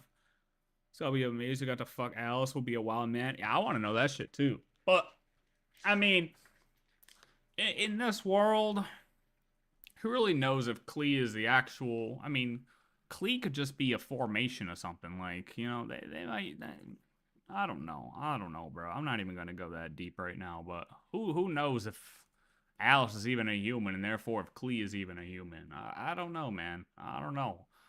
Fate operation wasn't We're not gonna trying go there, to though. weave new ley lines. It was trying to obliterate those constant variables that the Archons represent. As my lore buddy Mish pointed out, the Abyss Order was trying to attach Osile to a machine to give it the ability to obliterate a divine throne, which is currently occupied by an Archon. And while the Abyss Order failed, Nouvelette, who is also a water leviathan, who is also attached to a machine, the Oratrice, did manage to destroy one of the divine thrones with Focalor's assistance. And then he rebuilt it. This change in variable was actually described as changing fate itself. Yep. So we can assume that this constant variable of the Hydro Archon has been replaced. But I think the Abyss Order realized that changing one or two variables wasn't enough. So the Loom of Fate operation plan evolved from trying to destroy Irminsul's constant variables to, allegedly, making a second tree that could obliterate or overwrite the entirety of the first tree. Now that said, I gotta admit, the idea that Teyvat is some sort of simulation inside of a biometric plan evolved realized that changing one or two variables wasn't enough, and replaced. But I think the Abyss Order realized that changing one or two variables wasn't enough. So the Loom of Fate operation plan evolved from trying to destroy Irminsul's constant variables to, allegedly, making a second tree that could obliterate or overwrite the entirety of the first tree.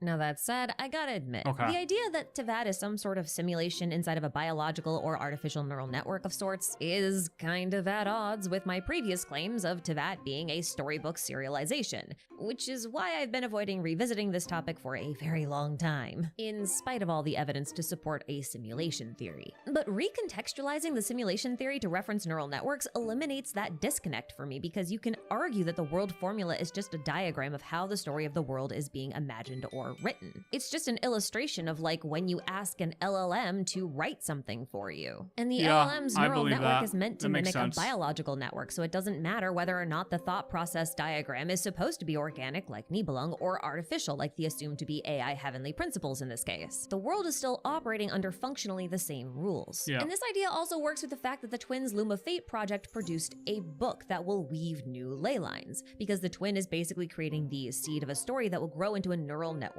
tree, which I begrudgingly admit is a pretty cool concept. Although I would find it a whole lot cooler if HoYoverse hadn't just written the story of Amphorius and Star Rail, because that literally had a simulated world that was ruled by 12 variable factors, represented by Archon-like figures, with two potential AI gods that were warring with each other for control over the world. And by the end of everything, the whole simulated planet was turned into a book. Anyway, there's obviously a lot more I can say in connections throughout Teyvat that I can weave together to support this theory, like how phlogiston is computronium, or like all those references to psychohistory and Natlan, or the fact that Varka's original fate was apparently recalculated as soon as the Traveler arrived, and all the stuff that was supposed to be attributed to him was reattributed to the Traveler. And this had obvious knock-on effects, like the fact that Varka could now go to Nod KRAI and do an investigation that probably wouldn't have otherwise happened. So there's plenty of rabbit holes we could continue going down, but I think I've laid some good groundwork for additional theorizing, so I'm just gonna leave it here. A massive thanks to all my channel members for patiently supporting— Oh, what? For the phlogiston is computronium, or like all those references to psychohistory and Natlan, or the fact that Varka's original fate was apparently recalculated as soon as the Traveler arrived, and all Varka's original fate was apparently recalculated as soon as the The Traveler stuff that was arrived. supposed to be attributed to him was reattributed to the Traveler. And this had obvious knock-on effects, like the fact that Varka could now go to Nod KRAI and do an investigation that probably wouldn't have otherwise happened. So there's... So she thinks that once Traveler was in the world, fate rewrote it to stick to us and took it away from Varka. People are gonna not like that. People are gonna not like that at all. But I mean, that could... Plenty of rabbit holes we could continue going. Because a lot of people think that the Traveler's fate, like, can't, like, it just can't be done in Teyvat at all. And do an investigation that probably wouldn't have otherwise happened. So there's plenty of rabbit holes we could continue going. That's what she's saying, yeah. And it's like, yes, that is true. That is true. It's not the way I was approaching the situation when I thought about Varka's thing. But basically, yeah, it's what is happened. Or that is what happened. Holy fuck, I don't even know what I just said.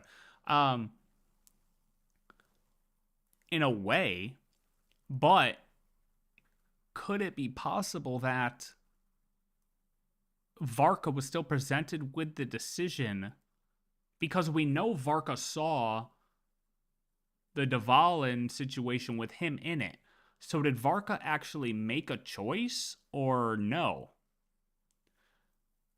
But I would say Varka did still probably make the choice, because Nicole says, oh, why would you why would somebody choose to give up their fate, yada, yada, yada, be the big hero? But then Barbeloff says, I wouldn't count that out of him, or however she said it, right? Basically implying that he did make the decision to not be the hero and actively made the decision to go to Nod KRAI. So if he actively made the decision to go to Nod KRAI, that would be when the Traveler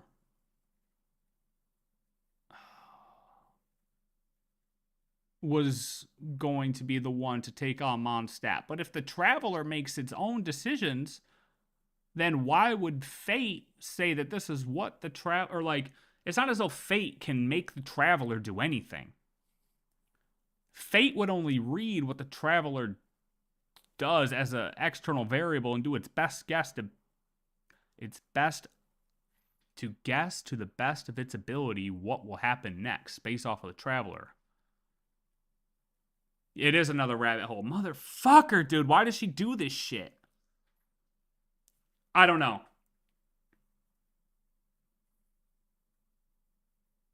I don't know.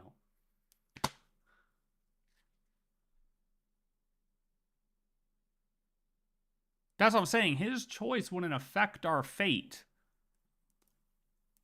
But she's saying us entering automatically changed his fate. But it seems like he still made an active decision based on what Barbeloff said.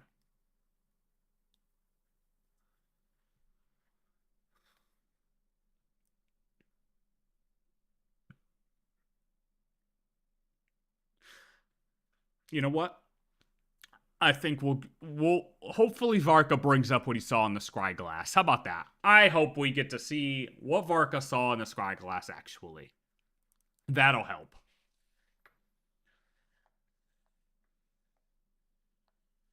Because it's not as though, yeah, like... All those references to psychohistory in Natlan, or the fact that Varka's original fate was apparently recalculated as soon as the Traveler arrived. And all Varka's original fate was apparently recalculated as soon as the Traveler arrived. I don't know.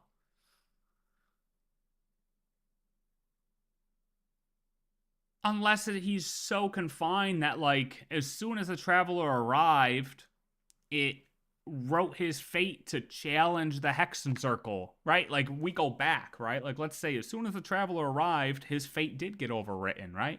And it was in his fate to then challenge the Hexen Circle, to then look into the Scry class, to then see the two outcomes, and Fate knew he would make the choice to go to not cry. Maybe? But it also showed him the past as well, like the other thing that he could have been. Like, it still could have showed him both possibilities, but since he's a part of this world, Fate would have known, oh, hey, this guy, you show him both possibilities, well, guess what? He's still going to pick this one. I don't know. There's multiple ways that could branch. I wasn't going to watch another one, to be honest. How long is that one? Oh. Arca prevented Teyvat's second cataclysm. Oh, I spelled it. This one? 44 minutes? Oh no, I can't do a 44-minute vid, bro.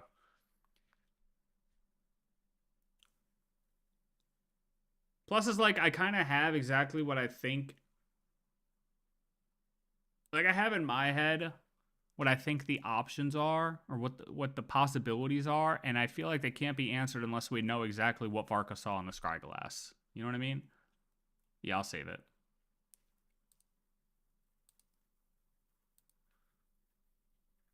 I'll save it. Okay, you're right. Varka is another rabbit hole, right? Hold on. I want to revisit where she starts saying the AI thing, right?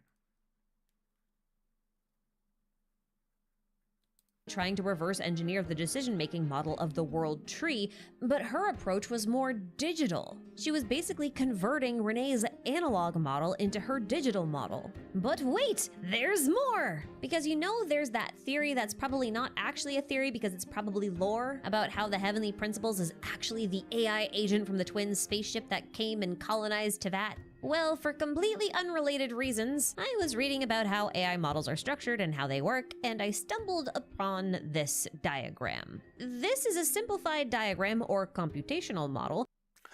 Fuck, man. Dude, if it's actually, and I say this because I know they have access to the beta, and I know they have certain things that we probably don't know. But the beta isn't going to go into this, so no, it wouldn't even have that. I don't care. I do not care. I am not sold that the ship AI is equal to the Heavenly Principles. I'm not in the camp Of an artificial neural network, and it was designed to mimic biological neural networks. And if you rotate this thing 90 degrees, it starts to look a lot like Renee's Tree of Life schematic. Coincidence? Maybe, but I was not the first one to make this observation. This has apparently been a point of interest in the study of machine learning and neuroscience for a very long time. It's just one of those fun instances of synchronicity where metaphysics meets science. But they don't just look similar, they are functionally similar as well. The top of both schemes represents the input value, which gets run through the layered middle section to because if we're saying that this is the world formula, right, and Irminsul's running this, and he's always running this, and this is Irminsul's purpose, is it's like, then we're saying way too many things are equal to each other.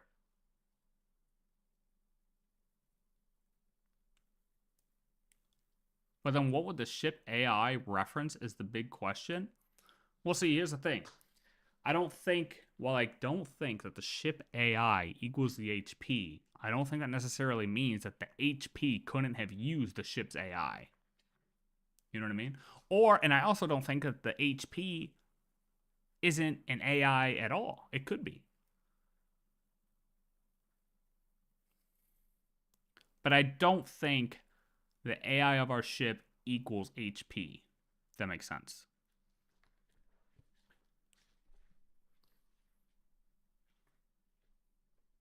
And my reasoning behind that is strictly behind the behavioral analysis of the ship HP, or well, holy fuck, the ship AI compared to what the HP actually does. The HP is actually pretty like, yeah, fuck these people, yada yada, like, oh, keep bombing them, keep doing all of this, while, you know, the AI on our ship doesn't seem to hold that same value. Produce an output value at the end. And the more layers you have in the middle values, the more complexity. Okay, so I thought she was also going to say, though, like, how, like, we really got into what the world formula is and, you know, how it works with each other, but I feel like we didn't get to where exactly, like, in that last moment, what it's actually doing in the quest. You know what I mean? Like, we have a very good explanation about what the world formula is and how it's altered to match Sandrone in the quest, right? But when we're actually talking about it being used in the quest, I don't know if she kind of explained that part. I think it was better explained in Roosevelt's video. World and constantly calculates the future using a framework of rules that we call the world formula. And we But hey, I mean, god damn. This is what I mean by their mathematics, bro. This shit gets just crazy, bro. life has a mirror twin that resides. Like, this is just the light and dark scenario. Classic light versus dark. Which is, I mean, it's basically what we've been fighting. I mean, Abyss versus, you know, our power through light. And that's what I mean. It's just common reflection. So this is why I say, like, even the border may not be actually inside the planet. It could just be a full-on reflection of what currently exists. A mirror world, essentially, that exists in the same plane, but is just a mirror world. But it was made by the avatar of Irminsul, so it is very logical to assume that the Akasha system was modeled after Irminsul's core functionality. Because it is. I mean, it is peak mathematics. There is a lot to the stuff that they do. The HP brought the humans, and this AI want to create a safe place for humans, and the travelers suspiciously compatible with Teyvat, which makes me think that the HP and the twins come from the same place.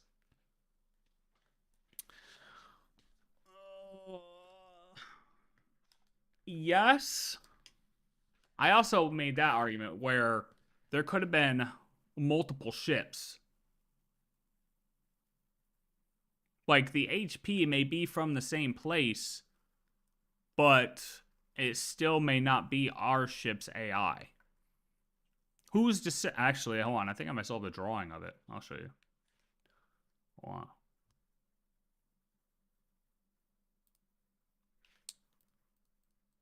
I saved my drawings in Paint.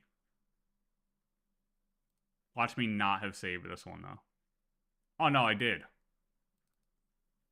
Yeah, it looks confusing at first. Holy fuck.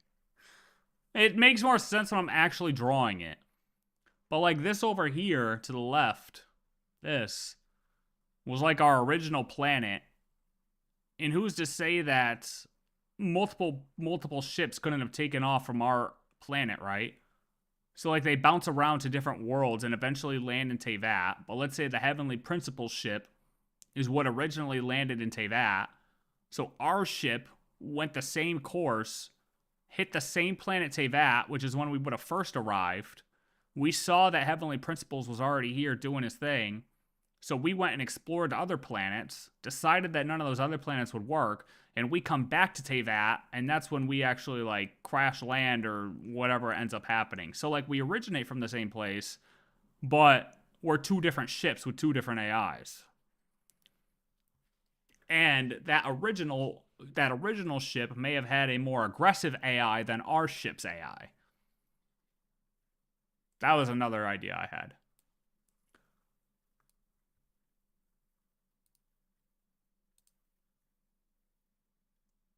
Because I do feel like having the models, like the fact that we're all humans, I feel like is also a serious thing to consider. That we're all from the same place. Same thing with the Voyager.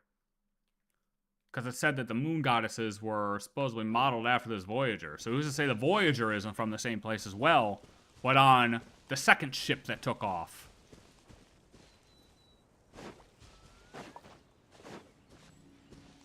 I don't know. I think the thing that irks me the most is that when the HP equals AI thing has been said so much that people are taking it as facts now. And it's not a fact at all. Don't get me wrong. It is possible. It is 100% possible.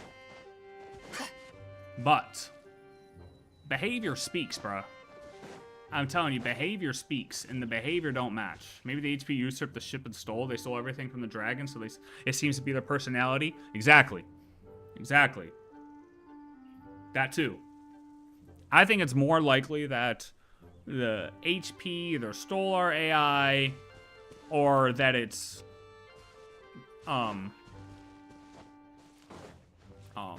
not exactly the ship's AI, but he used our ship's AI, even if they're like from the same planet, you know what I mean? Like, HP had his AI, but then used our AI for a different part of the planet. Like, let's say our AI is like Irminsul, and HP is an AI himself. Alright? So you have two AIs working in parallel to each other to run the entire system of Teyvat. Could be possible too. Dude.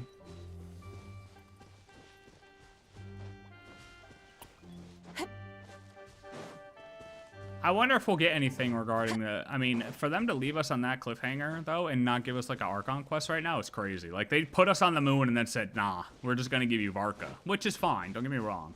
Varka, Boreas, great. It's gonna be a great story. But I'm just saying, like... Bro, we're gonna have to wait another 6 weeks for any type of heavenly... or any type of moon-related lore. Or just columbina-related lore. Like, they gotta give us something, dude. They gotta give us some breadcrumbs, right? Like, come on, bro. We need some breadcrumbs after that. Interestingly, Before Sun and Moon references the HP as a winged being with a crown, almost as if it has a corporeal form. So maybe the HP just use AI to do the dirty work for them. That's more so the camp I'm in. I feel like also, especially with the route Ashikai was going there, with the world formula, and it relating so much to Irminsul, I just feel like if you're relating now to Irminsul, like how can the ship be the HP and Irminsul? Like, I feel like that's hard to do. But HSR has the floor for me right now. Like, that Plan Arcadia, dude. I've been going into like how Plan Arcadia is set up. It's deep.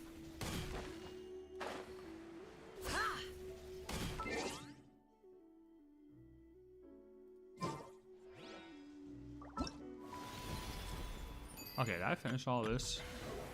Oh, I didn't do this yet. I didn't finish this.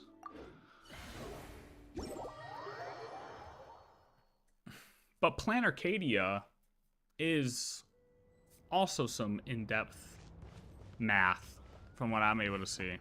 But they do share the common theme of like your mirror stacked worlds on top of each other.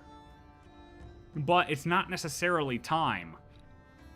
That's another thing, bro. I swear to God, like these videos that go out is it's like everything has to relate to time because it's the most obvious and just it's the most easy to explain solution to all the problems of the world is, oh, if there's multiple things happening in the world and they don't make sense with each other. Is the foundation of all things.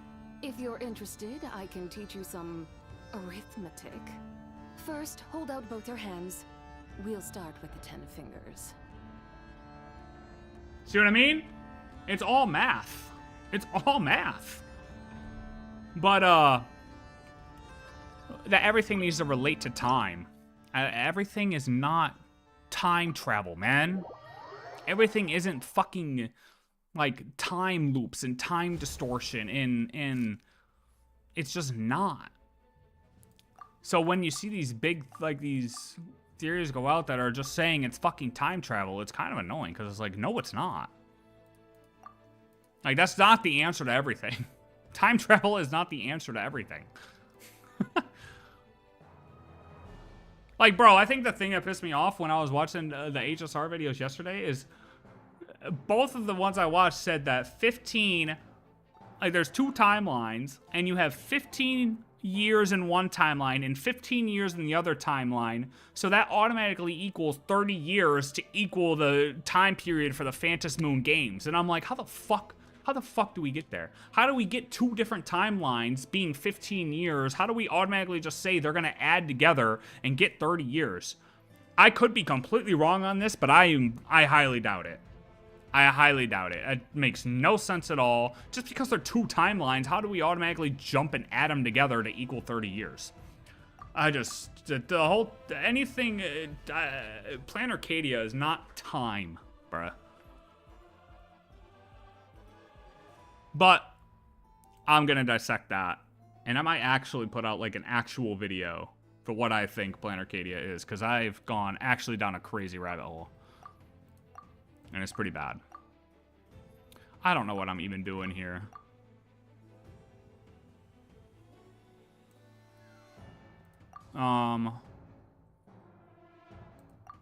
Let's just try this guy. This guy seems cool.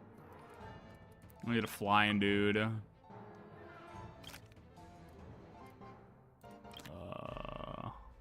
We have physical.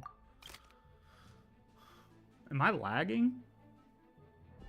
God damn you, YouTube, dude.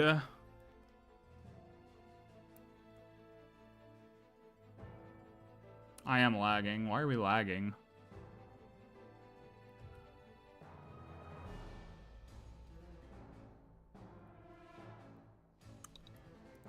This event's long. I did one event, or I did one playthrough earlier, like the first run, but oh, I can level up this guy already.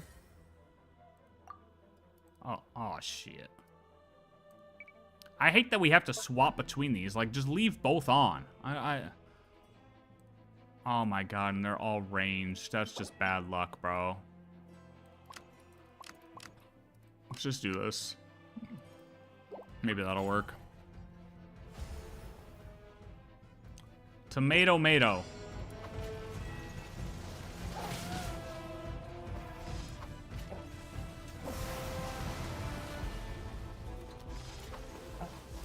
You wanna know what's annoying about this event? Is when the characters miss.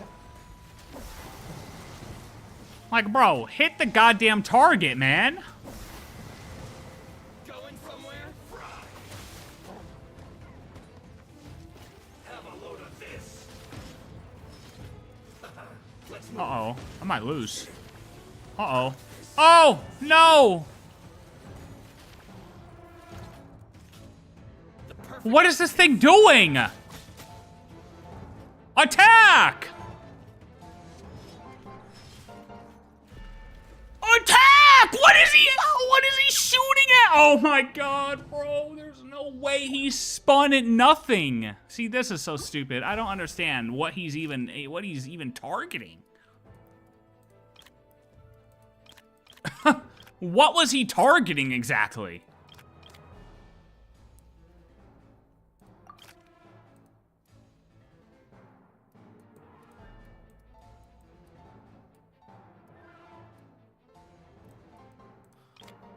Oh my god, bro. They're so dumb. What do I need, like, different fucking sets of things, right?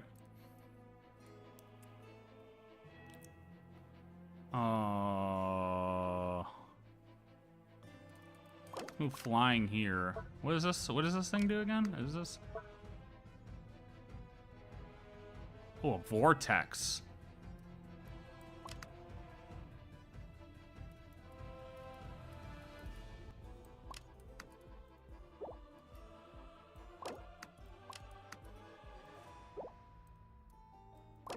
Okay, let's just do that.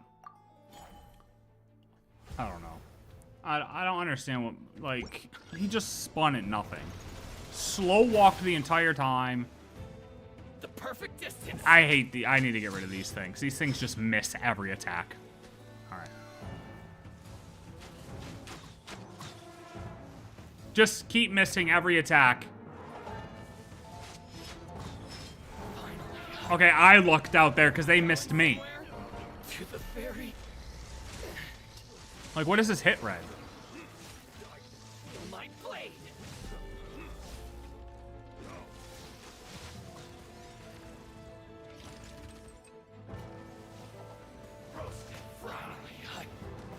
Wait, what just killed? Wait a minute, what just killed my? Keep it real.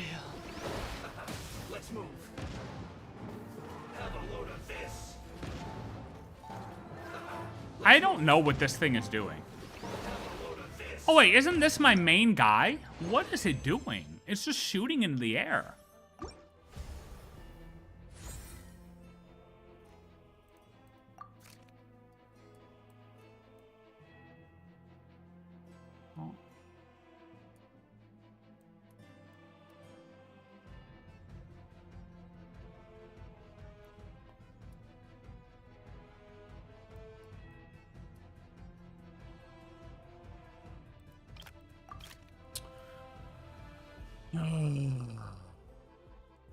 I just level these up. No, I want to get rid of these, bro. I don't want these. These things suck.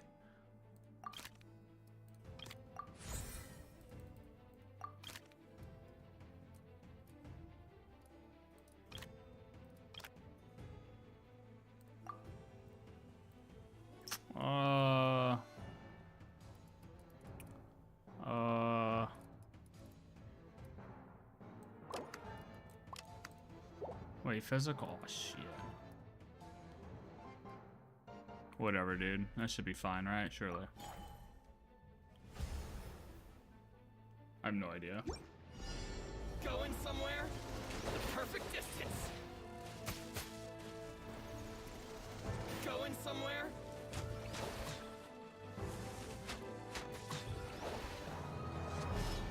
Feel my blade. The perfect distance. This one's to the ferry. Yeah, the world. I'm still just thinking about world formula now.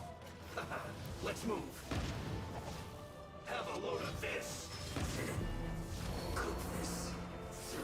I'm not gonna lie, I have no idea what this thing's doing.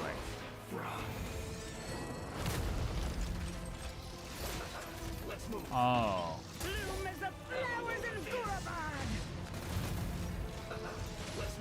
Well, this was just a terrible choice.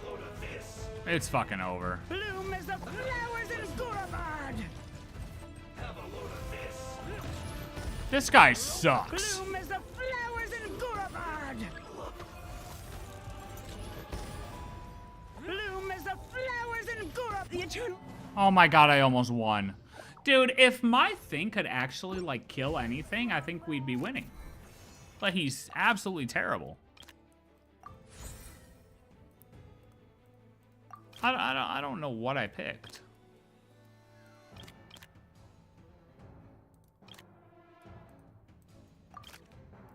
Oh, yeah, give me that.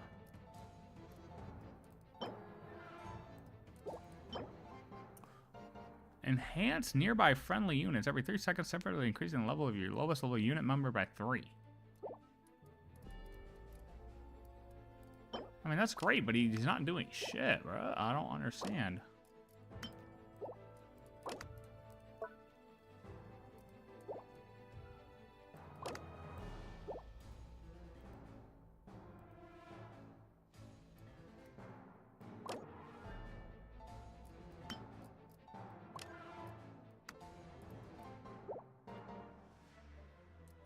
It seems like a bad choice.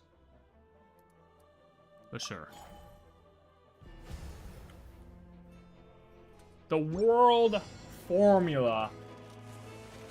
What a topic.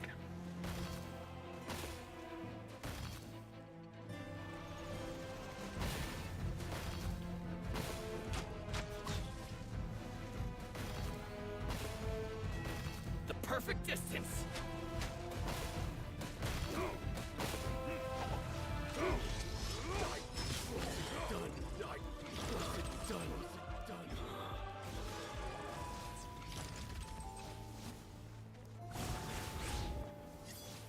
Finally, you're open.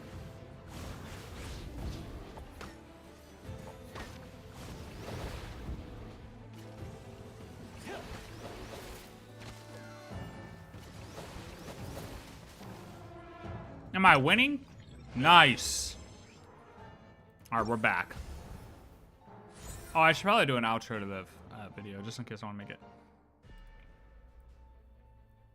I'll do it after. I'm too focused on this now.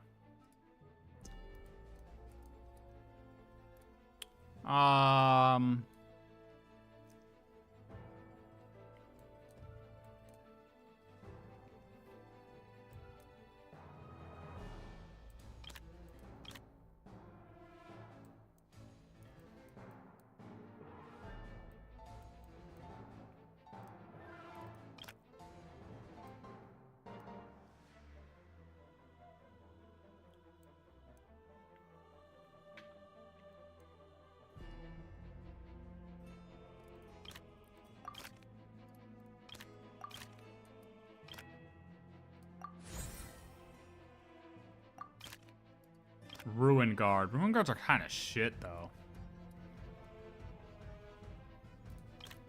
Like, low key.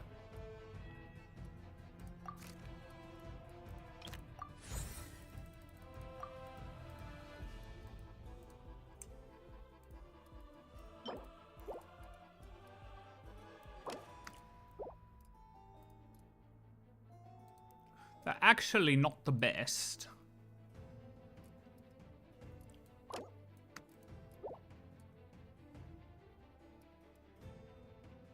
Damn, I got a lot of flying. I got a lot of flying units right now. Ah, shit.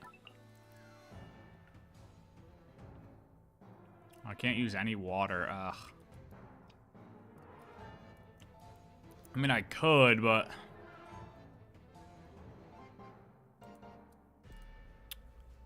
Whatever, send it. What's the worst that happens? I lose?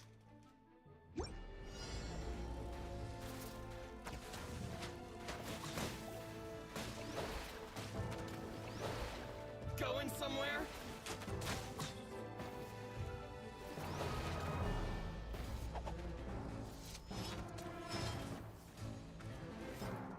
The perfect distance.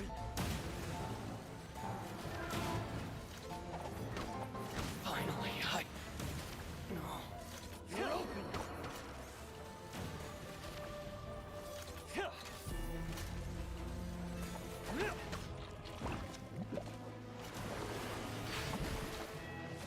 Oh my gosh.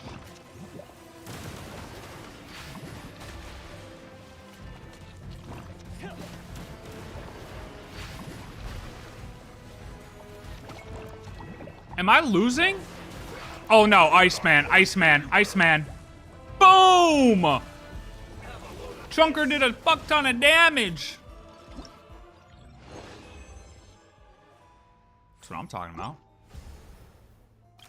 Are these real people? Like, I don't understand how this works. Or are these just like previous, like, people who ran this run before? You basically face off against them.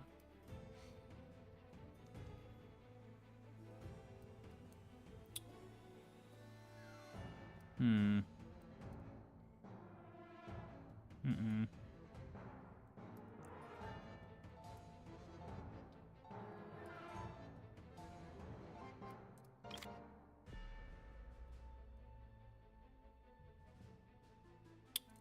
That's kind of, these are all shit. Oh.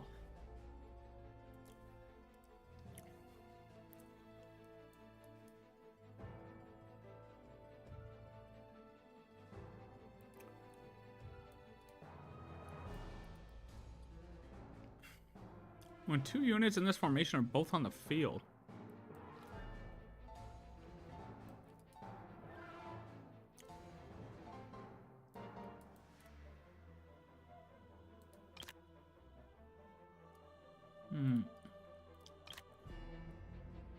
I feel like I could use the shockwave.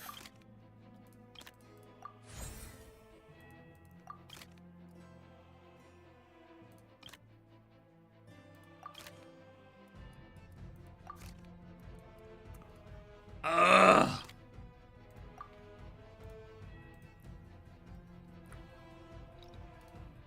Oh my god, how does he have a legendary guy already? Oh my god, I'm getting... What is that luck?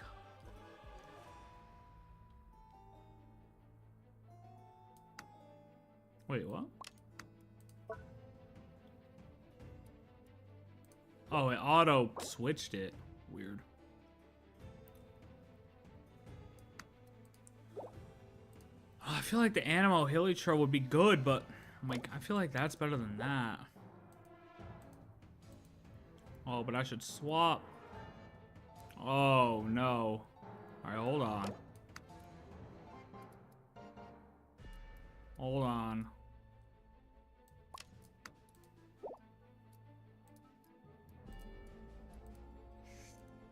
Ooh.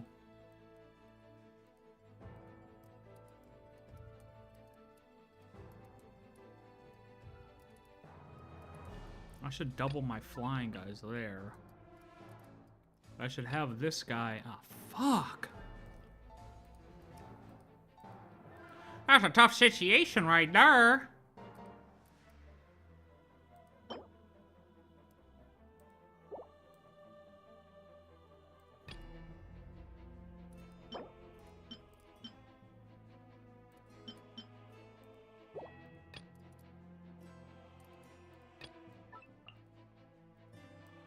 I mean, that's an easy W right there, though.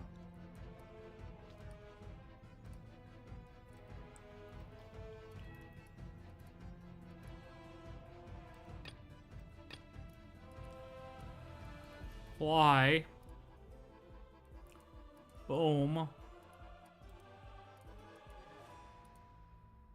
But I'll have no range guys still alive.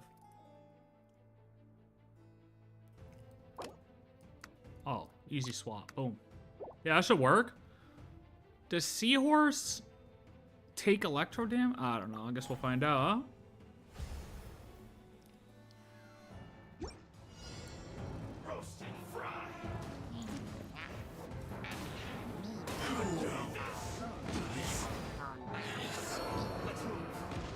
Animo Samaturl just absolutely farming. Oh, uh-oh. Run! No!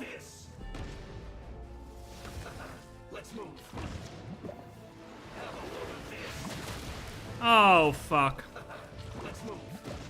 Alright, come on, Fatui, man. Alright, you could have killed him a little bit faster. Oh, shit. Come on, boom! Oh, my God. Ooh, that dude's actually just farming me.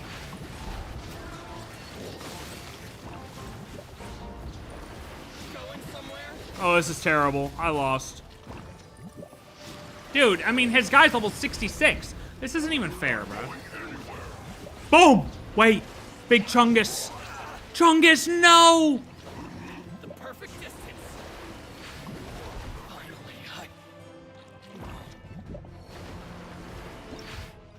I don't know how I won that, but I did. Beautiful. Dude, his one dude was soloing me.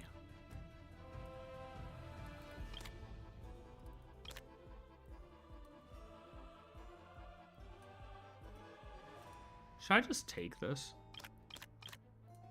Or do I just take 4 chances to draw? Yeah, you don't know what? Fuck that. We'll just do that.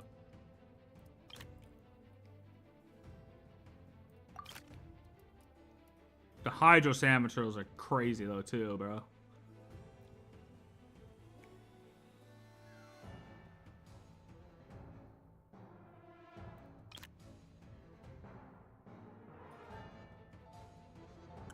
I mean, they go absolutely crazy.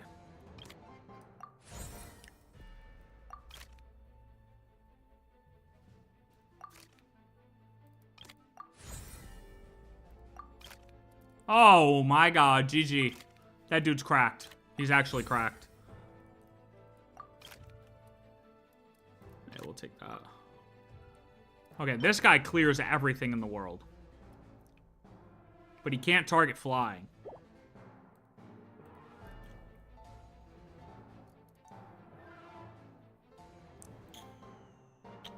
Fuck.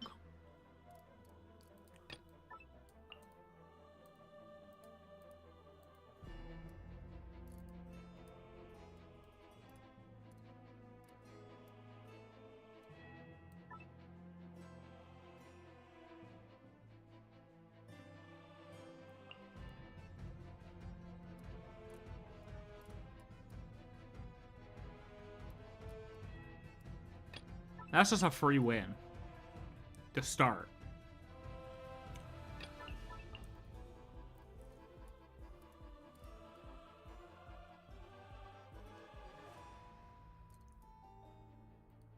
Thing is, he can't target flying.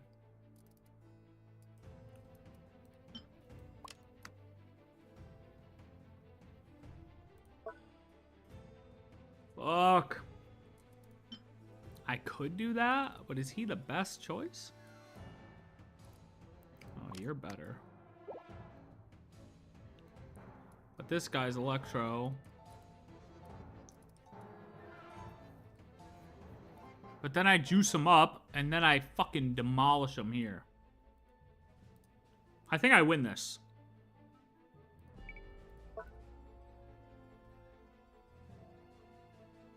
I think I win it. I'm just gonna send it. I don't even care. Close enough. Why are they on my side? Look at these idiots. Yeah, yeah, hit me. Go ahead, hit me. Yeah. Losers. Free win.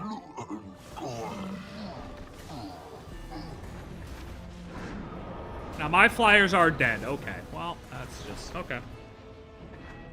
Going somewhere?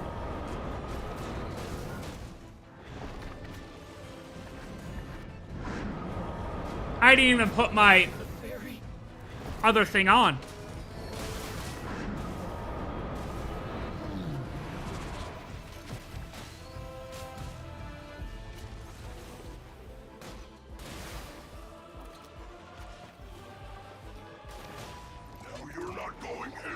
Boom!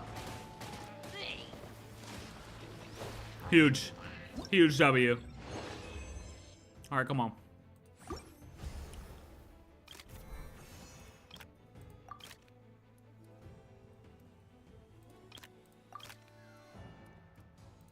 Refresh. Ooh. Yeah, we'll take... Ooh. Man, why do they have to do this to me?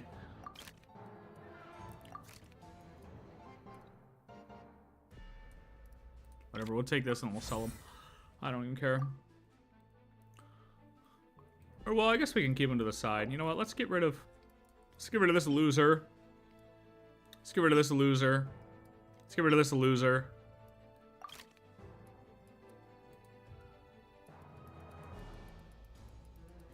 I like this guy.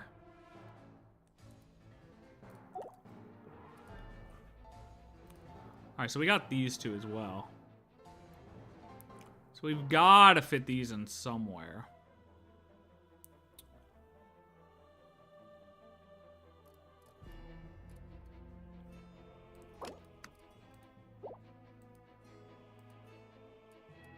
As long as I can tell. Fuck, I might die there, though.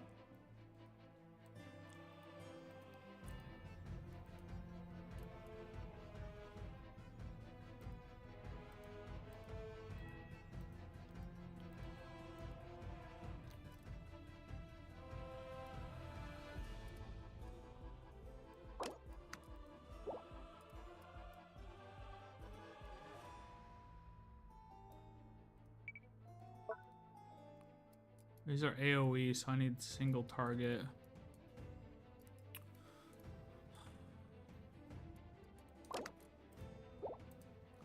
Thing is, this thing doesn't fucking attack anything.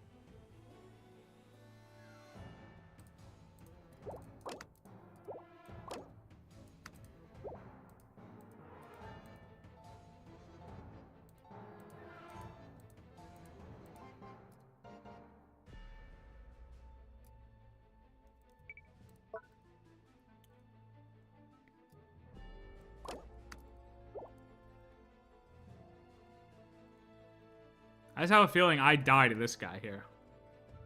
But maybe not.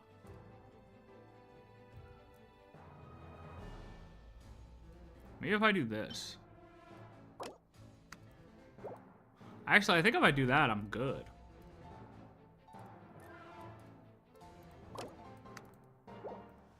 Let me throw that with Fireboy. Hold on. follow up a Cryo Flying Electro? Not Cryo. We got Cryo Boy here. But maybe I'll be able to live.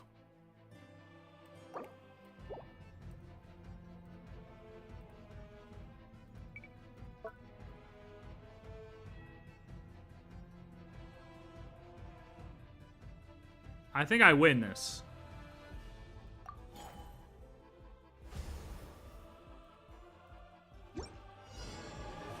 I'm dead.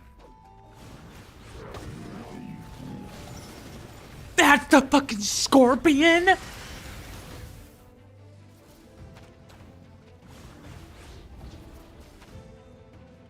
Look at this moron. Oh my god, wait, I'm farming.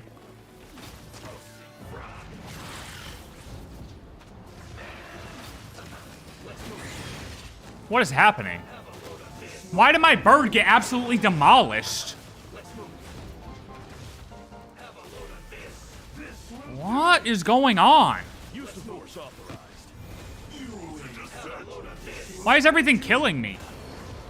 Dude's got like 17 combat units and I got no one.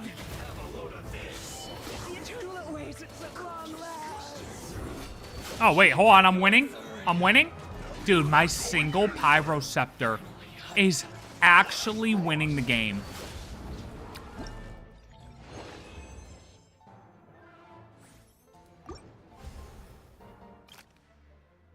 What a actual gangster.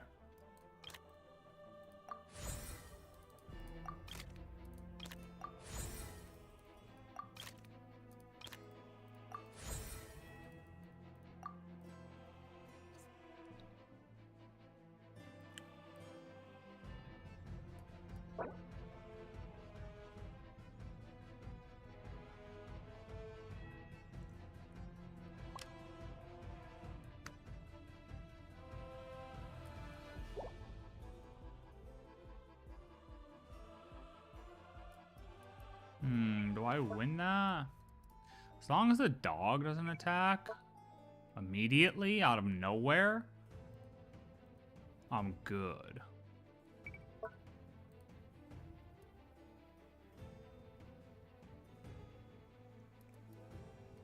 This is fine.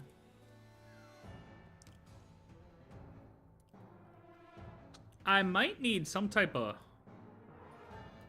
This might need to be that.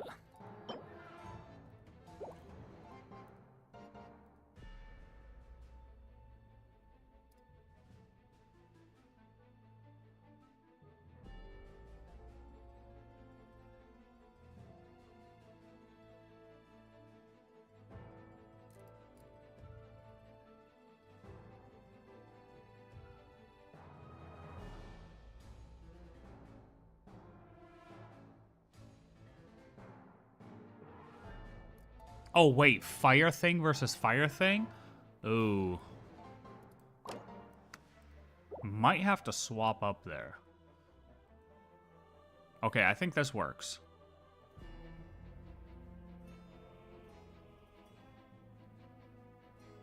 Send it. Come on. Good Hydro. Oh my god. Dude, single Pyroceptor actually farming.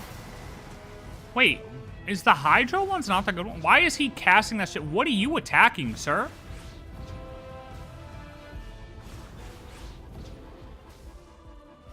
Wait, I thought the Hydro ones were supposed to... Oh, he casted it because the dude has a thing to have him spawn on my side. Alright, well, I mean, cool, I guess. Use the force authorized.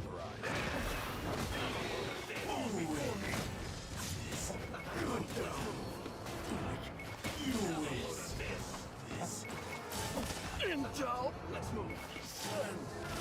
Have a load of this. Let's move. No, Pyroceptor man.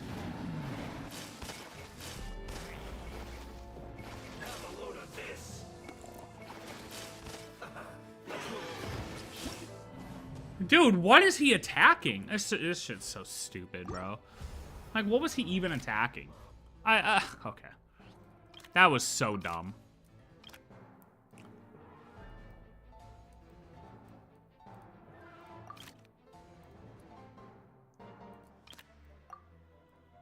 That was so stupid.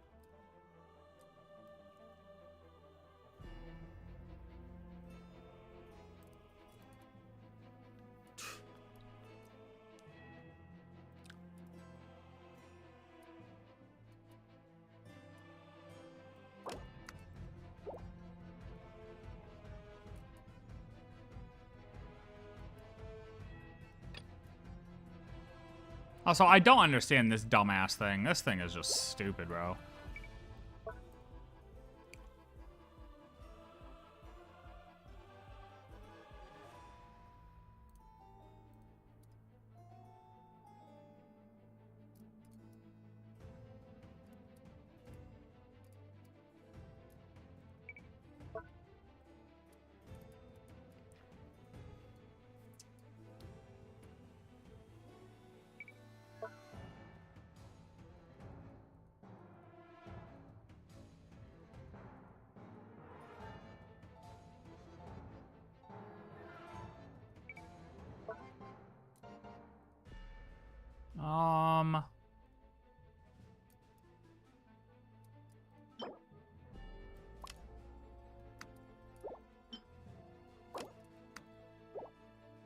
Wait, what? Oh, what did I just mess up, bro? Oh, this?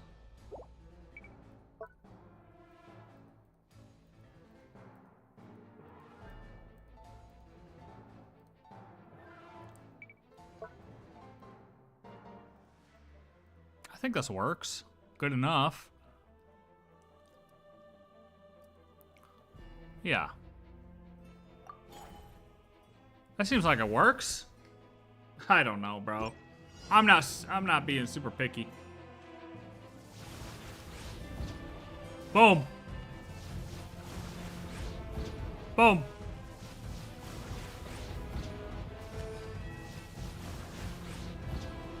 Did it take too long?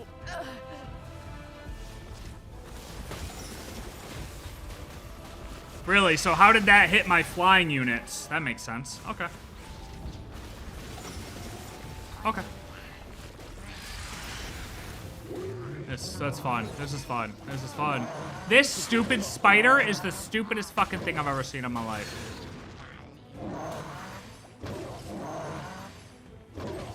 Stupid ass spider.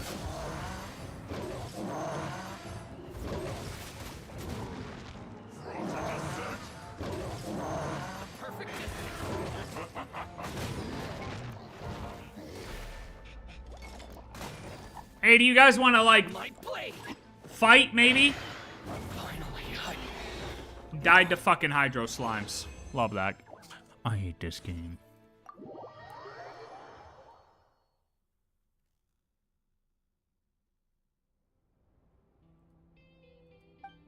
It is a secret weapon. Come to blows. That's great. I love it. I already blinked. My eyes are tired. Lawa looks bigger.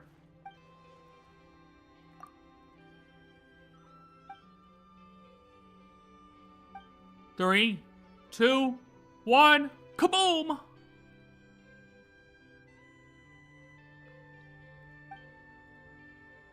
Oh. Damn, they were having a duel?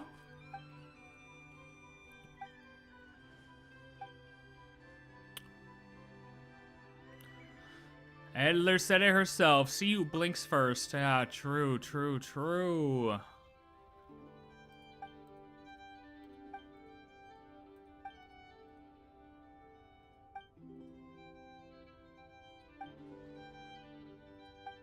Until next time.